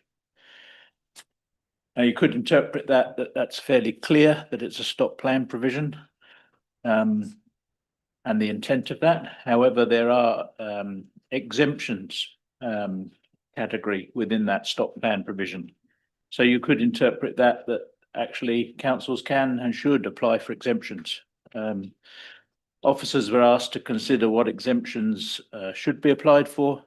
we took that to the district plan subcommittee. They're listed before you. And we have Mr. Campbell here as Heritage and Planning Manager, who's available to speak to the finer intricacies of that if you have any questions. Thank you. Councillor Thompson. Thank you, Mayor Kircher. As chair of the subcommittee, I did support the recommendations at the subcommittee level. However, as I have researched the implications, had discussions with other interested parties, I do intend to suggest some amendments to the proposal. But I'm more than happy to sit on them until we've had discussions from other members. But could I ask the chair if he would be willing to foreshadow those amendments, because I think they might have a fruitful bearing on the character of the discussion. No, I was quite happy to. I just didn't want to influence the discussion, councillor. That was all.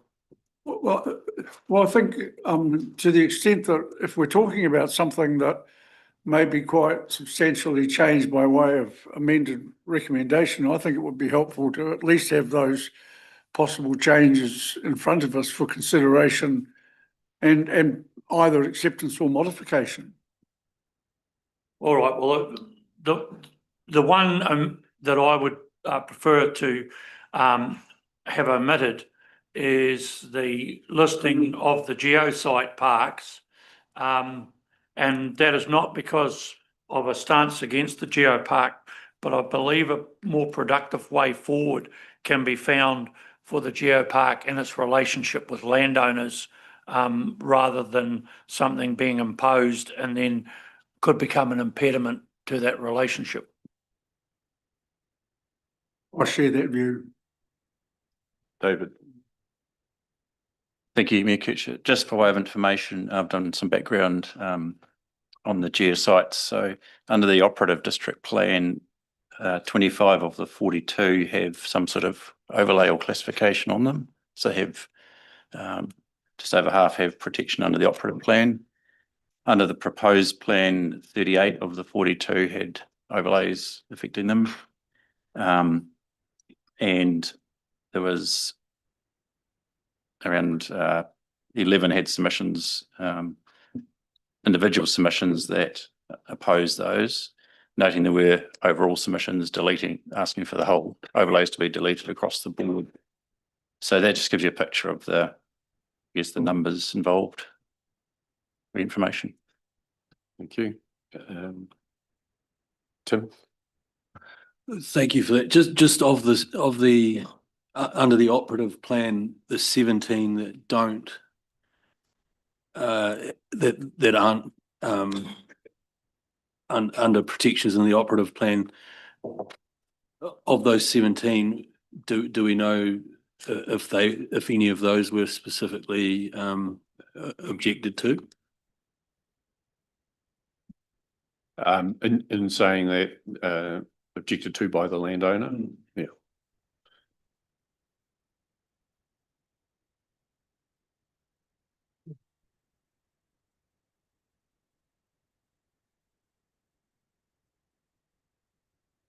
Just one, Councillor Blackland.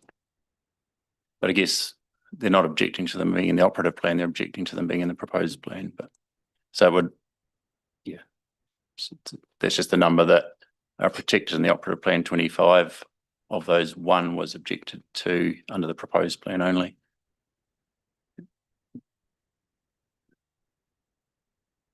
Councillor Hopkins. Just a question for Mr. Campbell and or Mr. Cook. This is an item in the public agenda of the council meeting, and we are proposing to vote on seeking an exemption from the relevant minister. because it is public, and because we will be communicating a public seeking of that exemption, would other parties who have interest in this matter be precluded from making their own submissions independently of us to that relevant minister? Or could they say, look, it's a public thing, this is what the council's decided, we are A, happy with it, or B, not happy with it? The new provisions in the Amendment Act only state that councils can seek exemptions on their own plans or plan changes. There are criteria that allow for private plan changes to be lodged outside of this process. So it wouldn't stop someone lodging a private plan change request. How we deal with that's up to council. No, what I meant was, we will, let's assume that there is a vote that may seek some exemption, because I mean, even the submissions we've had today are that at least 2 matters should be perhaps exempted. Would it be possible for individuals or groups to write to the minister and say, and share a comment or an opinion with that minister about any exemption sought? Yeah, so there's a range of number of councils across the country are going to be seeking exemptions. I'm aware that Auckland City has been granted one already. I guess if any party wants to signal any opinions to the minister, they're free to do that at any time on any council's application. I think to be clear, the legislation hasn't allowed for a consultation process through that. It's simply applications by councils for exemptions. John? Yeah, look, David, I've been reading through this and I've even pulled up the plan and policy statement, stop exemption application template from the Ministry of Environment that I presume we've got to fill out. Is there enough time for you guys to fill that out and bring that back to us to show what's actually you're applying for exemptions for? Yeah, so the exemption would be those reflected in the council resolution. The draft application was based on the exemptions recommended by the subcommittee. That's all it's stated in it. There's a link to the council paper provided to the ministry, as well as a link to all the proposed plan documents. So they don't get any more than what is provided to council in terms of the detail of what we're seeking. Just I think the question that has been on people's minds is we have chapters which have multiple references to different zones and so forth. When we specifically ask for exemptions for residential settlement and rural lifestyle, is it only the parts in those other chapters that refer to those, not the parts that refer to maybe rural general, that actually are exempted? So anything that's specific to those other zones aren't part of an exemption. Yes, that's correct. So in the table where it talks about the earthworks, for example, it's earthworks standard S1, which covers more than the general rural zone, but we've noted it would only apply to the general rural zone thresholds. So being quite specific, that's the only one that is causing issues at the moment in the current plan, because it's a very low threshold. The proposed plan increases it tenfold. So we're seeking that would knock out a whole lot of consents that people are to apply for at the moment, but not including the residential earthworks standard, for instance. Thank you. Mr. Palmer? Yeah, this is more for public knowledge, really, in terms of the process. So even if the council agrees to apply for an exemption, it's still then for the minister to agree. And even if that exemption is agreed, there's still a process to go through of hearings for those particular aspects that are proposed to progress. So yeah, there's still, it's not that if the minister agrees, that's it, those rules are agreed. There's still that process to go through with hearings and hearing on those particular aspects that are proposed to be changed. And that was a question, just to clarify the process. Would it be reasonable to expect that, given the government has said they want the overlays, the the SNAs and various things to be halted while they sort that out. But they want land made available for housing, that whatever exemption that they make will logically follow, those guidelines, those criteria.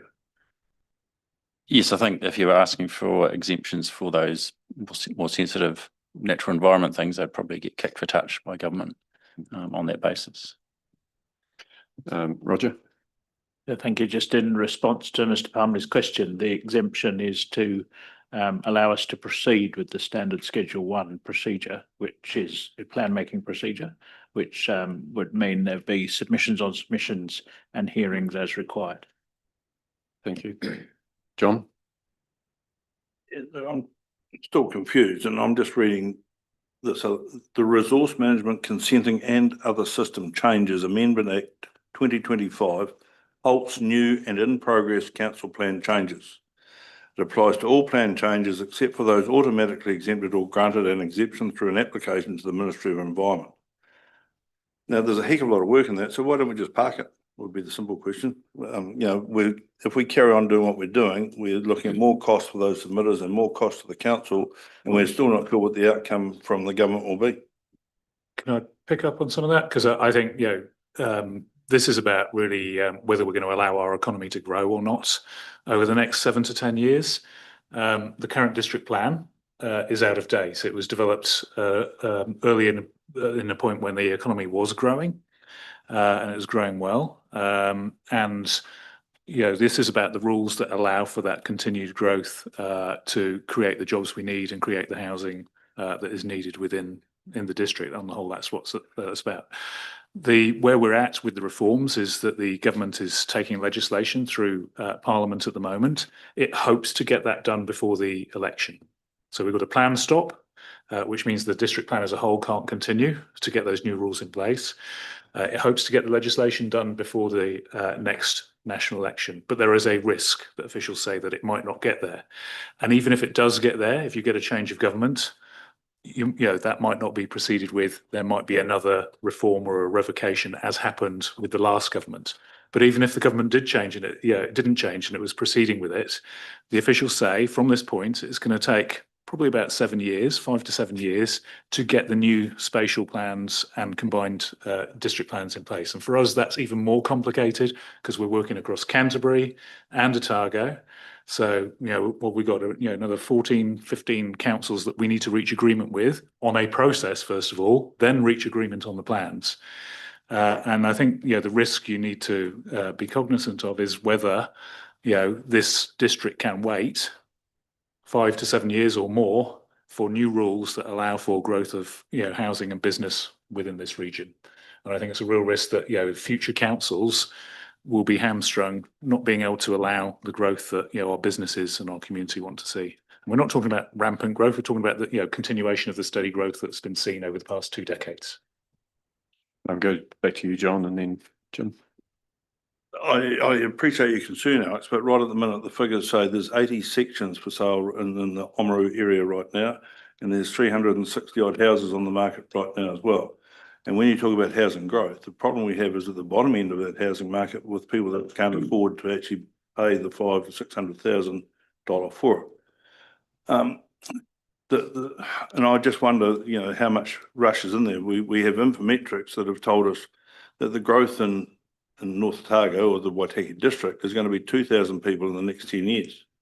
So using my rough maths, which is this is my number, divide that by 4 gives you 500 families. So that's 500 houses in 10 years. I know that's a negative way to look at things, but are we just getting a bit rushed because in effect we can actually ask for an amendment to our district plan that already stands? Yeah, I don't think it's just about the number of sections and houses that are on the market at the moment. It's about the suitability of those for the families that want to move here. And we hear on a weekly basis from business, but also we know ourselves that people looking to move here. So people we need for jobs, to fulfil jobs in our businesses and in our public services struggle to find the homes that suit their needs. And in particular in the rental sector, it is really challenging at the moment. There are restrictions on our market, and that will continue to push prices up. And make things less affordable for our community.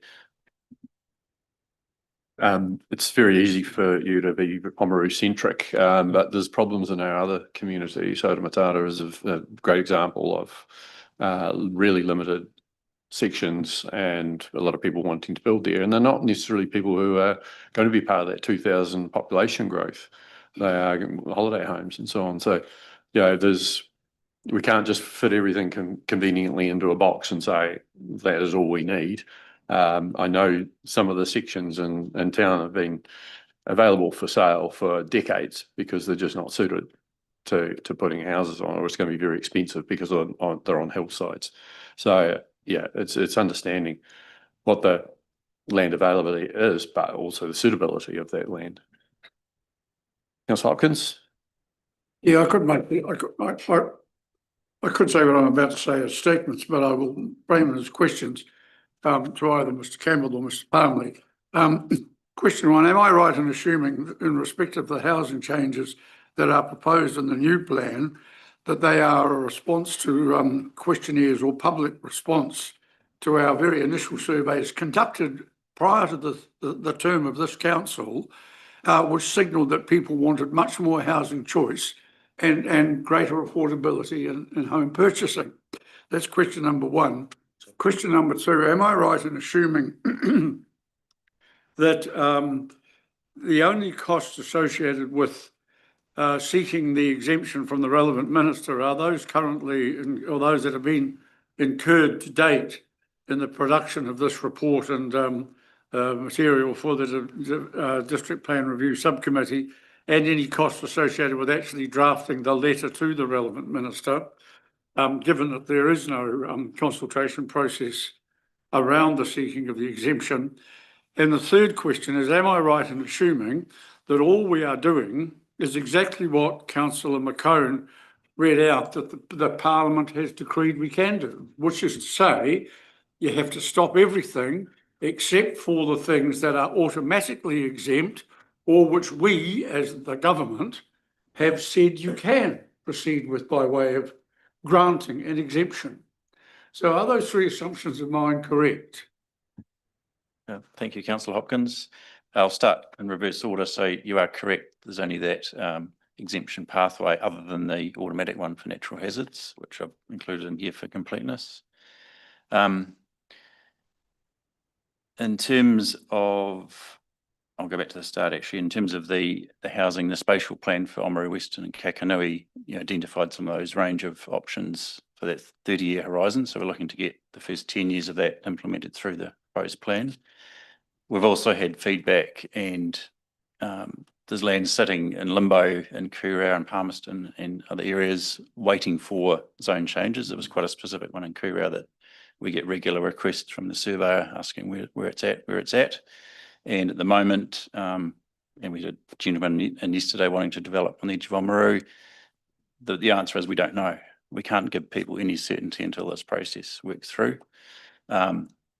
Picking up Mr. Palmley's comment, if nothing gets exempt, then their only recourse would be to lodge a private plan change at their own request, which will go through a separate process. Can you remind me the second question again? Sorry, Councillor. The second question was about costs. Am I right? What my assumption is that the only costs incurred in seeking an exemption from the relevant minister are any costs that have been incurred to date, comparing this and other reports for council committee or the full council, and or any costs associated with actually sending the letter to the relevant minister. Thank you. So yeah, it's staff time preparing that. This material, the application form is a template, as Councillor McCone's seen. It's fairly basic, so there's no application fee, anything like that. The draft process with the ministry didn't cost us anything, so there's no financial additional burden on council for seeking an exemption. And cost going forward for running any sort of further submission hearing process is already budgeted for, but we'd imagine be quite a lot lower if a lot of these other things drop out. Also, bear in mind the cost to submitters would be less if they're not submitting on as many of the contentious issues. Do you have a question, Councillor McCone?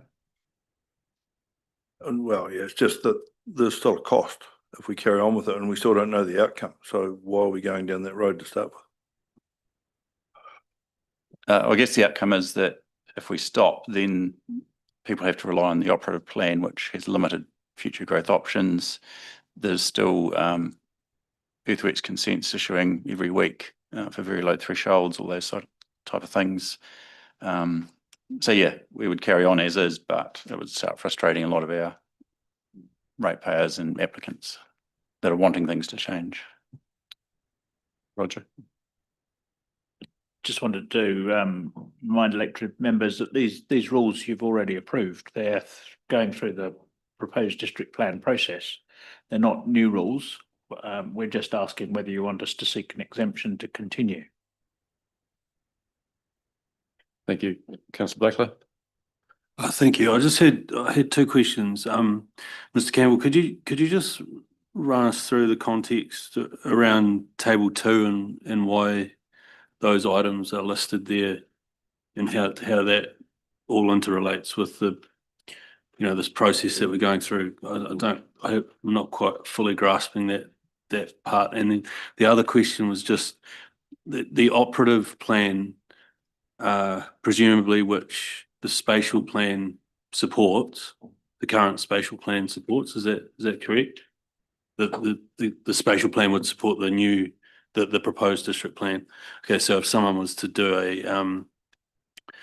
a private plan change on area that is considered future growth area in the spatial plan, the current spatial plan wouldn't inform the decision making around that if we don't progress this stuff. Is that correct? Sorry, it's quite a Yeah, so if someone was to put forward a private plan change request at the moment, and we're relying on the spatial plan to support that, there would be some weight given to the spatial plan. It's not a statutory document, but it does signal where growth is intended. And we've got that, throughout the proposed plan, there's areas signaled for future urban growth is in there now. And table 2 is there for completeness, so it's clear what is not progressing, and that would be important down the line if it's all works through the process, we would be clear as to these things aren't progressing, so people don't have to worry about submitting on them specifically. So it gives people a clear guidance as to what isn't included going forward. So it's there for completeness to say, here's the matters that are going, and on the other flip side, here are the matters that are not going. You don't have to worry about pouring through all the submissions on those. And supplementary, what's the basis for those particular ones not going? Is that informed by the government direction on the matter, or? Yeah, well, effectively, these are the ones that are left default. If you take the exemption part, and then these are what are left over that wouldn't progress. Oh, so these are just simply the residual items from the proposed district plan that we're not seeking exemption for. Yep. So therefore, this is a comprehensive list of the things that won't. Yeah. So it's clear for everyone what is and what isn't in. Yeah. Yeah. Okay. I'm with you. Yeah. Thank you. Councillor Kells. No, thank you, Mayor Kercher.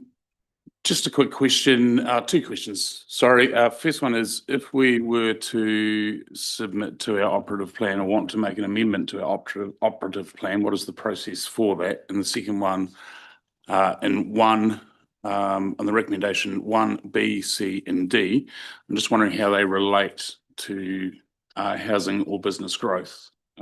So just if I could ask those 2 questions, please.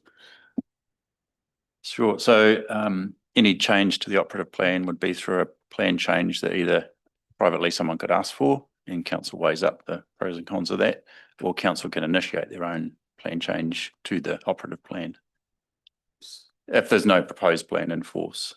Yeah. Yeah, so my question on that, I suppose, if council was to initiate that, what would the process be, please? So it's a bit like a mini version of the proposed plan. There'd be a paper come to council to say, here's the options around what we want to do. There may be some consultation requirements depending on what it is. And then, follow through that whole process. And then it becomes part of that Schedule 1 process where you notify it publicly, there's submissions, further submissions, hearings. On On the second question, these are kind of themes we've picked out. I mean, a couple of them relate to sort of more national, international recognition, either in force with the geopark or pending with the National Historic Landmark proposal, which council supported as a property owner. The heritage items are also included to kind of reflect where council's direction was for keeping them in the plan. We had a previous resolution that reflected that, and then around 10 or a dozen dropped out of the last process along the lines of that wording. So we said to people, if you didn't really want it, we're happy to leave it out, and around 10 or a dozen took that up. So it's just trying to sort of keep in there what council's direction was. Also importantly, that it means that they can still apply for heritage funding through the Heritage Fund. Just, I guess, for the other approach of non-regulatory mechanisms. If there's nothing listed, then it's a bit hard to apply the Heritage Fund matters to that.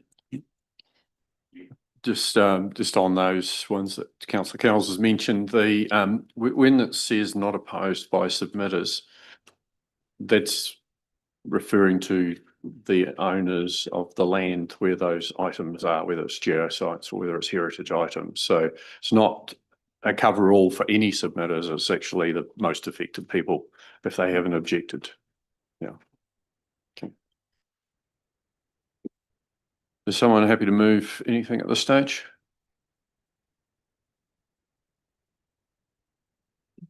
That's it.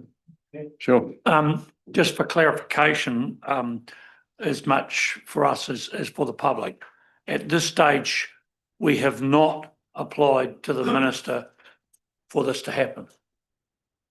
Yeah, that's correct. It requires a resolution of council to make that application. Yep.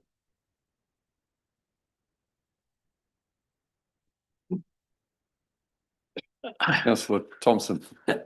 Thank you for the look, Mr. Mayor. I'm happy then to move that we proceed with the suggestion minus the request for the geo site. So on the basis, just a question of clarification, you're moving all the recommendations 1 through 5 and 6, the additional one regarding table 2.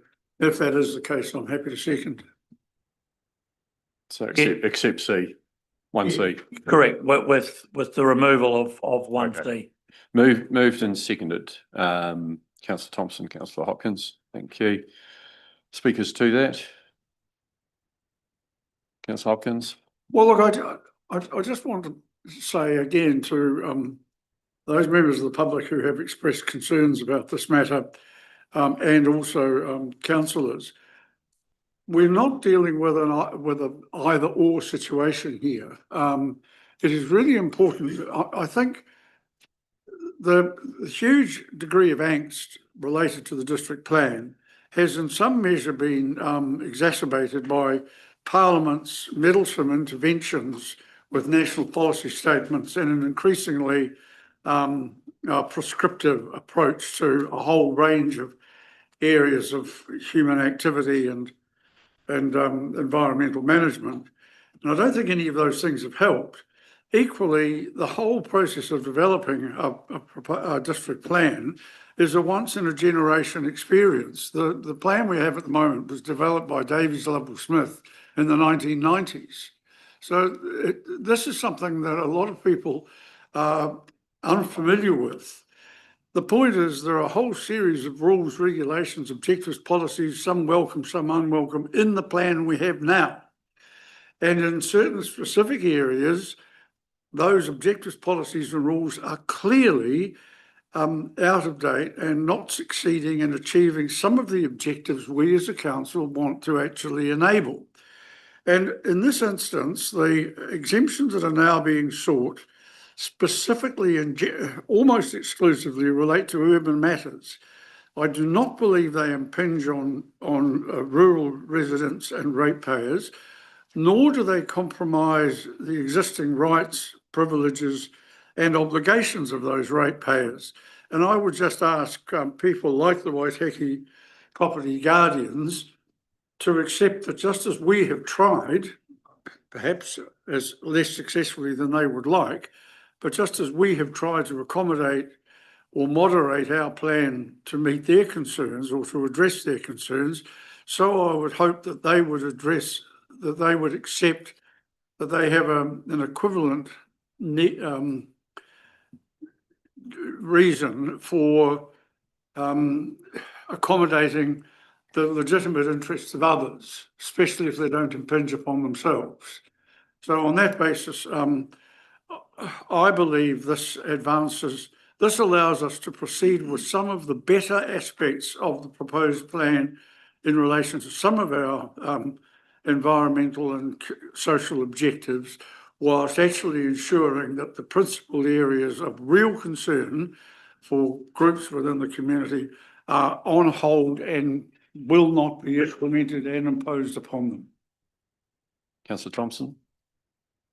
Thank you, Mayor Kircher. I'm more than happy in supporting this, but I do have one caveat, in that there is a high degree of trust being placed with staff to carry out this process without the guidance from the DPRSC going forward. I will be gone. That's not terribly important, but someone else will fill the gap. But we're placing a great deal of trust in staff, and whilst I'm gone, you will certainly hear from me if I believe that staff have overstepped the remit. Is that a collect call from Australia?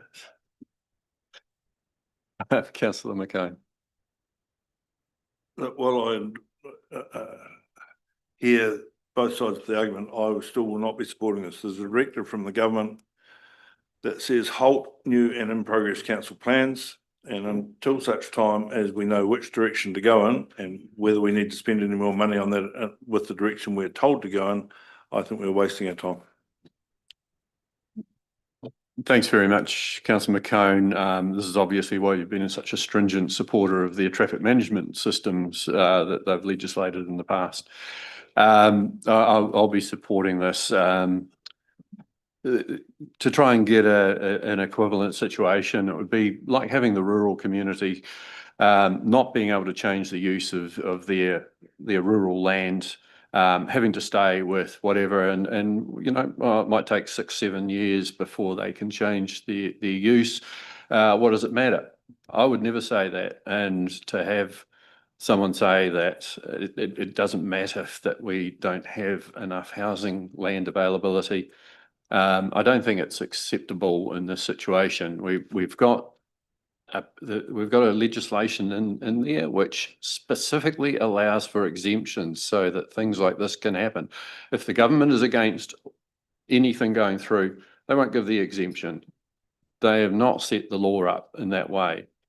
So as long as the things that do go through fit within this, that anything that doesn't refer to these aspects, any part of a chapter that is removed out of it, that only the rules that refer to these aspects, I think we at least can finally make some progress on a plan that's taken us so long. It's been part of pretty much my whole time as mayor, working away through this very long, very drawn out, very slow process where things have changed because so much time has passed, not because of anything else. I want us to respect what the government's wishes are in regards to overlays, etc. I think we are doing that with this resolution, so I will be supporting it. Councillor Kells. Thank you, Mayor Kircher. Whilst I've previously voted not to progress the plan to the proposed stage, after today's discussion, I guess, we've heard an awful lot from our rural communities in looking at this. It has a lower impact on there. Probably take comfort in the fact that 1C is being removed, but if I'm talking to other constituents, often they are looking for development and housing and those sorts of things and business growth and those parts. So based on that today and the fact that whilst we're seeking an exemption, it's not necessarily guaranteed, and there's the backstop there from our government that if they're not happy for us to move forward with it, we won't be. I'd be happy to support this today. Any other speakers? David? Just by way of completeness for the resolution, with the additional one that references table 2, it will just need to make a note that with that dropping out of the geosites, table 2 would need to be amended where it talks about natural features and landscapes to refer to schedules 7, 8, 9 and 10, just so it's clear that they'd be out now because there's no geosite reference there. Yep. No, thank you for that.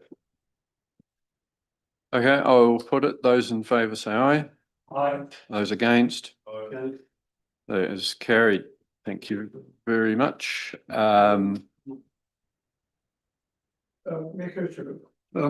Yes. I'd like to move an additional recommendation arising from the public forum this morning. And I think you said at the time, I did indicate that I was of a mind to move something in relation to the matters raised this morning, and you said we'll deal with that at the time, and I presume this is the time. It is. So I'm interested to test the mood of the meeting. I would move this council recommends that the incoming council conducts a review around the proposed district plan process with particular focus on the council meeting of the 17th of December 2024. Thank you. Do we have a seconder for that? Councillor Thompson?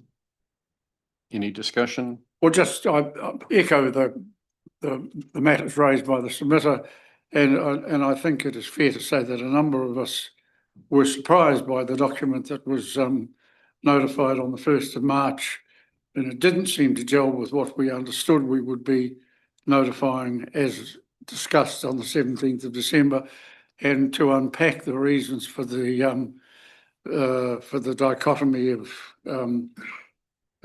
conclusion would be helpful, I think. Thank you. I will put that. Those in favour, please say aye. And against? That is carried. Thank you. Thanks very much, David. This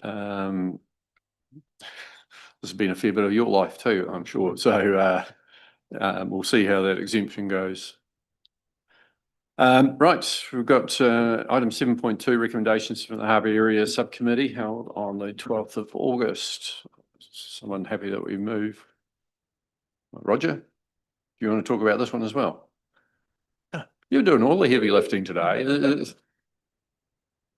Have you got some of your fellow directors to share? Some would say it's taken 3 years, but I'm working hard today.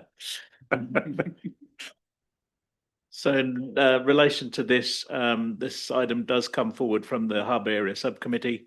I do have to apologise that officers haven't been able to do a supporting paper for this, largely because those officers have been up to their eyes in the water paperwork.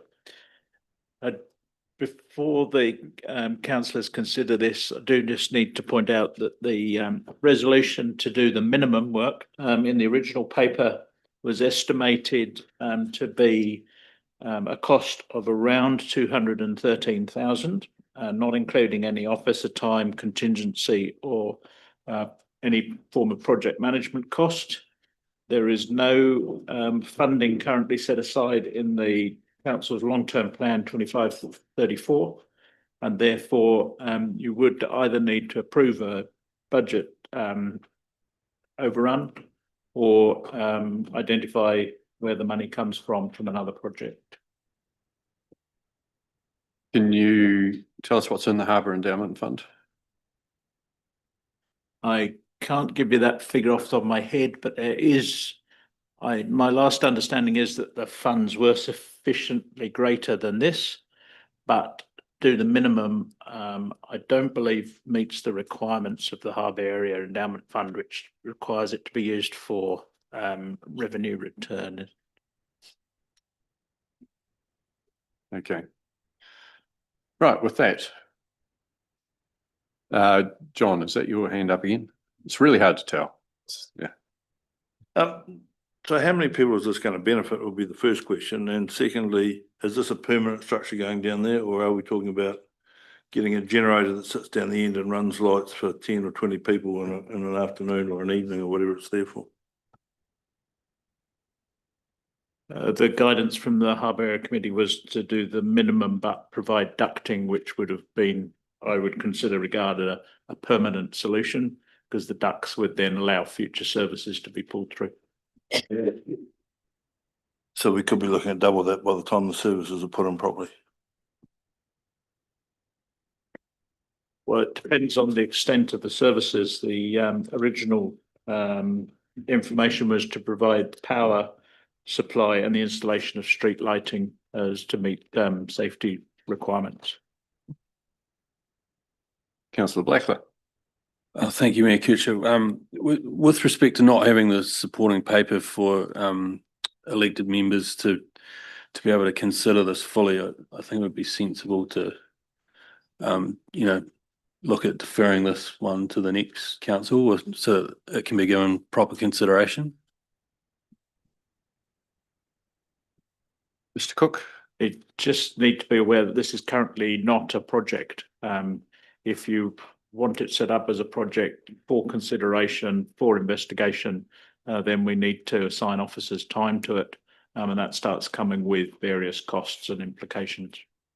My understanding is a lot of work has been done on this, and maybe Paul has a better awareness because it might have been under you. Certainly to look at, we've been told that the work that has been done has identified that the costs are fairly high and beyond what you've talked about already today. It's certainly the fact that we're able to furnish the Harbour Area Subcommittee with an indicative estimate would indicate that some work has been done.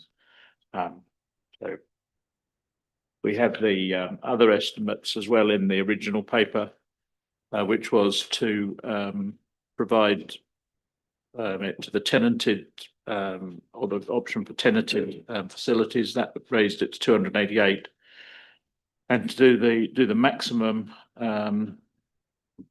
was the 428,000. So there has been some work done in the background. Jim. Yeah, Mr. Cook, did I hear you correctly before when you said that the Harbour Endowment Fund couldn't pay for this 200,000? And if that is correct, would this come from the Oamaru amenity rate, or does that mean it's actually going to be an additional cost item for consideration in next year's annual plan? How's that going to all work? I'll provide the first response, but I may call on my colleague, Mr. Hope, who's more experienced in some of the financial matters. My understanding is that the Harbour Endowment Fund can be used for activities that then lead to generation of income or money. Just do that in the sense that if we're providing power, people would pay the power bill? Possibly, but it would provide street lighting. So I think we'd be hard pushed to charge people for the street lighting. There's no budget provision for this in the long-term plan, so it will need council resolution that we can go over the budget. Mr. Barnley. So I'm looking at this and I'm thinking there's not complete enough information really to make a decision on this today, or in terms of whether to actually proceed with this or not. I'm wondering whether the recommendation could change to initiate a project on this, but with a further report to come back identifying the actual costs, the breakdown of those costs and potential funding sources, because I think it's going to be very hard, other than initiating the project, for that final decision to agree expenditure to be made today.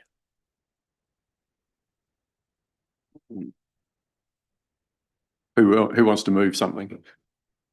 Brent.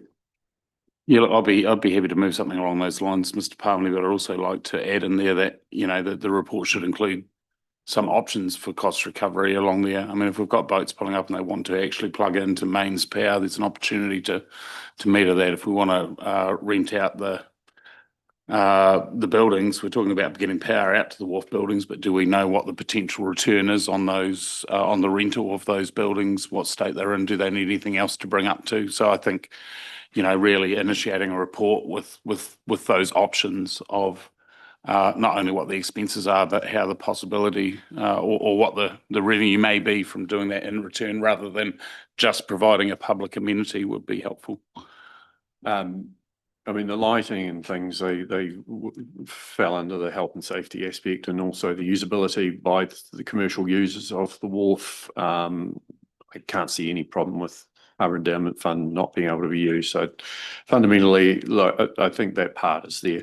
But absolutely, I think we need to get the extra information to the next council for them to make a decision in whatever process they want to make. So, Mr. Cook, you're dying to say something else. Yes, we are aware of the inadequacy of the information. This came forward as more of a housekeeping tidy up process from the Harbour Area Committee to the next council meeting. As I said at the beginning, officers just haven't had the time to put this to any form of priority to the level of investigation and analysis that we'd be prepared to bring forward. Thank you. So you're moving, we defer. Yeah, I'd like to move that that the council initiates a project to come back with a report on full costs and possible recovery of those costs, or ways of recovering those costs to the next council. Request a report with that information to the next council. Yeah, thank you. Seconded by Councillor Ryan. Thank you. We'll put that one. Those in favour say aye. Aye. Against, that's carried. Confirmation of minutes is the next one. We'll get that out of the way. Also move. Councillor Hopkins, Councillor McCone, thank you. Any comments? I'll put that. Those in favour of them being adopted, say aye. Aye. And against, that is carried. Right, that's everything for today. Oh, okay. Right, we've got some speeches next. So do you popcorn? Yeah. So I'm going in order of Tim, Jim, and then myself. So you're right to go now, Tim? Yep. Okay. Thanks for the opportunity to speak today. I have mixed emotions, but it's the right call for the stage of life I'm at. When I gave up my job at Shan Thompson and Bell Clutha, I mentioned to Jimmy Johnson, one of the partners there, that I was interested in more science, less compliance. So being where my interests lie. So in retrospect, I probably showed up at the wrong building.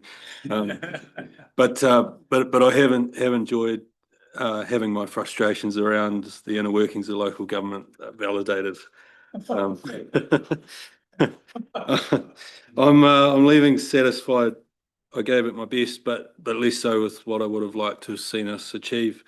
It's probably and watching David Parker's valedictory some time ago, I couldn't help but reflect at the time on someone who had given such a large chunk of his working career, family sacrifice and the rest, only to have his primary issues pulled away without even having a real chance of being tested. So in saying that, though, there's been significant distraction from central government reform and priority, rightly focused at this time on transformation. I just wanted to quickly single out a few people with thanks outside of council, and those people are Bruce and Alison Orbiston, Graham and Julie Clark, Keith Marshall, Michael Gifford and Dr. Paul Baker, the latter two who are based in Auckland, for their support and mentorship at occasional times throughout the term. It's been helpful to have a sounding board, have thoughts or feelings validated or not, and just feel supported in what I've been doing. So thank you. In respect to my external roles on the UNESCO Whitestone Waitaki Global Geopark under the chair of Helen, then Rachel, then Mo, at different times, and with the help of Lisa, then Lindley and Sasha, and the wider team, you've all done a wonderful job in challenging circumstances, and hopefully the point at which the community understands the reality of what geotourism brings and could bring comes to the fore. Waitaki Health Futures with Manny, Trevor, Lachelle, Helen, Hannah, and the Well South and Health New Zealand team, the objective to bring about change to address broader health inequity associated with rurality and other more specific inequities has been good to be a part of. The challenge is trying to understand how our aspirations align with the national framework and how they transition into reality. Hopefully we can all see some of the simple but meaningful changes along with a successful shift into a well-resourced and supported secondary level hospital with a focus that shifts away from specialisation and more towards what's now termed rural generalism, and results in emergency care being maintained along with other enhanced health outcomes for our community through hospital, primary and community service providers. Whitestone Civic Trust under Richard Vinbrooks as chair, and my fellow trustees along with Jacob, John and sometimes Mike, who are all doing an exceptional job. This has been an appointment that I've found very rewarding, and I'm passionate about the Civic Trust and helping to shape its strategy moving forward, especially as we move through the process to formalise the National Historic Landmark status. It was pleasing to be able to receive the social and economic impact assessment that validated the benefit the precinct brings to the Waitaki District and the work and initiatives the Trust have been working away at to achieve better sustainable financial performance. Thanks must go to Waitaki District Council for funding this study. Given the originally envisaged capital contribution via the Arthur Young report never materialised, but not to say that there hasn't been other helpful and meaningful contributions from council along the way. The Civic Trust has done exceptionally well in a constrained position in achieving adaptive reuse of old industrial buildings that are extremely expensive and challenging to maintain and conserve in a low population area while paying ground rent on commercial terms, without what I see as being the necessary due recognition for the heritage listed industrial buildings that rest atop. Lastly, to my wife, Belinda, and boys, Charlie, Angus and Albert, being a councillor hasn't come without complications in this domain at times. Belinda is the sole reason I've been able to be part of this. It's almost cliche, but she's the most hard-working, caring and dedicated mother and wife that I know. She works tirelessly overseeing our business and without complaint, even though she would be well entitled to a few. Without her, I could not have committed the last 3 years, and for her support and sacrifices to her own health, personal interests and well-being, for what we try to cram in together for each other, our community and our family. Thank you. Time for us to focus more on the kids and on future business plans and hopefully engaging in a few more community activities or groups again. To my fellow elected members, thanks for your collegiality. On most issues, we've been able to disagree and have a laugh afterwards. I've enjoyed getting to know you all and where your interests sit. What's been most interesting is that we all generally want the same thing. We just come at it from a different angle. The team we've had a chance to interact with here over the course of the term, thank you for your contributions. No one shows up here to do anything less than their best, and I think we have some extremely competent and capable people individually within the organisation. However, we have some challenges we need to face up to. In my view, localism doesn't really exist, at least in the formal scale. I thought that it still does. And there's just too much government interference in what we're doing, along with unfunded mandates. We're encumbered with one-size-fits-all approach that doesn't allow small communities to accept lower expectations around standards and level of service.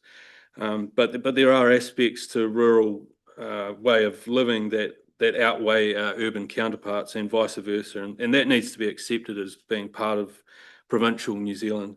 Then on matters that are truly local, there are many times when I have wondered during this term if this is an organisation that is open to be governed.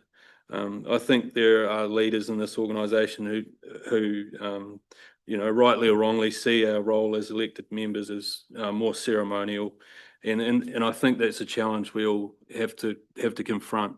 Having said that, the desired outcome for me is not hierarchy and asserting authority, but currently we lack the ability to work constructively, cohesively and collaboratively as a group of people trying to get the right outcome. And there is too much focus on whether suggestion or person is operational or governance rather than if it is just the right thing to do or not. And I feel often we fail to see the bigger picture around looking to what's right for council rather than what's right for the community. For me, the biggest challenge this term has been water, and I felt sick for weeks on end at the time, and I still do now. What our communities face in terms of costs right across the country is just not realistic. Something needs to change, either the way we deliver our service, the way it's funded, or the timeframe reform is delivered in. Time will tell if professional governance and Commerce Commission drives water services to a manageable level, or if the government is going to need to modify their approach. I'm satisfied we made the best call we could at the time. There's no material difference to joint CCO in terms of the total cost to household. This way, the new council has options for the future, but it still doesn't make it an easy pill to swallow. And I think the 2020 Castalia report commissioned by Local Government New Zealand validates the position we've taken accurately, and it accurately predicted the minor administrative efficiency gains that would be yielded by joining up. Regrets, probably the district plan and lack of pragmatism around sensitive overlay issues, which has led to delays in process and will now result in a total swing of the pendulum, likely, in my view, too far the other way. Medium density sections, I just can't reconcile with us accepting a minimum acceptable living arrangement in lot sizes of 150 to 200 square metres in the context of this town. We have a town centre crying out for investment, for urban living to be incentivised, and I feel we were too slow to put a stop to the waste of our high-class soils into subdivision for a quick buck. Overall, for me, it's been clear for some time local government is at a crossroads. The water reform, building control, resource management. In my view, it's all a systematic dismembering of local councils to force amalgamations. And unfortunately, the way it is being carried out is in such an ad hoc manner that it lacks any strategic foresight, and we're going to be left with a bit of a mess. I'd imagine DIA are busy working away at some form of reform program to deliver a fewer number of councils, and maybe there's a valid argument for that. But on the proviso, it is strategic, and it links communities of interest and physical catchments, so that democracy, while diluted, is still at work in kind, and there is some sort of quasi-regionalised localism that lends itself to sensible unitary groupings that offer real synergies, something that hasn't happened today. The catch to this, which I suspect won't be part of the picture, is there needs to be devolution of central government funding to these groupings to allow for targeted and localised spending decisions. In terms of what we have in front of us, I just wanted to lay down some challenges to all of us just to finish. Let's start finding reasons why rather than why not. Think 100 years from now, make decisions with our grandkids in mind. See our age demography as a benefit and not a problem. find a way to tap into people who still want to be valued and have so much wisdom and experience to offer. Use local knowledge. There are so many talented people right here who just want to help. We must always be open to being challenged and doing better. And we need the disruptors in the room to listen and to understand, to understand rather than to respond. To those of us who in the organisation that know the ins and outs of the Local Government Act and all the legislation and regulation that comes with the territory here, challenge yourself to shift beyond the path of least resistance and find ways to be creative. Use your knowledge as a force to support a pathway for ambitions. Please, let's stop strangling farmers. One of the biggest frustrations I have with regional and local government is all the unintended consequences that come about as a result of objectives, policies, rules and standards. Particularly among our hill country farmers, we fail to see these operations as modified ecosystems that deliver ecosystem services as a whole. Rather, we see it as one or the other, and it's just not fair on them and will drive stupid decision-making and practices so that landholders sit within a framework that just isn't fit for purpose. Please consider that when elected members are not, that elected members are wanting to, that when elected members are wanting to question or seeking to understand and wish to offer suggestions, it's nothing personal. It comes from a place of goodness and shouldn't be seen as some sort of threat or competition. We're just here to perform our roles. And let's make use of and support the good work already being delivered in the community rather than reinventing the wheel. There are some things we deliver that we are just simply best not to, and we can commit to making a contribution to them instead. Lastly, to the future governors, you're here to steer the course. The annual plan, the long-term plan, KPIs, council policy and strategy. This is yours to own. Gather consensus amongst yourselves and develop these things for the organisation to implement and carry out. Have the confidence to be governors. Thanks again, and I wish you all the very best for the future.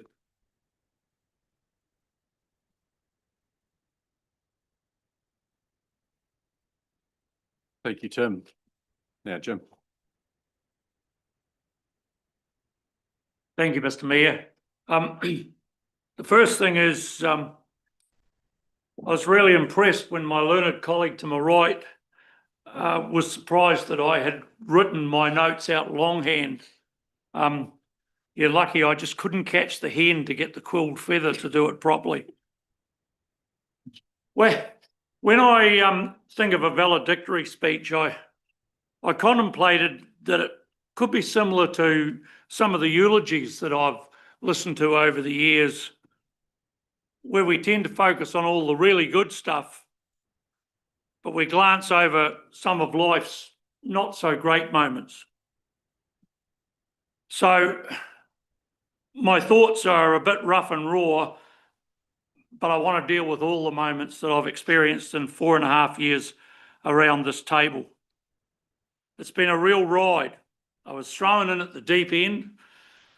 I got locked in for an hour in the office with the then governance advisor, and that was my induction.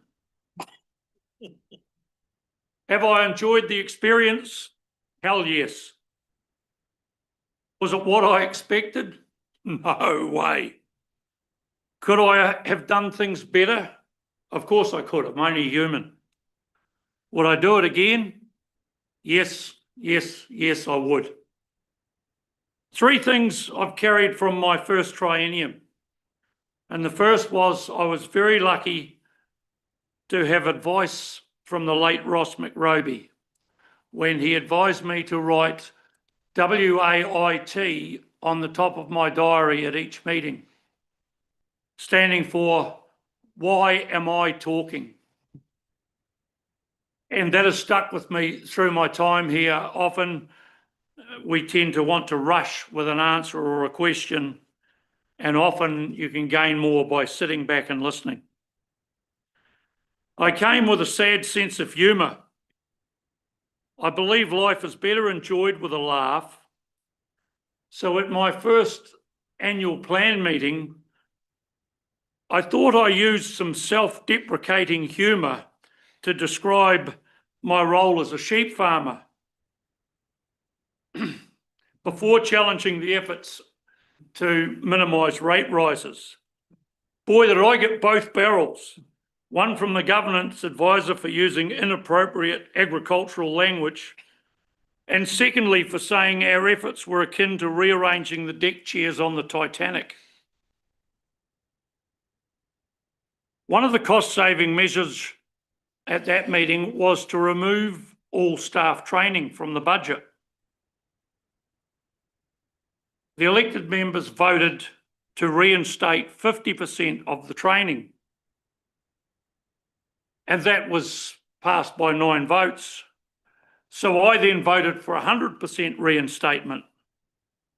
And one of the more experienced councillors challenged me at afternoon tea, why the hell did you do that? And I said, well, I knew I wasn't going to affect the outcome, but I've just signalled to staff that I've got their back and they're going to do a lot more from me than they will for you who only voted for 50%. We have, over the time, had some seating reshuffles and rearrangements.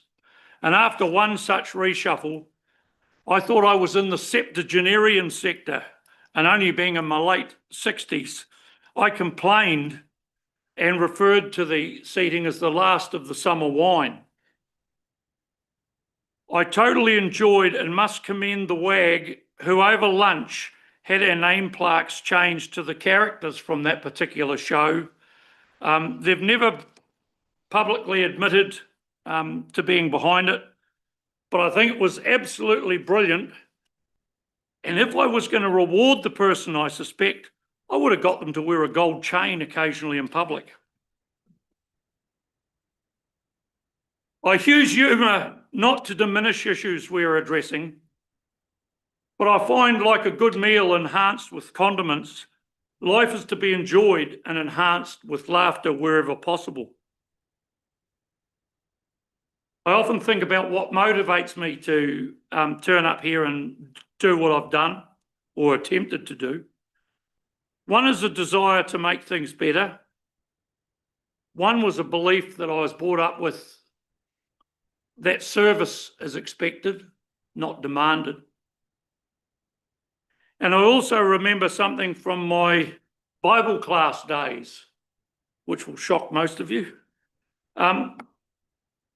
But Jesus Christ said that inasmuch as you do it unto them, you do it unto me. And that's a phrase that stuck in my mind, that we do have a responsibility to treat people the way that we would expect to be treated. And we do have to look after those people in our community who struggle. My colleagues around the table have heard me prattle on at times about our role in governance. Believe it or not, I was reading a farming paper last night and it had what I thought was quite a good definition of governance. And it said governance role is to hold up a mirror to ensure we can see we're on track. Governance sets the destination and sets the roadmap to guide the organisation to that destination. For those of us that had the kumbaya moment where we drew our buses earlier on, can I amplify, that means we don't drive the bus and change the wheels. I don't purport to be a supporter of social media, but that was the inspiration for my next chapter, which is the perception v. the reality of being a councillor. So the first one is, Councillor A is great. She or he, got my pronouns right, speaks up. Councillor B is great. She or he asks questions. Councillor C says nothing. The reality is we all only have one vote around this table. If you do your research, come with an open mind and make an informed decision, everyone is equal in that process. Another perception is that age and experience brings wisdom. I say maybe. Some of us who think we have the age and experience speak too much, and I include myself in that categorisation. But I want to acknowledge what our younger members have brought to the group this term. I am heartened and encouraged for our future. And I do acknowledge and thank the young Sheilas who have pointed out that there's no place for that sexist language anymore and that we do need to treat our peers as equals. Transformation. Now there's a buzzword. We didn't sell it well enough. We used HR jargon instead of real language. In the 1920s in the North Island town of Taihape, there was a sign because the desert road in those days was not sealed. And the sign said, "Choose your rut carefully. You may be in it for the next 26 miles. And I believe that that's where council was before we started transformation. But things are starting to move. The ruts are getting filled in. And from where I sit, transformation is working. For those of you who struggle with the language of transformation, can I suggest in agricultural terms, it's getting shit done better. Our relationship with the Tākara Whenua has grown during my time at council. And I often smile when iwi talk about the difficulties created over the time dealing with the Crown since Te Tiriti. I empathise with that position because my ancestors bailed out of Scotland in 1863 and come to New Zealand to pursue new opportunities and to get away from English domination. So we have a shared experience. And I believe that if we actually took that shared experience and walked together, we will actually create a better community. To Mr. Palmley and your staff, thank you for your assistance and your tolerance. I did tell you over lunch that a certain way of addressing those who come from the mother country is actually a term of endearment, not abuse. I need to acknowledge my fellow councillors for the collegiality shown through some very difficult times. This triennium has been something special. Gary, I'm sure that you've gone home after some council meetings and told Kerry that I'm a pillock. Most meetings? Yeah, you would be correct.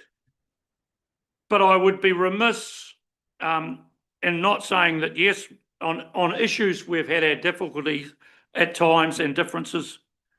But the fact that for 12 years you have got up in the morning and come to serve your community in this space, which those of us who have worked in it realise can be very difficult. You need to be commended and thanked very, very much. To my wife, Rhonda, thank you for putting up with me and my council rantings and ravings.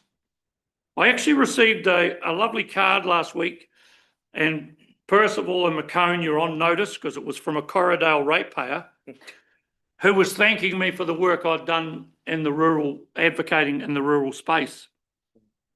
But what it actually had was also a message for Rhonda, and it highlighted thanking her, knowing that she didn't get her lawns mowed or the garden chores done on time.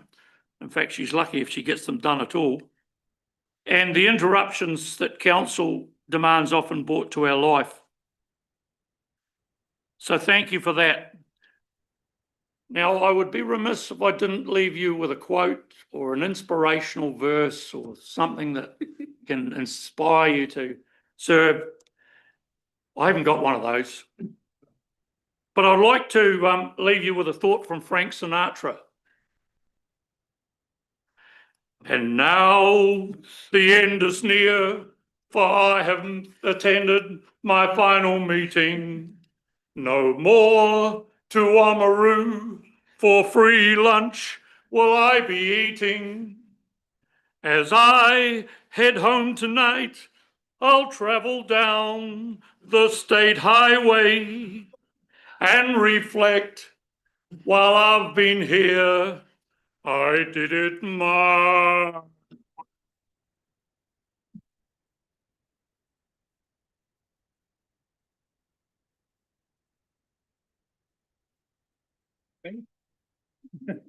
I told him I'd let him go first because he was going to be so easy to follow. So well done, Foggy Dewhurst. Last of the summer wine.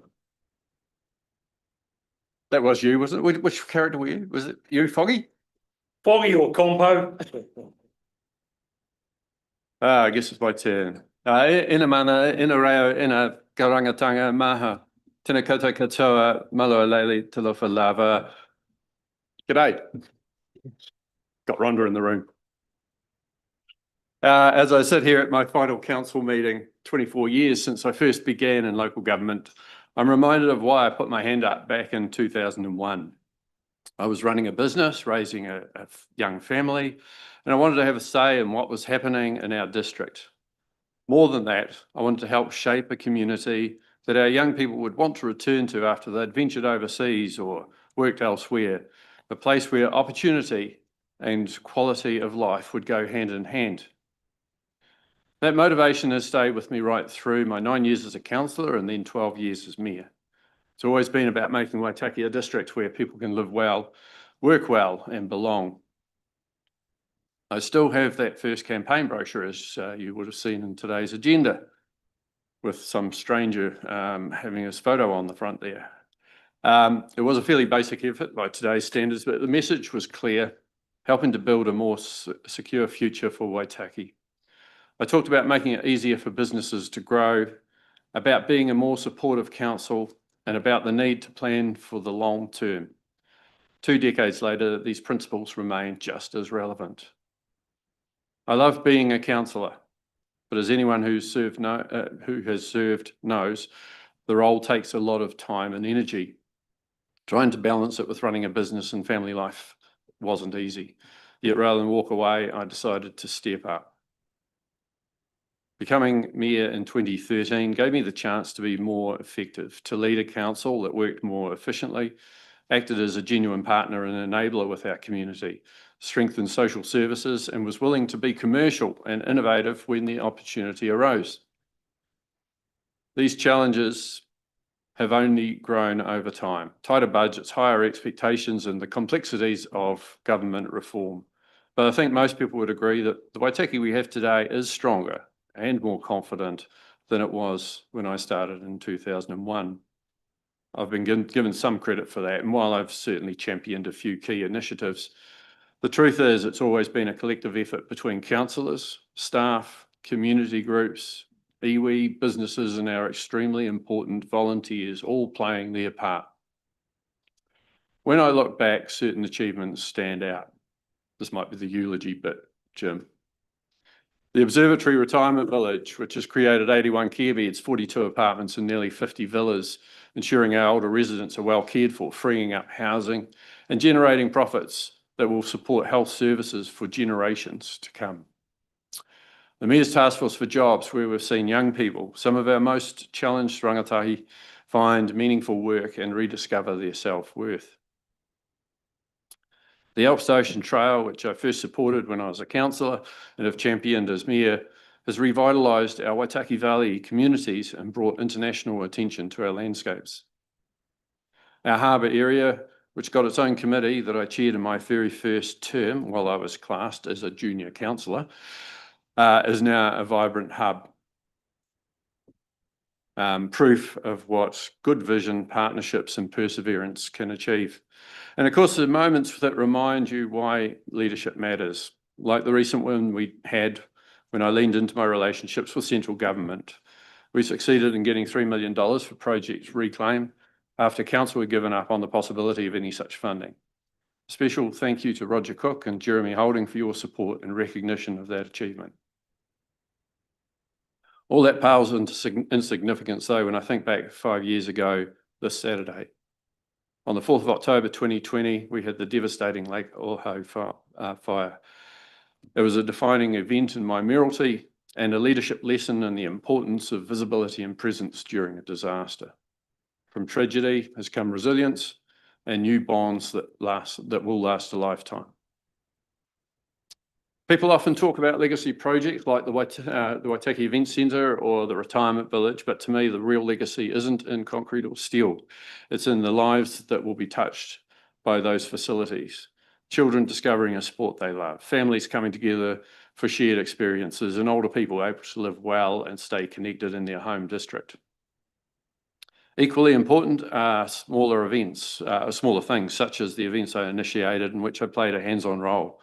The Friendly Bay Family Day, the New Year's Eve party, the Storybook Trails, the Blue Bike Trails, and the annual Light Up the Tree event. These free events and activities bring joy, belonging, and inclusion. They make Waitaki feel like home for everyone. Many of my achievements wouldn't have happened without our wonderful council staff. To all staff, thank you.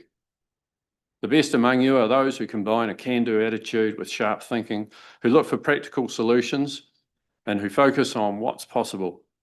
I know many of you go above and beyond, often without recognition. Please know your mahi has been appreciated. Over the years, I've served with 2 mayors and at a rough count about 50 councillors.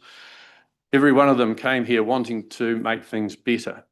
We haven't always agreed, and that's healthy, but we've all shared a deep commitment of manakitanga and kaitiakitanga to our district. To my fellow councillors, community board members, and governance partners, thank you for your dedication, your ideas, and your friendship. I've done my best to lead with inclusion through allocation of responsibilities, governance, development, ceremonies, celebrations, and shared communication. The positive feedback from our community, especially from those who have understood the challenges and appreciated our transparency, has meant a lot. I could mention many, many people who have been important during my time as an elected representative, too many to list, but there are some individuals I'd like to acknowledge in particular. Alan McClay, who was mayor for my first 2 terms, an outstanding leader who couldn't care less about being a politician. I had written he's a terrible politician because he just wasn't doing that. Kerry's got me to change it, but I once went to something where a political reporter described politicians as leaders who keep looking behind them to make sure they've got people following them. Alan wasn't one of those people, and he isn't one of those people. He was always racing on ahead, and we were running to catch up. Strua Munro, who served 21 years for the Waitaki District Council, a wise and steady hand whose commitment to community was the stuff of legend. The late Ross McRoby, a friend, a man with a great presence.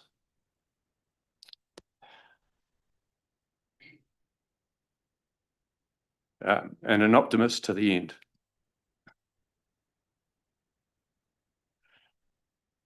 Libby McComb, John's mum,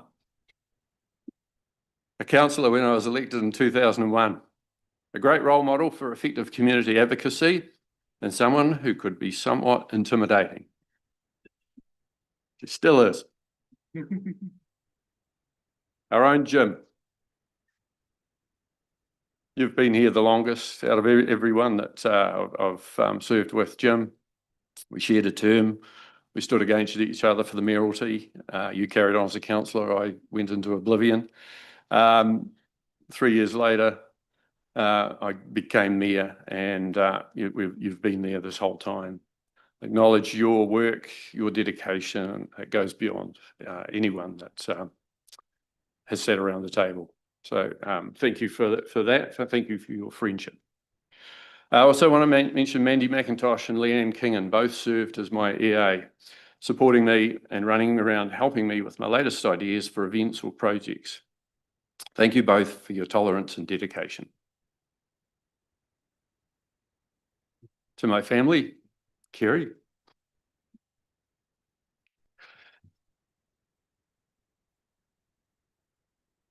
Wasn't going to do this.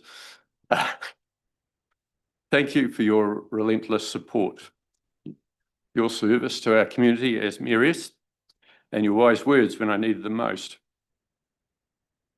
To our children, good to have you here, Alex. And our parents, thank you for everything. You've been my foundation through the good times and the tough times. You've endured long nights, endless meetings, and the occasional online abuse, and through it all, you've stood beside me. I simply could not have done this without you. Waitaki today is known across the country as a great place to live. We're more diverse, more connected, and more ambitious than we once were. Our young people are more likely to come back. And as tough as times are, our economy is more resilient, and we've retained that strong sense of community that defines us. To those who will carry the mantle forward, my advice is simple. Listen well, learn constantly, and when the time comes to decide, be true to yourself and your conscience. You are here because people trust you to use good judgment and make good decisions. Honour that trust.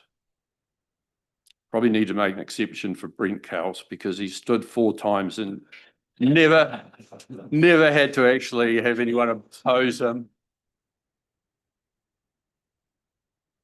Sorry, Brent.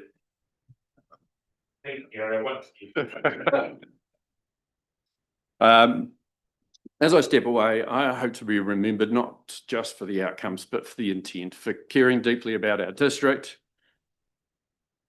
for working hard, for making tough calls when needed, and for believing that we could always be better. I'll close with a whakatauki that speaks to everything I believe about leadership and service. He hara taku toa, I te toa takitahi, engari te hei toa takitini. My success is not mine alone, but the strength of many. Thank you very much.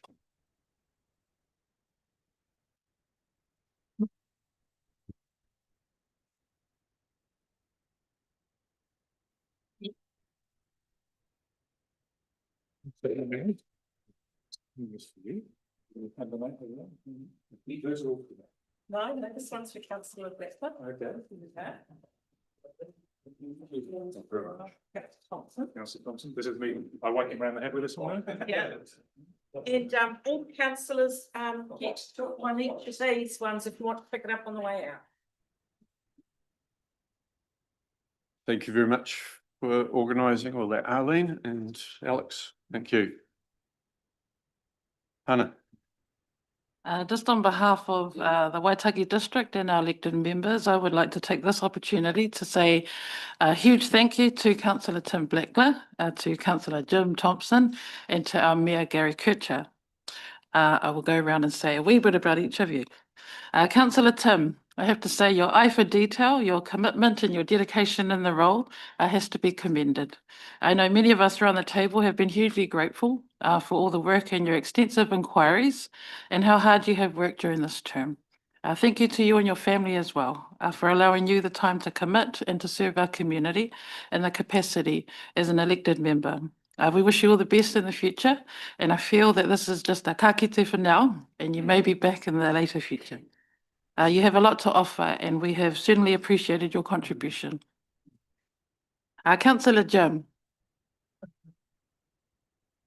you are unashamedly the most politically incorrect local body politician we have ever met. Thank you for being you. Amongst a table of a number of us extroverts, we thank you for being the extrovert that you are. You're always open to having a debate about topics that are controversial and akin to getting yourself in the local newspaper for something that has come out of your mouth. We have always appreciated your freestyle of commentary and not been afraid to challenge both us, our officers, and those who attend our public forum. Your colourful banter will certainly be missed, but it is your encouragement and your mentorship of your colleagues that we will appreciate the most. The many phone calls, the emails, the quiet nudges to encourage us to keep going when the going gets tough. Thank you to Mrs. Thompson. He has used your name in vain a number of times in this chamber. And he has kept your promise to hang his local body boots up in the name of love and fear of a divorce. Thank you for allowing Mr. Thompson to serve not in the capacity of a Waihimo Community Board member, a representative, but the wider Waitaki community at large. You can have him back. That is said with a lot of love. Mayor Gary Kircher, there are no words to say on behalf of the district how grateful we are for your many years of service to our community. The institutional knowledge that you have of council, our organisation, of local government as a sector, you have developed over the years is gold. Your guidance and your foresight will certainly be missed, and you should be extremely proud of your achievements as you have contributed and advocated for so many positive outcomes for our community. The list is significant and would be here for quite some time if we were to list them. To your whānau who are here and those who are unable to be here, we acknowledge and humbly extend our thanks to Kerry, your mum and your late dad, your children and your moko and family. Thank you for supporting him from home to be our mea. You have a most challenging role to provide support in the background when he is at his most worn out and tired, especially when his councillors are getting a wee bit hohara at meetings. I'm sure, Kerry, you will know the annual and long-term plan cycle inside out. The number of Anzac Day commemoration services that you would have attended over the many years, the prize givings, the special services, the anniversaries, and the number of events that you have supported our mea with. And we thank you for all your support. We know that being in the position of mayor is not for the faint-hearted. And to your credit, Gary, you have never shied away from fronting to the community and for being so personable, so relatable and accessible as possible to ensure the voices of the communities have been heard. I, for one, know that when you have a micro break around July, each term or each year, the traffic in my email inbox quadruples and my cell phone rings non-stop. And I pray 3 times a day that we don't experience a state of emergency. I only experience a very tiny inkling of what you must endure on the daily. Thank you for your leadership during times of uncertainty. It has most certainly hasn't been easy, and we have appreciated your workmanship, your dedication, and your life service to being so committed to serving our community in your capacity as our mayor for Waitaki. On a personal note, I just want to say thank you for the opportunity to also serve as the deputy mayor. Being the first Pasifika councillor in Waitaki was really special and an honour. And being named as Deputy Mayor in 2022 was something that I and my people around the country had never envisaged. And when you did that, you gave hope to the rest of the Pacific community around Aotearoa. If they can't see and they can't be, then they won't be able to see what they are able to achieve. It has been heartwarming and the sentiment has not been lost on me. This current election is the highest recorded number of Pacific people putting their names forward as candidates in other metro areas. And that is a win that you have helped to support. There's a Māori whakatauki, he aha te mea nui o te ao, he tangata, he tangata, he tangata. And that translates to, what is the most important thing in the world? It is people, it is people, it is people. And there are many things that I have learned from you, and it is always hands down been your passion and your desire to serve the community and our people. So thank you again for your service to our people, our place and our community. It has been our privilege. Malo le sa'ili malo, malo le whinau, malo le tau iwi. Tēnā koutou, tēnā tātou katoa. And with that, I would like to invite our elected members and those that are in the public gallery as we formally move to acknowledge the service of Councillor Tim Blackler, Councillor Jim Thompson and Mayor Gary Kircher. Thanks for their service to the district. If I can have a seconder, please, that can be formally recorded. The longest serving member, Jim. And if we could also be upstanding as we acknowledge their service, but also just a special acknowledgement to our Mayor Gary Kircher.